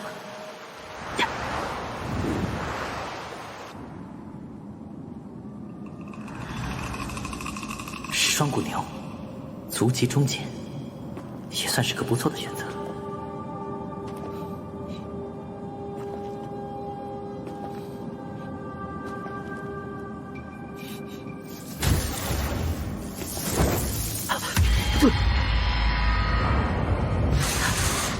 这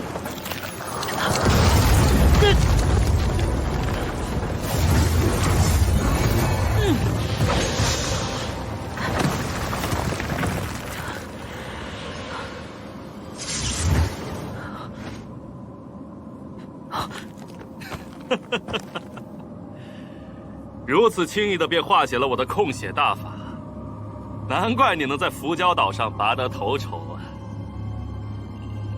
高兄，你我平日素无瓜葛，你为何要偷袭我？不用明知故问，于成是死在你的手上吧？你个3灵脉，如何杀得于成？高师兄，你的话我听不懂。于师兄是被赤蛟所杀，你要替他报仇，你应该跟化金长老们一同前去诛杀赤蛟才是。师弟别心虚，我可没心思为他报仇。那高师兄这是？我只是想问问你，于成死前可跟你说过什么？比如他的身份，或是一些其他的关系。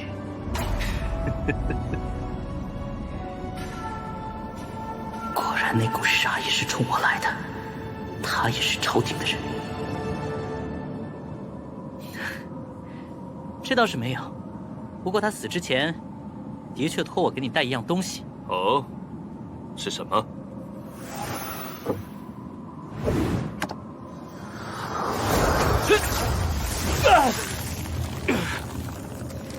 师兄，既然你当面问出了那些话，无论答案是什么，其实不重要，你就没打算放过我，是吗？鬼仙符，怎么回事？果然，你就是柳明，你很不错，能先下手为强，占据先机。不过，在绝对的实力面前，都是雕虫小技，到头来，你终究是一个死人。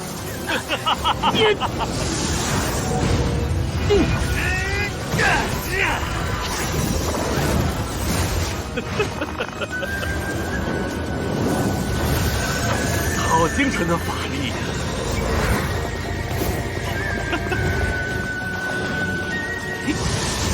呀！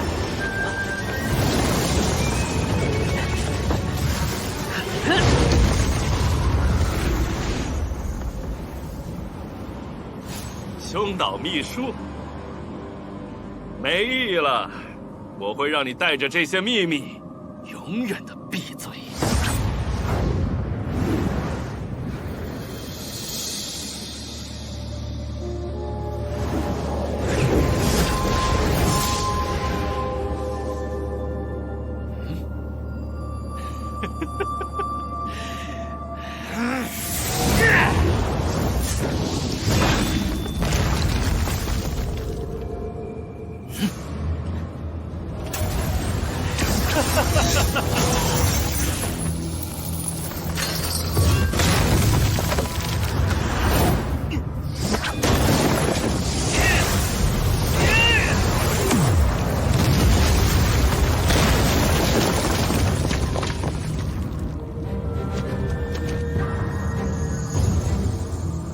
寻常法术对他毫无作用，看来必须趁其不备，先发制人，一击致命。机会有且只有一次。好。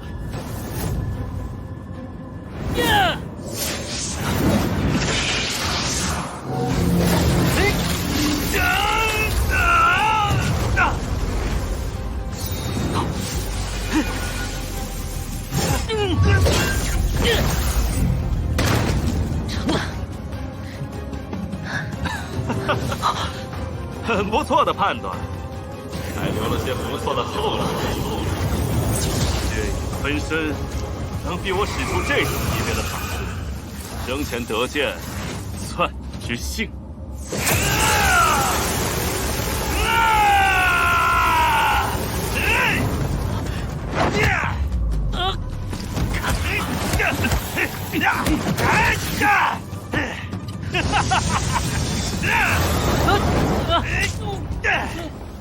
这身体强度劲爆过洗髓液，身上的灵性可真不少，把你的本事都使出来吧！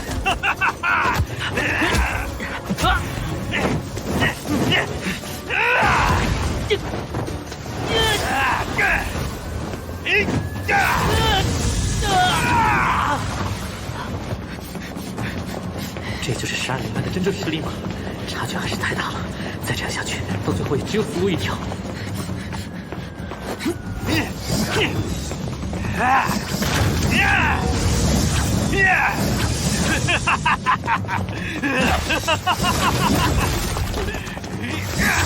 有什么破解之法吗？幽冥鬼地地域广阔，以36根石柱为界，分为内圈和外圈。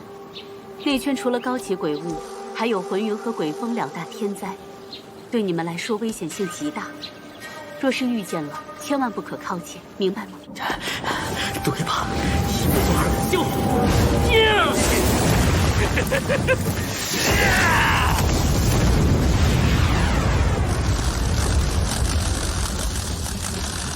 玩够了吧，柳公子？你已经必败无疑了。高师兄，要知道，这里可是幽冥鬼地，没准下一刻要死的人就是你了。别嘴硬了，你身后地势开阔，已然无处可逃。那如果我要拉着你一起陪我下葬呢？那是鬼风，你一路拖延，就为把我带到鬼风迁徙的路线上来。卑鄙是卑鄙了点儿，但跟宗门里那些温室花朵相比，倒是跟我更像一类人。这都是你逼我的，师兄。如何？敢不敢赌一把，拿你的命？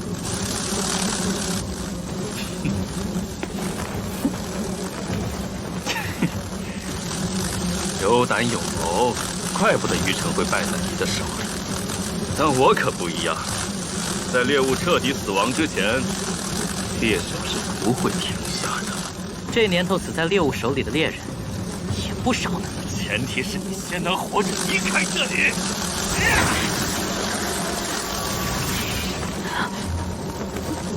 抱歉，我还没想死在你们手里。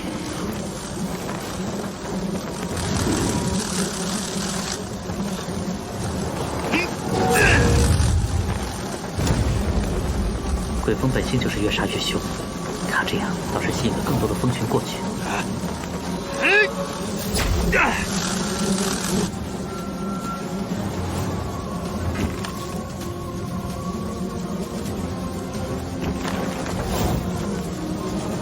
不行，这等拱术戒备法力还没他们快，得想别的办法。情深，一手全开，一手全开。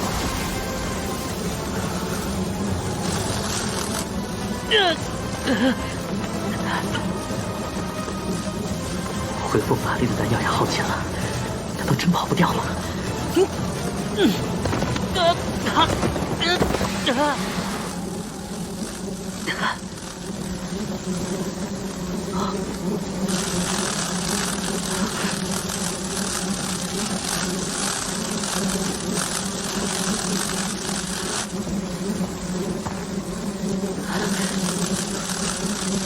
连鬼风群都不敢踏足，这幽冥鬼地内圈里到底藏着什么？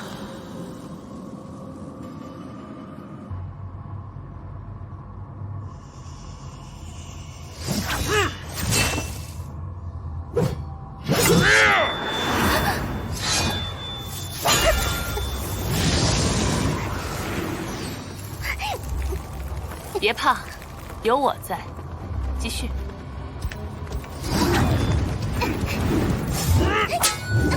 师傅，怎么毒气鬼物恢复起来都那么吃力？你的梦魇之体面对鬼物并无优势，所以这地方对你来说是最好的磨练之处。谁知道大战的时候，那些老家伙会拿出什么宝物来，让其他弟子免疫梦魇之体？这不是相比外向的同级鬼物，好像要狡诈许多。你想到什么了？我猜想，这会不会跟多名宗门弟子的失踪有关？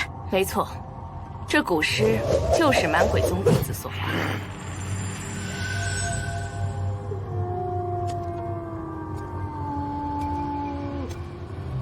过去幽冥鬼地的阴气会持续产生鬼物，本来一直是5派共同清理，后来各派都嫌麻烦。加之维护成本较高，位置偏远，便把这脏活扔给了我们。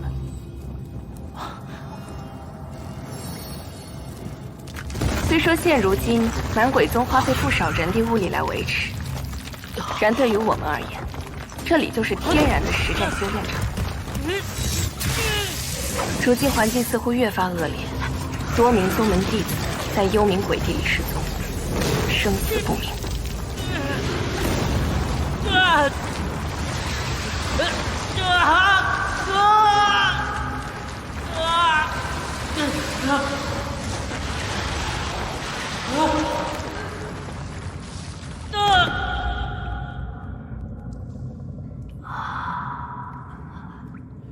小心为上，先用归西术闭住气。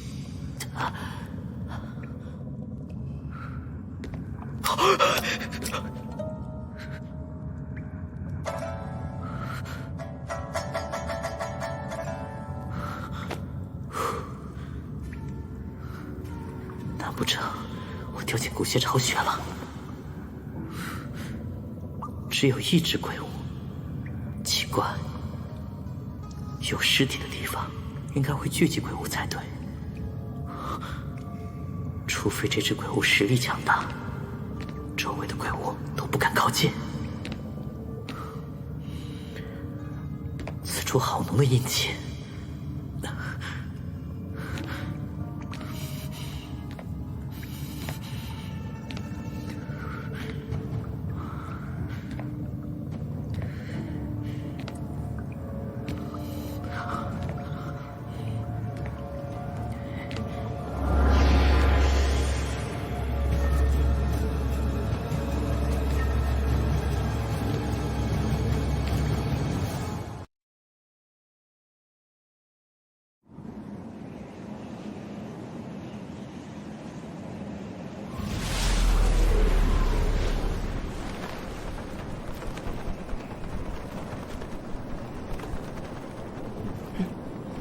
累了？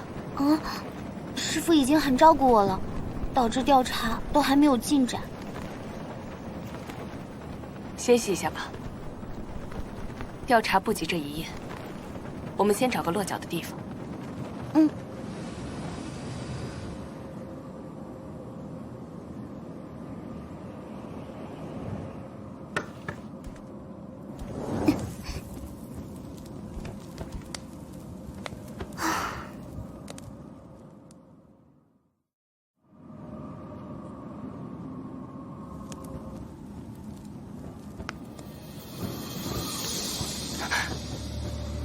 小心！难不成是古尸一直在跟踪我们？这灵芝未免也太高了。那现在该怎么办？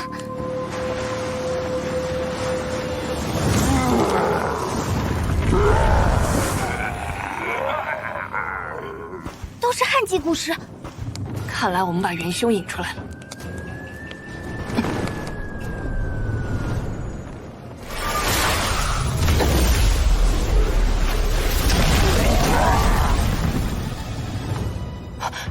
不对，还有。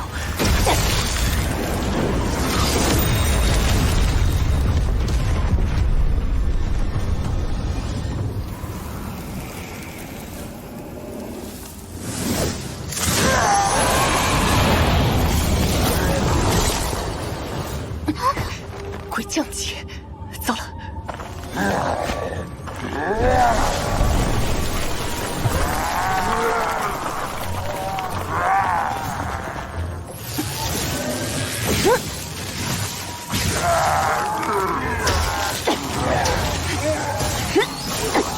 师父，怎么会出现鬼降级的古尸？他应该就是弟子失踪的罪魁祸首。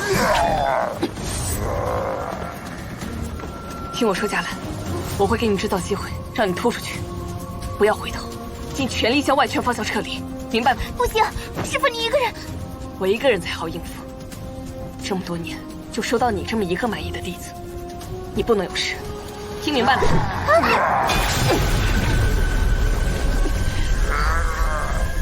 走，传送阵那里等我，快！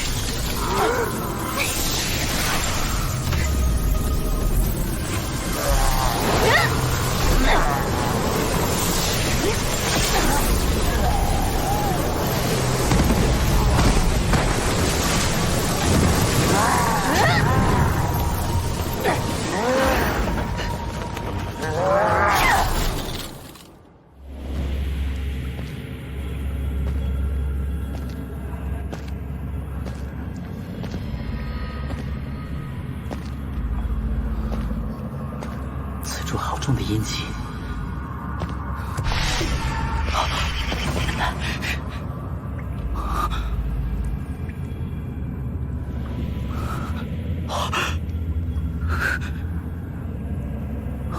古仙，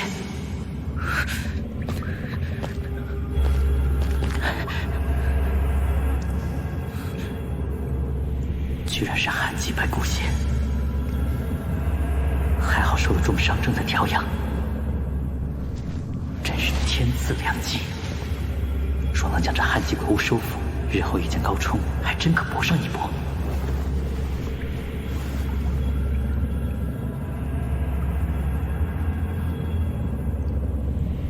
现在是动手的最佳时机，富贵险中求，大不了全副身家都押上，无论如何要拼一把。顶灵符，去！剑上，居然只有一掌有用。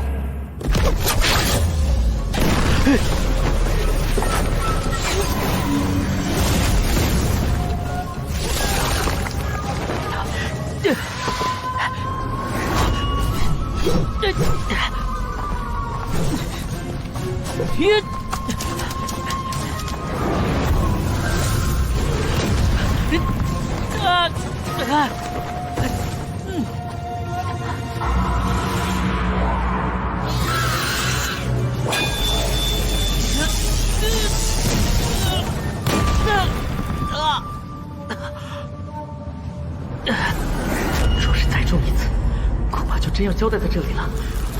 好强的毒线，连夫妻也抵受不住。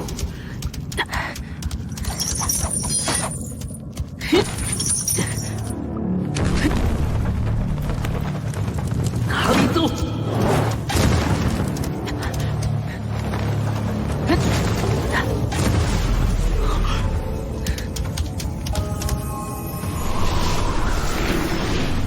看剑！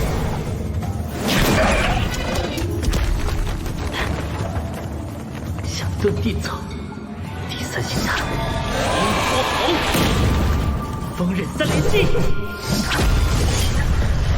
看来这只古仙实力虽强，灵智却不高。只要跟他耗下去，符箓对他的束缚就会越来越大，迟早能抓住他。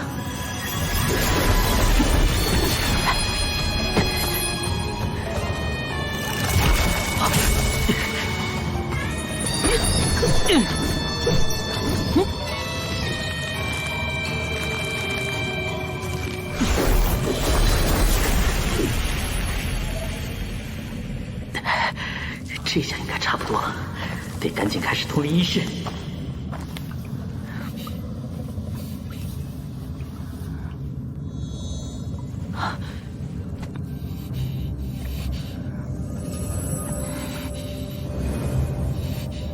痕迹鬼物果然不同凡响，即便体力如此衰弱，这白骨仙的神识依旧能顽强抵御住通灵术的震撼，甚至还抵抗得越发强烈了。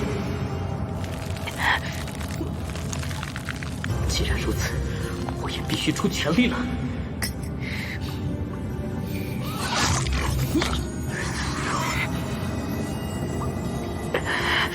起作用了，接下来就只是时间问题了。不会吧？偏偏在这个时候，被吸住！要是他趁我法力枯竭时突然反噬，后果不堪设想。必须加快速度，在法力耗尽前先完成通灵。不好，又被吸干了。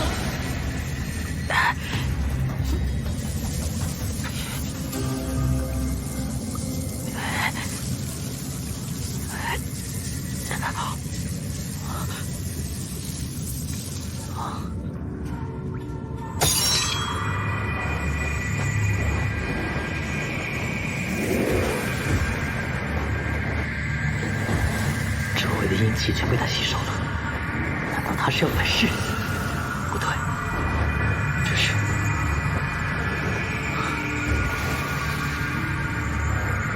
一下子吸收这么多阴气，我不会尸变吧？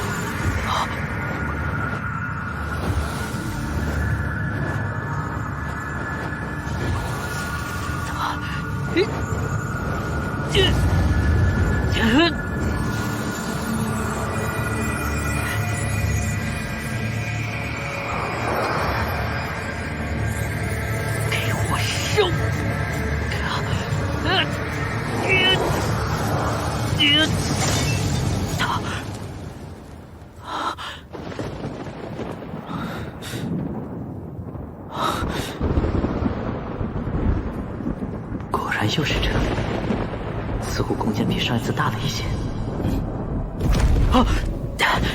太他怎么也进来了？刚才我已将印记刻入他的神识之中，再加之吸取了他的法力，难道说通灵术已经成功了？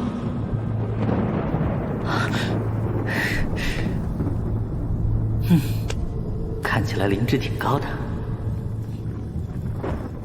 果然还是没有一丝灵力。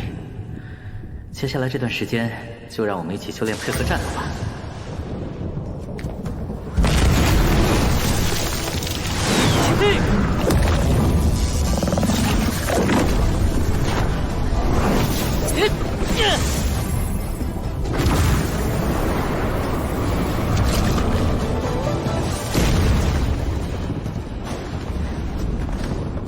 如何？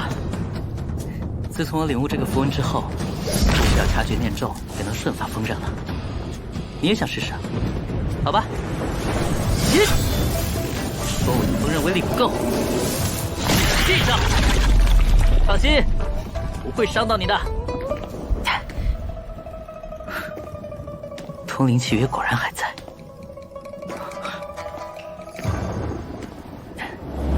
可惜你的伤势没能真的恢复，内伤已经好了70%，外伤需要吞噬其他鬼物的灵骨才能恢复。好好好，等出去就给你找吃的，继续修炼。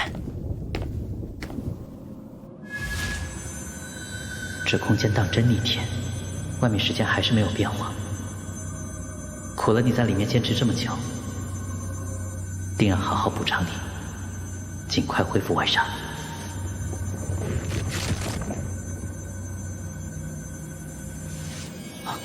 又有鬼物了，往这边来了，快躲起来！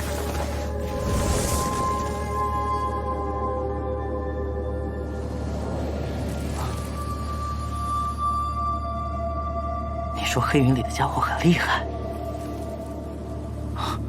是他。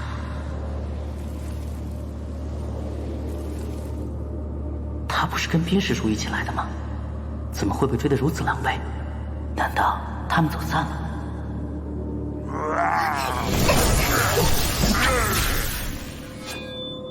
看古邪如临大敌的样子，后面的鬼物起码有汉级中阶的实力，不过似乎对迦兰的攻击颇有顾忌，我还是不要贸然出手，万一这是冰师叔的诱敌之策呢？谁让你小子多管闲事？什么帮忙？我看多半是贪图我徒弟的美色，乱逞英雄，非奸即盗。还是静观其变吧。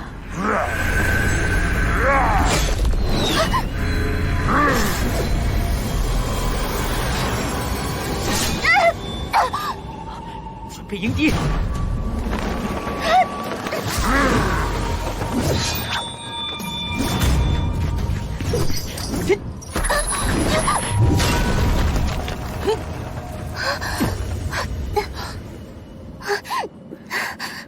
白师弟，是你？正是在下。师姐，你中毒了。这毒让我控制不了法力，还好师弟及时援手。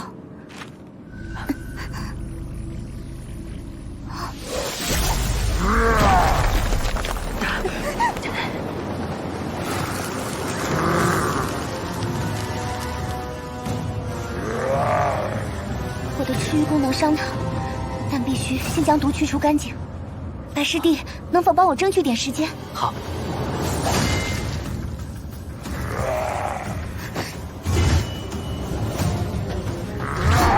我的，是呀，三星，这力绝不逊于古邪的伪策。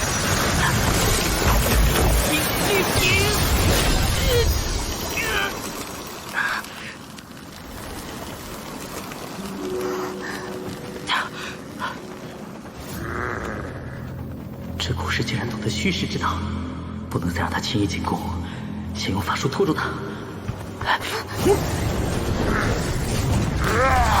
居然看穿了我的意图，想近身入伙，休想！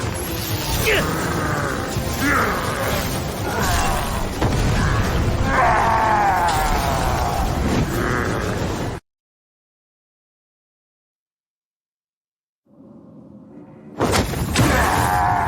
强！要是能收服他，是不错。师弟切不可有这种念头。为何？古尸对活人的怨恨极深，而且灵智很高，即使暂时屈服，也会趁主人虚弱时突然反噬。宗内有不少尸书便是这样陨落的。既如此，那就只能把你拆了。拆了。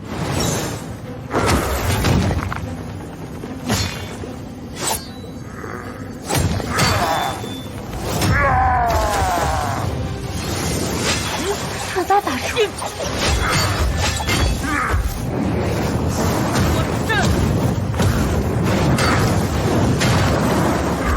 不好，他要拼命了。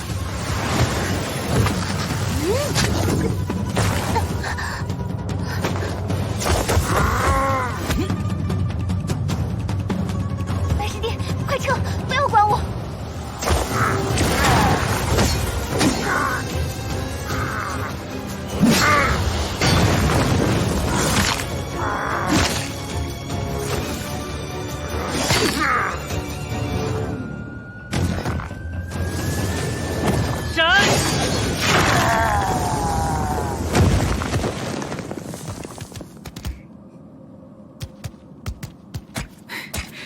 知道，这些骨头都是你的。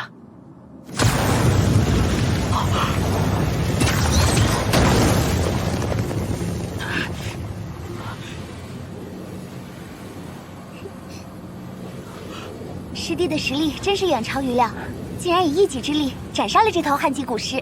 要不是师姐相助，小弟怕是要和他……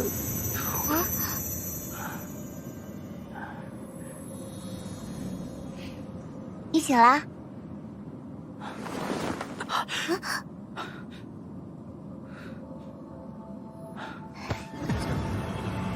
深呼吸。放心，古尸已经死了。跟着师傅学了些基础的御伤凝神之法，索性派上用场了。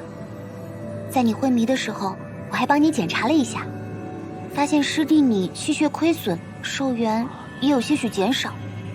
不过以灵徒的寿元来说，少个几年倒也不足为虑。寿元减少？难道那股金色能量就是寿元？也就是说，漩涡吸不到足够的法力，就会吞噬寿元。这次要不是有古仙相助，我说不定真的被吸干了。师弟还真是心疼自己的灵宠啊！是不是刚打算问你来着？师姐，你的伤怎么样了？好些了吗？你再不问，可都要愈合了。说起来，师姐怎么会单独在此？丁师叔呢？师傅他独自应付鬼将级古尸，给我争取时间让我逃出来的。师傅怀疑宗门弟子失踪，跟那只古尸脱不了干系。喏，这是我在他残骸中捡到的。看来这古尸真是本宗前辈所化而成。我等若陨落在此，多半也是这般下场了。明明都是同门弟子，却要自相残杀。古尸如今依然有极高的灵智。师弟，你说，在那鬼屋深处，他们的思绪会不会还活着？对不起，师姐，可能我现在精神力不佳，没办法抵抗你的梦魇之体。其实我没有施展梦魇之体，这次多亏你舍命相救。我不喜欢欠人情。我要怎么报答你？师姐，同门相助本就应该，更何况……喏，这件东西就当是我的酬谢了。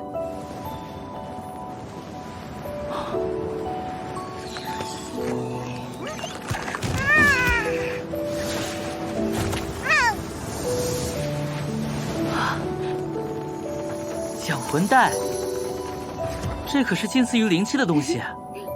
有了此袋，师弟便能一直带着这头灵宠，不用担心阴气不足，使他实力倒退了。不行，这养魂袋起码要上万灵石，这么重的谢礼，小弟可受不起。你的意思是，我这条命不值1万灵石？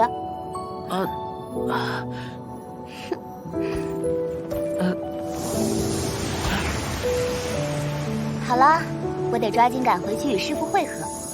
师弟你呢？有何打算？内圈本就危机重重，再加之古尸一事，我也准备前往传送阵回宗门了。夏兰师姐，不如我们结伴前往传送阵，而后再各自分开，这样路途上也好互相有个照应。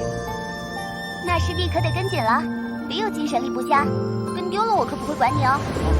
师姐，我跟上。哦。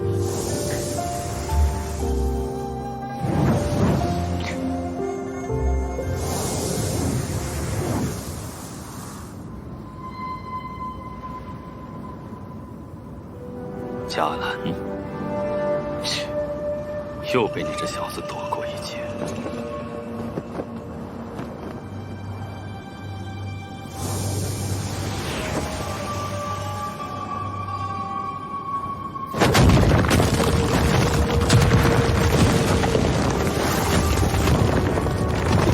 拖延死期罢了。黑气第一次出现是入体半年后。第二次时隔1年，也就是说，下一次的间隔会更长，吸收的法力也会更多。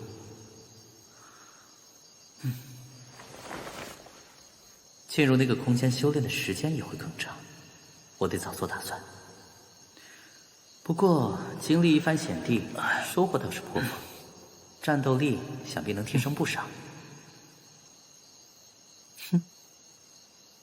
放心。宗门里强者如云，禁止内斗。高冲想要不动声色的出手，可谓难上加难。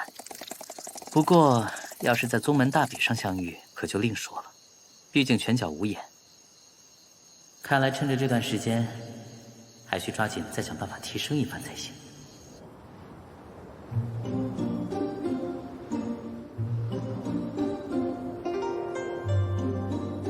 李师兄，您是炼丹大师张师伯的看路弟子。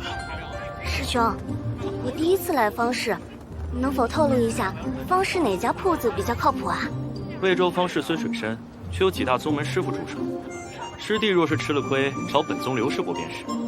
刘师伯对后辈极好，定会为你做主。那您这次去魏州方氏，不会是有大买卖了？实不相瞒，我这次去是购买炼丹材料的。宗内材料短缺了吗？最近半年，宗内几种增加法力的丹药被人大量换取，几种稀有的炼丹材料已经快见底了。多半就是那个任务狂人所为吧，以一己之力横扫了执事堂里一大半的中等任务啊！真是变态啊！而且他都是独来独往，从不与人组队。想来只有他有足够的财力换取那些丹药吧。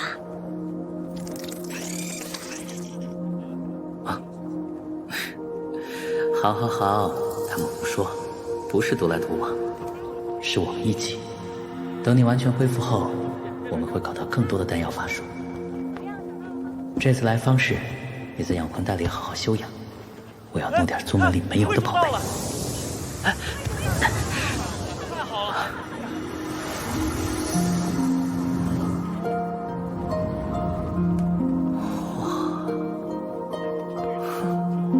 这里有常年开设的修仙者方式，难怪没人会刻意隐藏身份。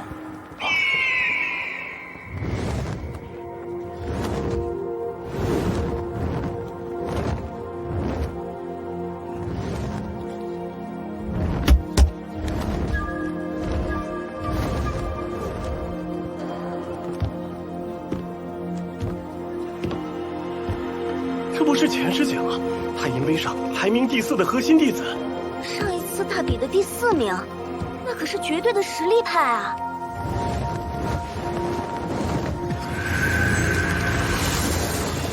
飞行系的灵宠，还真是少见。啊，陈师姐，陈师姐好！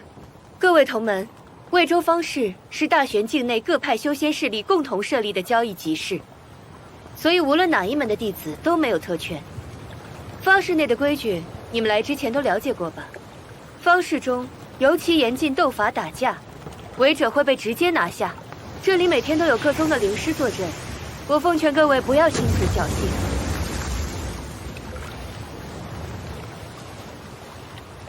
走吧。见过钱师姐，我记得平日里不都是坐镇这里的刘师伯来接传的吗？最近方氏提升了戒备，他老人家要四处巡查，公务繁忙，所以就让我来接传了。快点，李师兄！提升戒备，方氏这边难道也不太平？诸位，去购置材料时一定要小心谨慎，财不露白，明白了吗？明白了，是。谢谢姐，谢谢师姐。师姐，不然我们先去买符箓吧。炼丹大全，实用丹方应有尽有啦！看一看，百用百灵，假一赔十，来看一看。这里店铺虽然不少，但种类与辉石大同小异。小店往往只专精一项，大店什么生意都做。逛了大半日，这家百珍斋的口碑倒是不错。劳烦给我估一下，这盒子里东西值多少灵石？哎，好嘞，客官且稍等。主事，请尊客到雅间一叙。尊客，本斋的东主玉夫人有请。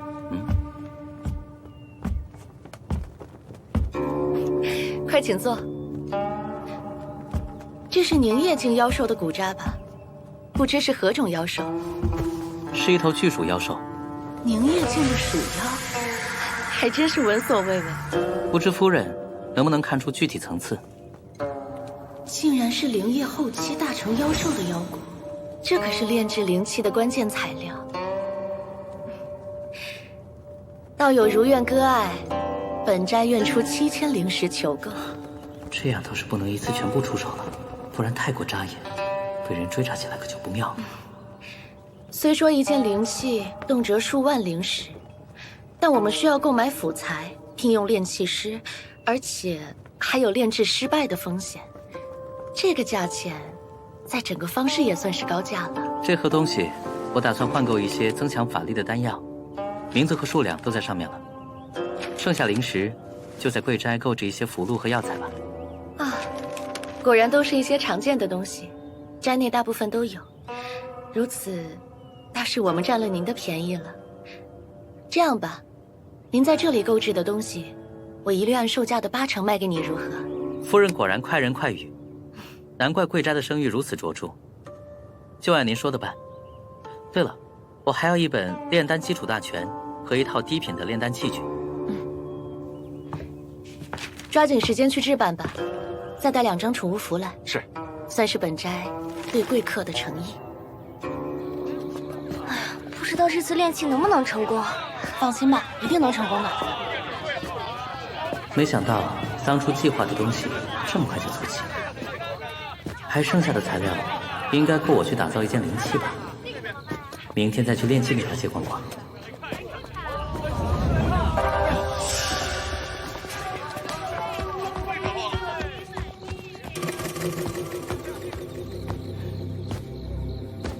皆是领土中期的贼人，这方氏的地头势力看来不可小觑啊！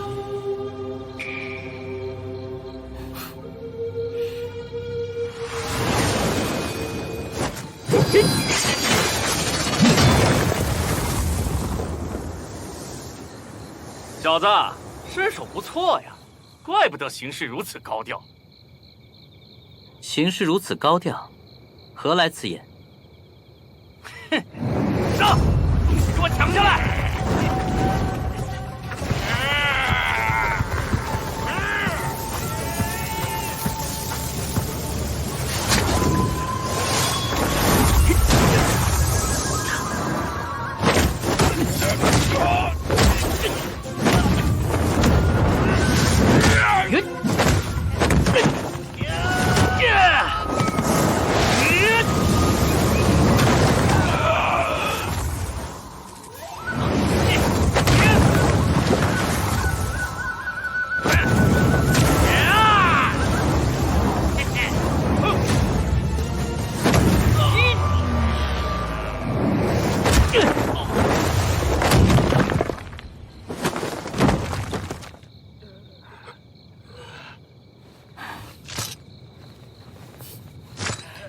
奇怪，按理来说，方氏提升戒备，方氏中的贼人为何还会如此猖狂？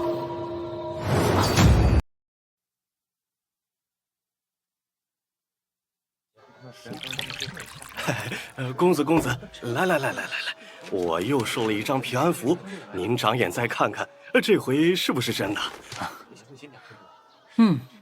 灵力浑厚稳定，恭喜掌柜的，这回是真货。太好了，终于收到张真东西。老样子，给公子上一碟炸糕，一碟洋芋话梅。亏您记得。您总点这2样，自然记得。这回算我请的，多谢公子又让我少上一当。举手之劳，何足挂齿。买了那么多假符箓，我自然也学了些分辨的方法。那您自便，有事儿叫小二就行。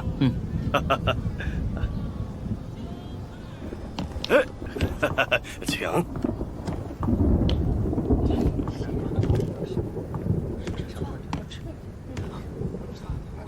您是杨公子吧？在下金焕，是方大师的练习学徒。快请坐。东西打造好了。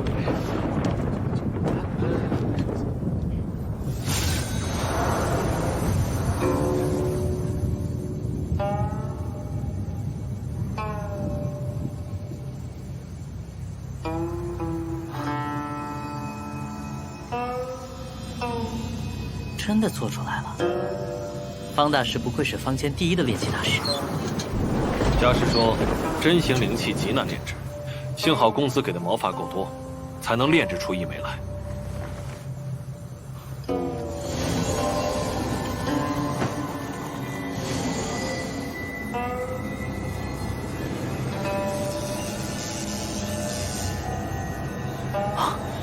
果然是3重禁制下的下品灵气。灵气虽是禁制越多，威力越大，但对法力和精神的消耗也多。此针走的是灵动隐蔽的路数，家师说，3重已经是极限了。不错，来去如影，就叫碧影针吧。东西已经交付，在下就告辞了。按照约定，剩下的材料就归本店所有了。理当如此。这东西以后必能有大用。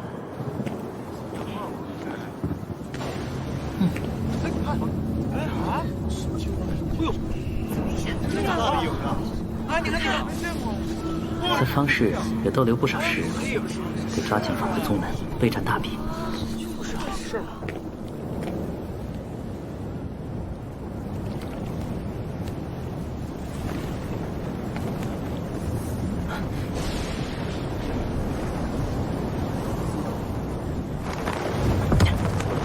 时间算得刚好。这不是白师弟吗？原来是钱师姐，您这是？哦，我外派方士的期限已到，刘师伯要我押船返回宗内，准备大比。原来如此，祝师姐拔得头筹。借你吉言。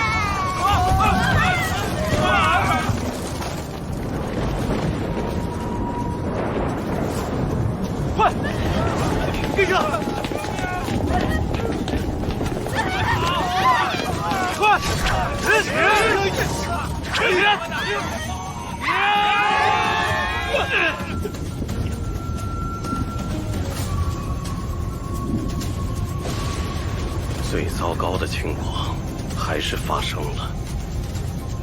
方氏的防御大阵已经启动，城中灵徒中期以上的弟子也全都在待命。这赤蛟毕竟受了伤，宗门那边第一时间收到警讯，应该能够撑到化剑期强者前来支援。但似乎有些不对劲。难道他的目标不是方氏？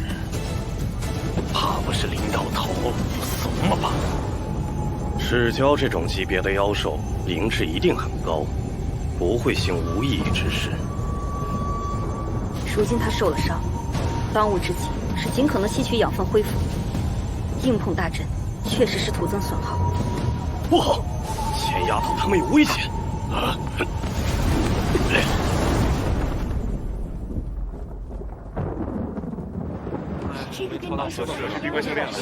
对啊，我就差最后一件材料。实力如此强大的全世界，在先前大比中也只能排在第4。宗门之中定然卧虎藏龙，加之新一批弟子中，高冲无疑会成为最大的劲敌，还有雷震、迦兰。然而核心弟子总共却只有10名，真是竞争激烈呀。什么？你感受到强大气息的威胁？所有人准备迎敌！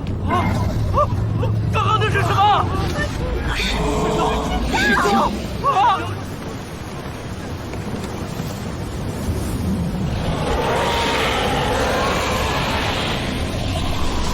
快躲开！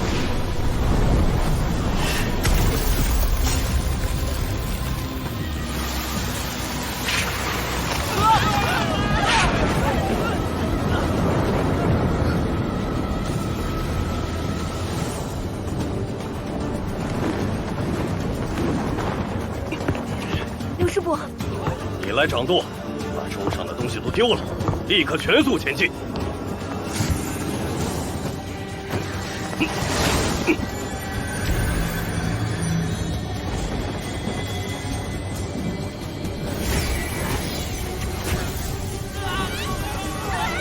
你是安心符，法力提升符。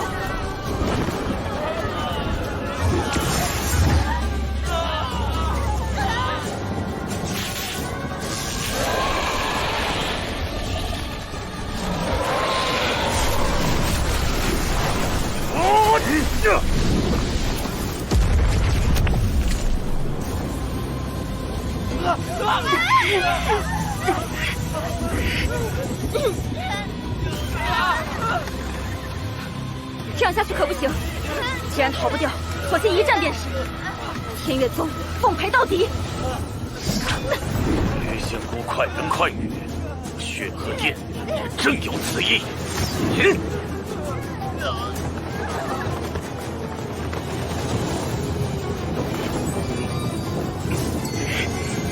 钱丫头，带这些弟子走，千万不要回头。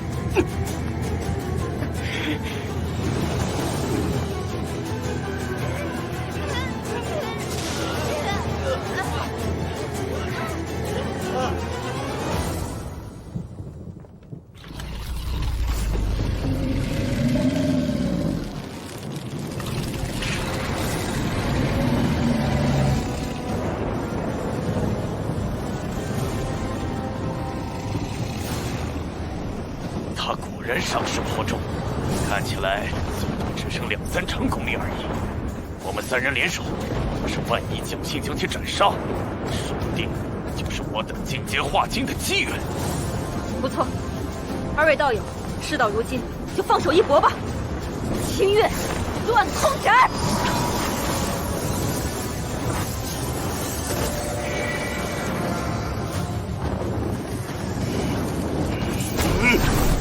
大五行乾坤符，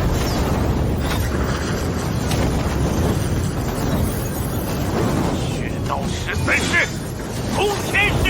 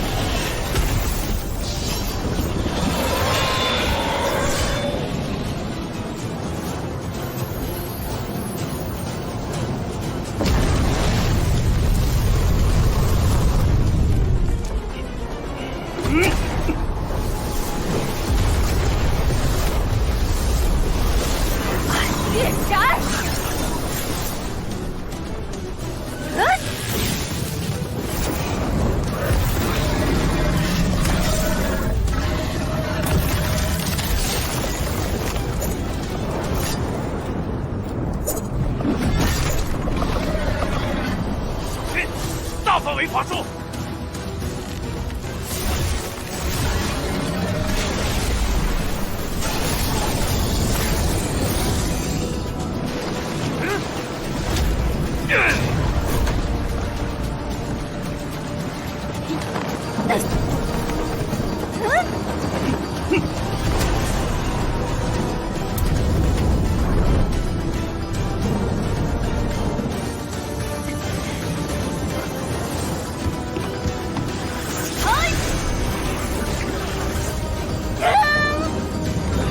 铁丫头，那是龙火，你挡不住的。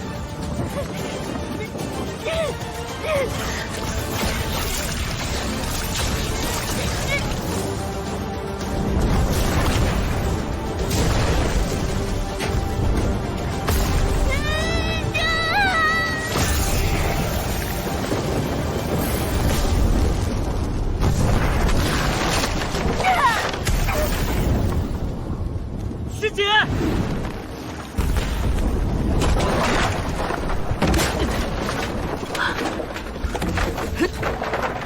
师姐，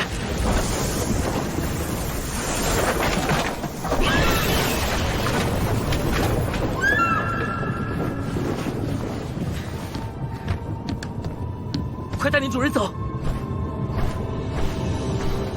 啊，不可，好好待在养魂袋中。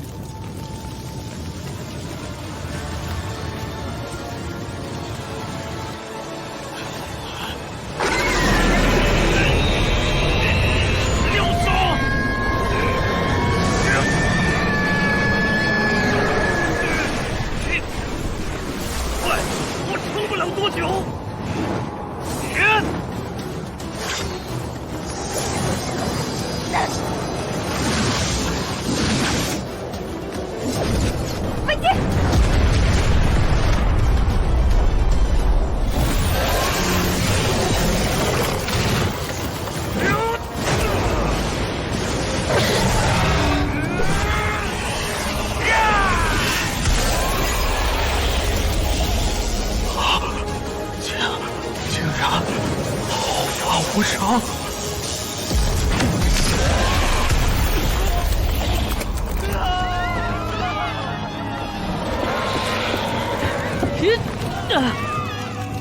难道就只能坐以待毙了吗？快想想，到底该怎么做？必须撤退了，如今能走一个算一个。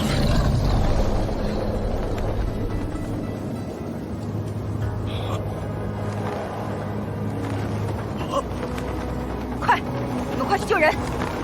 来拖住他！走，能走一个是一个。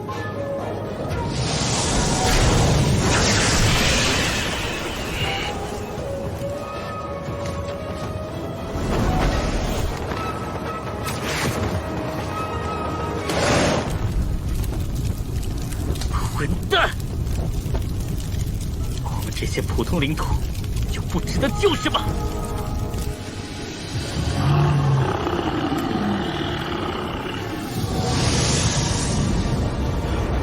不好，还真是前辈！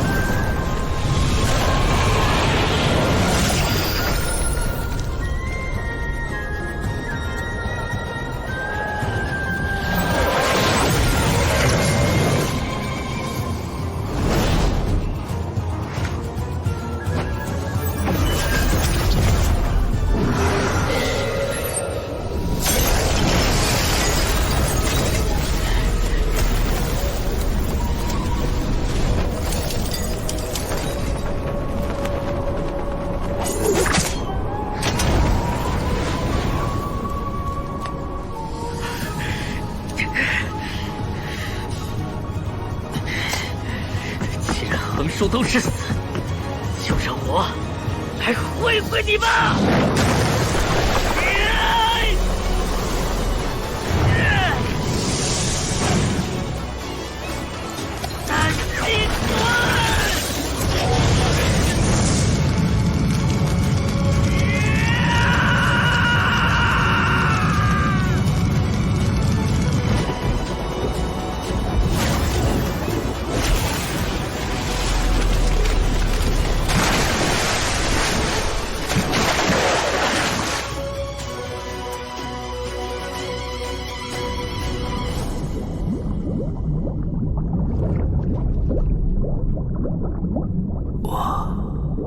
要死了吗？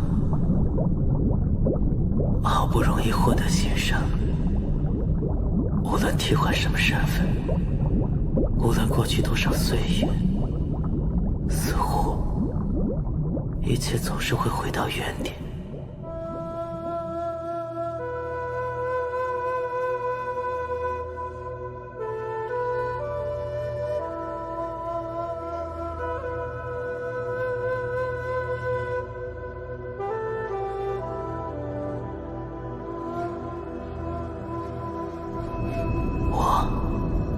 究竟是谁？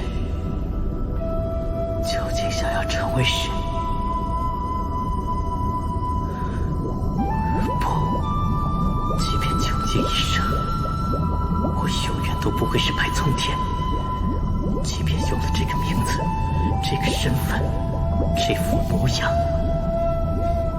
我是刘明，我必须活下去。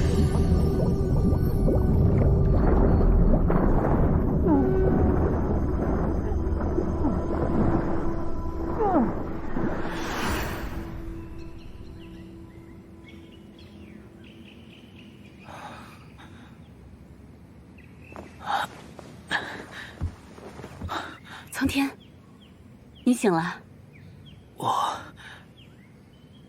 你已经安全了。这里是九鹰山。等救援的人抵达现场，只发现你幸存了下来。没想到当日放出的那只赤鹫，竟造成了如此大的破坏。说到底，这还是我们的问题。只有我吗？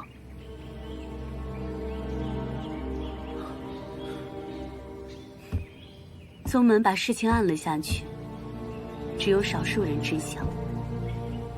你也别想太多，好生休息。有什么需要，尽管找我便是。多谢师姑。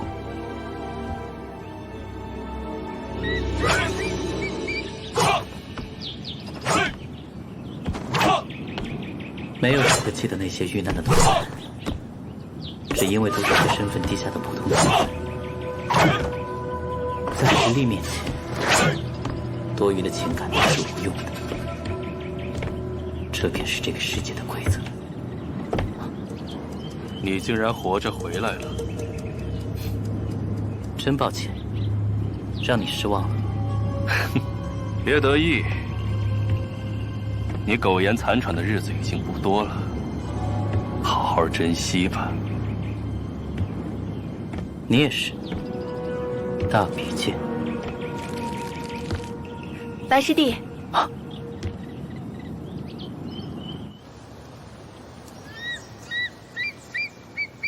很高兴你能平安归来。那日多亏你出手相救，救命之恩没齿难忘。是刘师伯救了师姐，并不是我。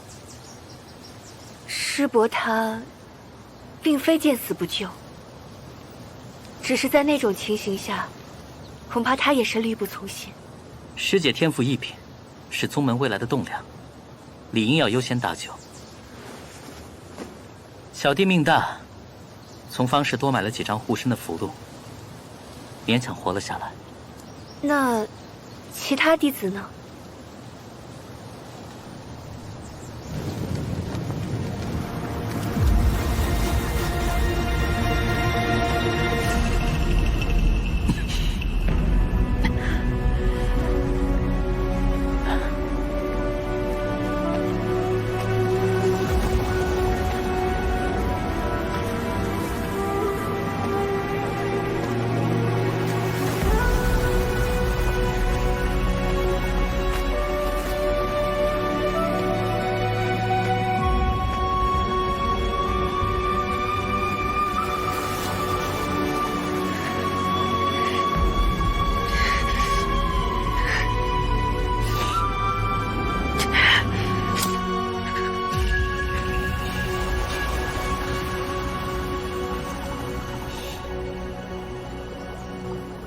天色不早了，师姐，你也该回去了。那师弟好生休养。哦，我受刘师伯所托，还带来一件东西。有些事情，他希望你能埋在心里。到此为止。中品灵丹，多谢刘师伯厚葬，不传之事，我从此不会再提。师弟告辞，咱们大比见。师姐为何肯定我会参加大比？你的实力我可是见识过的，核心弟子奖励极其丰厚，师弟想必不会错过。师弟想要争取，就得再加把劲了。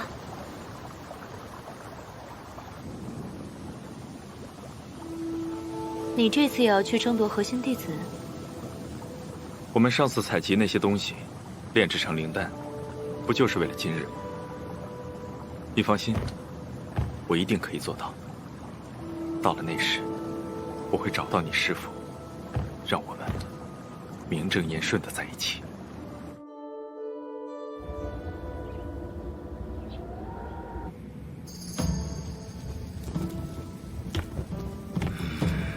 时间差不多了。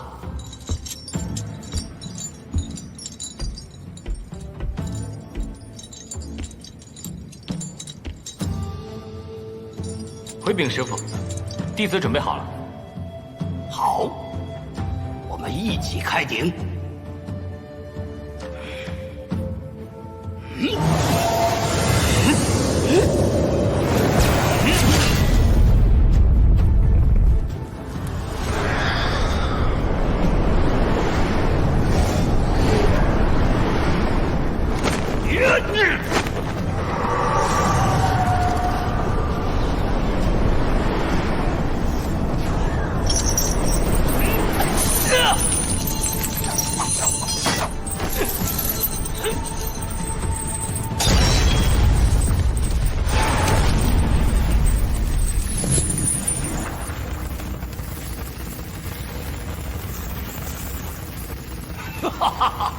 好，石川，这一脉传承的伏魔链算是交到你的手中了。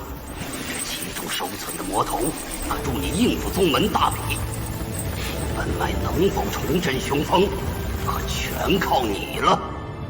多谢师父，弟子这次定不负使命。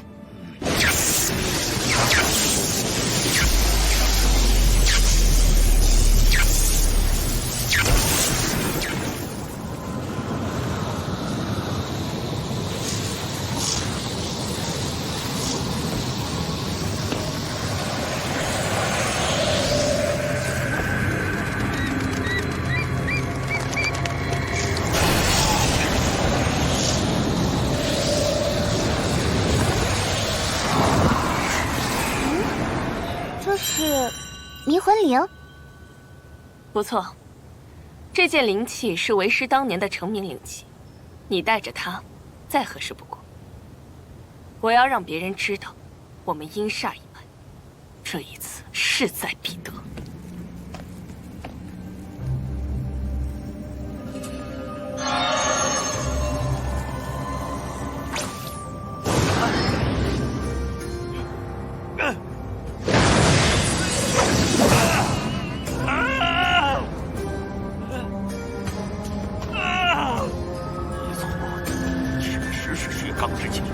坚持住！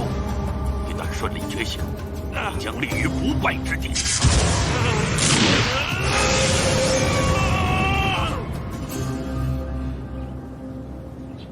不行，这样下去，恐怕依旧不是他对手。必须得有制胜的手段。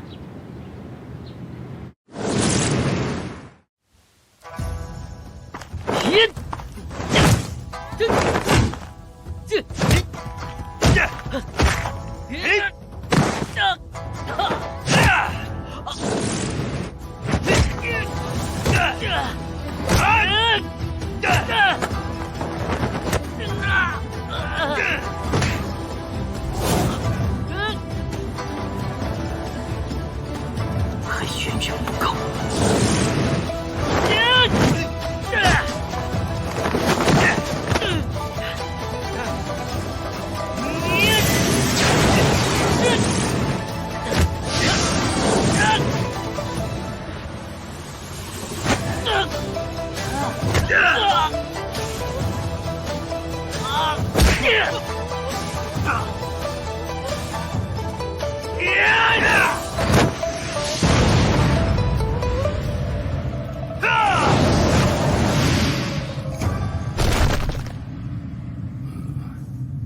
赤蛟的血的确让他的灵力精纯了不少，说不定我的计划可以提早完成了呢。虫儿，你休息一下吧。赤蛟血对你的提升固然快，但是过量的去融合，会让你的身体负荷过度的。核心弟子非我莫属，而柳明，我会用绝对的力量，名正言顺的干掉你。顺利突破到了灵徒后期。刚才那奇怪的感觉，是冥古诀吗？这股力量是怪物幼爪。这一次，倒下的人只会是你，高冲。下次见面，便是宗门大比了。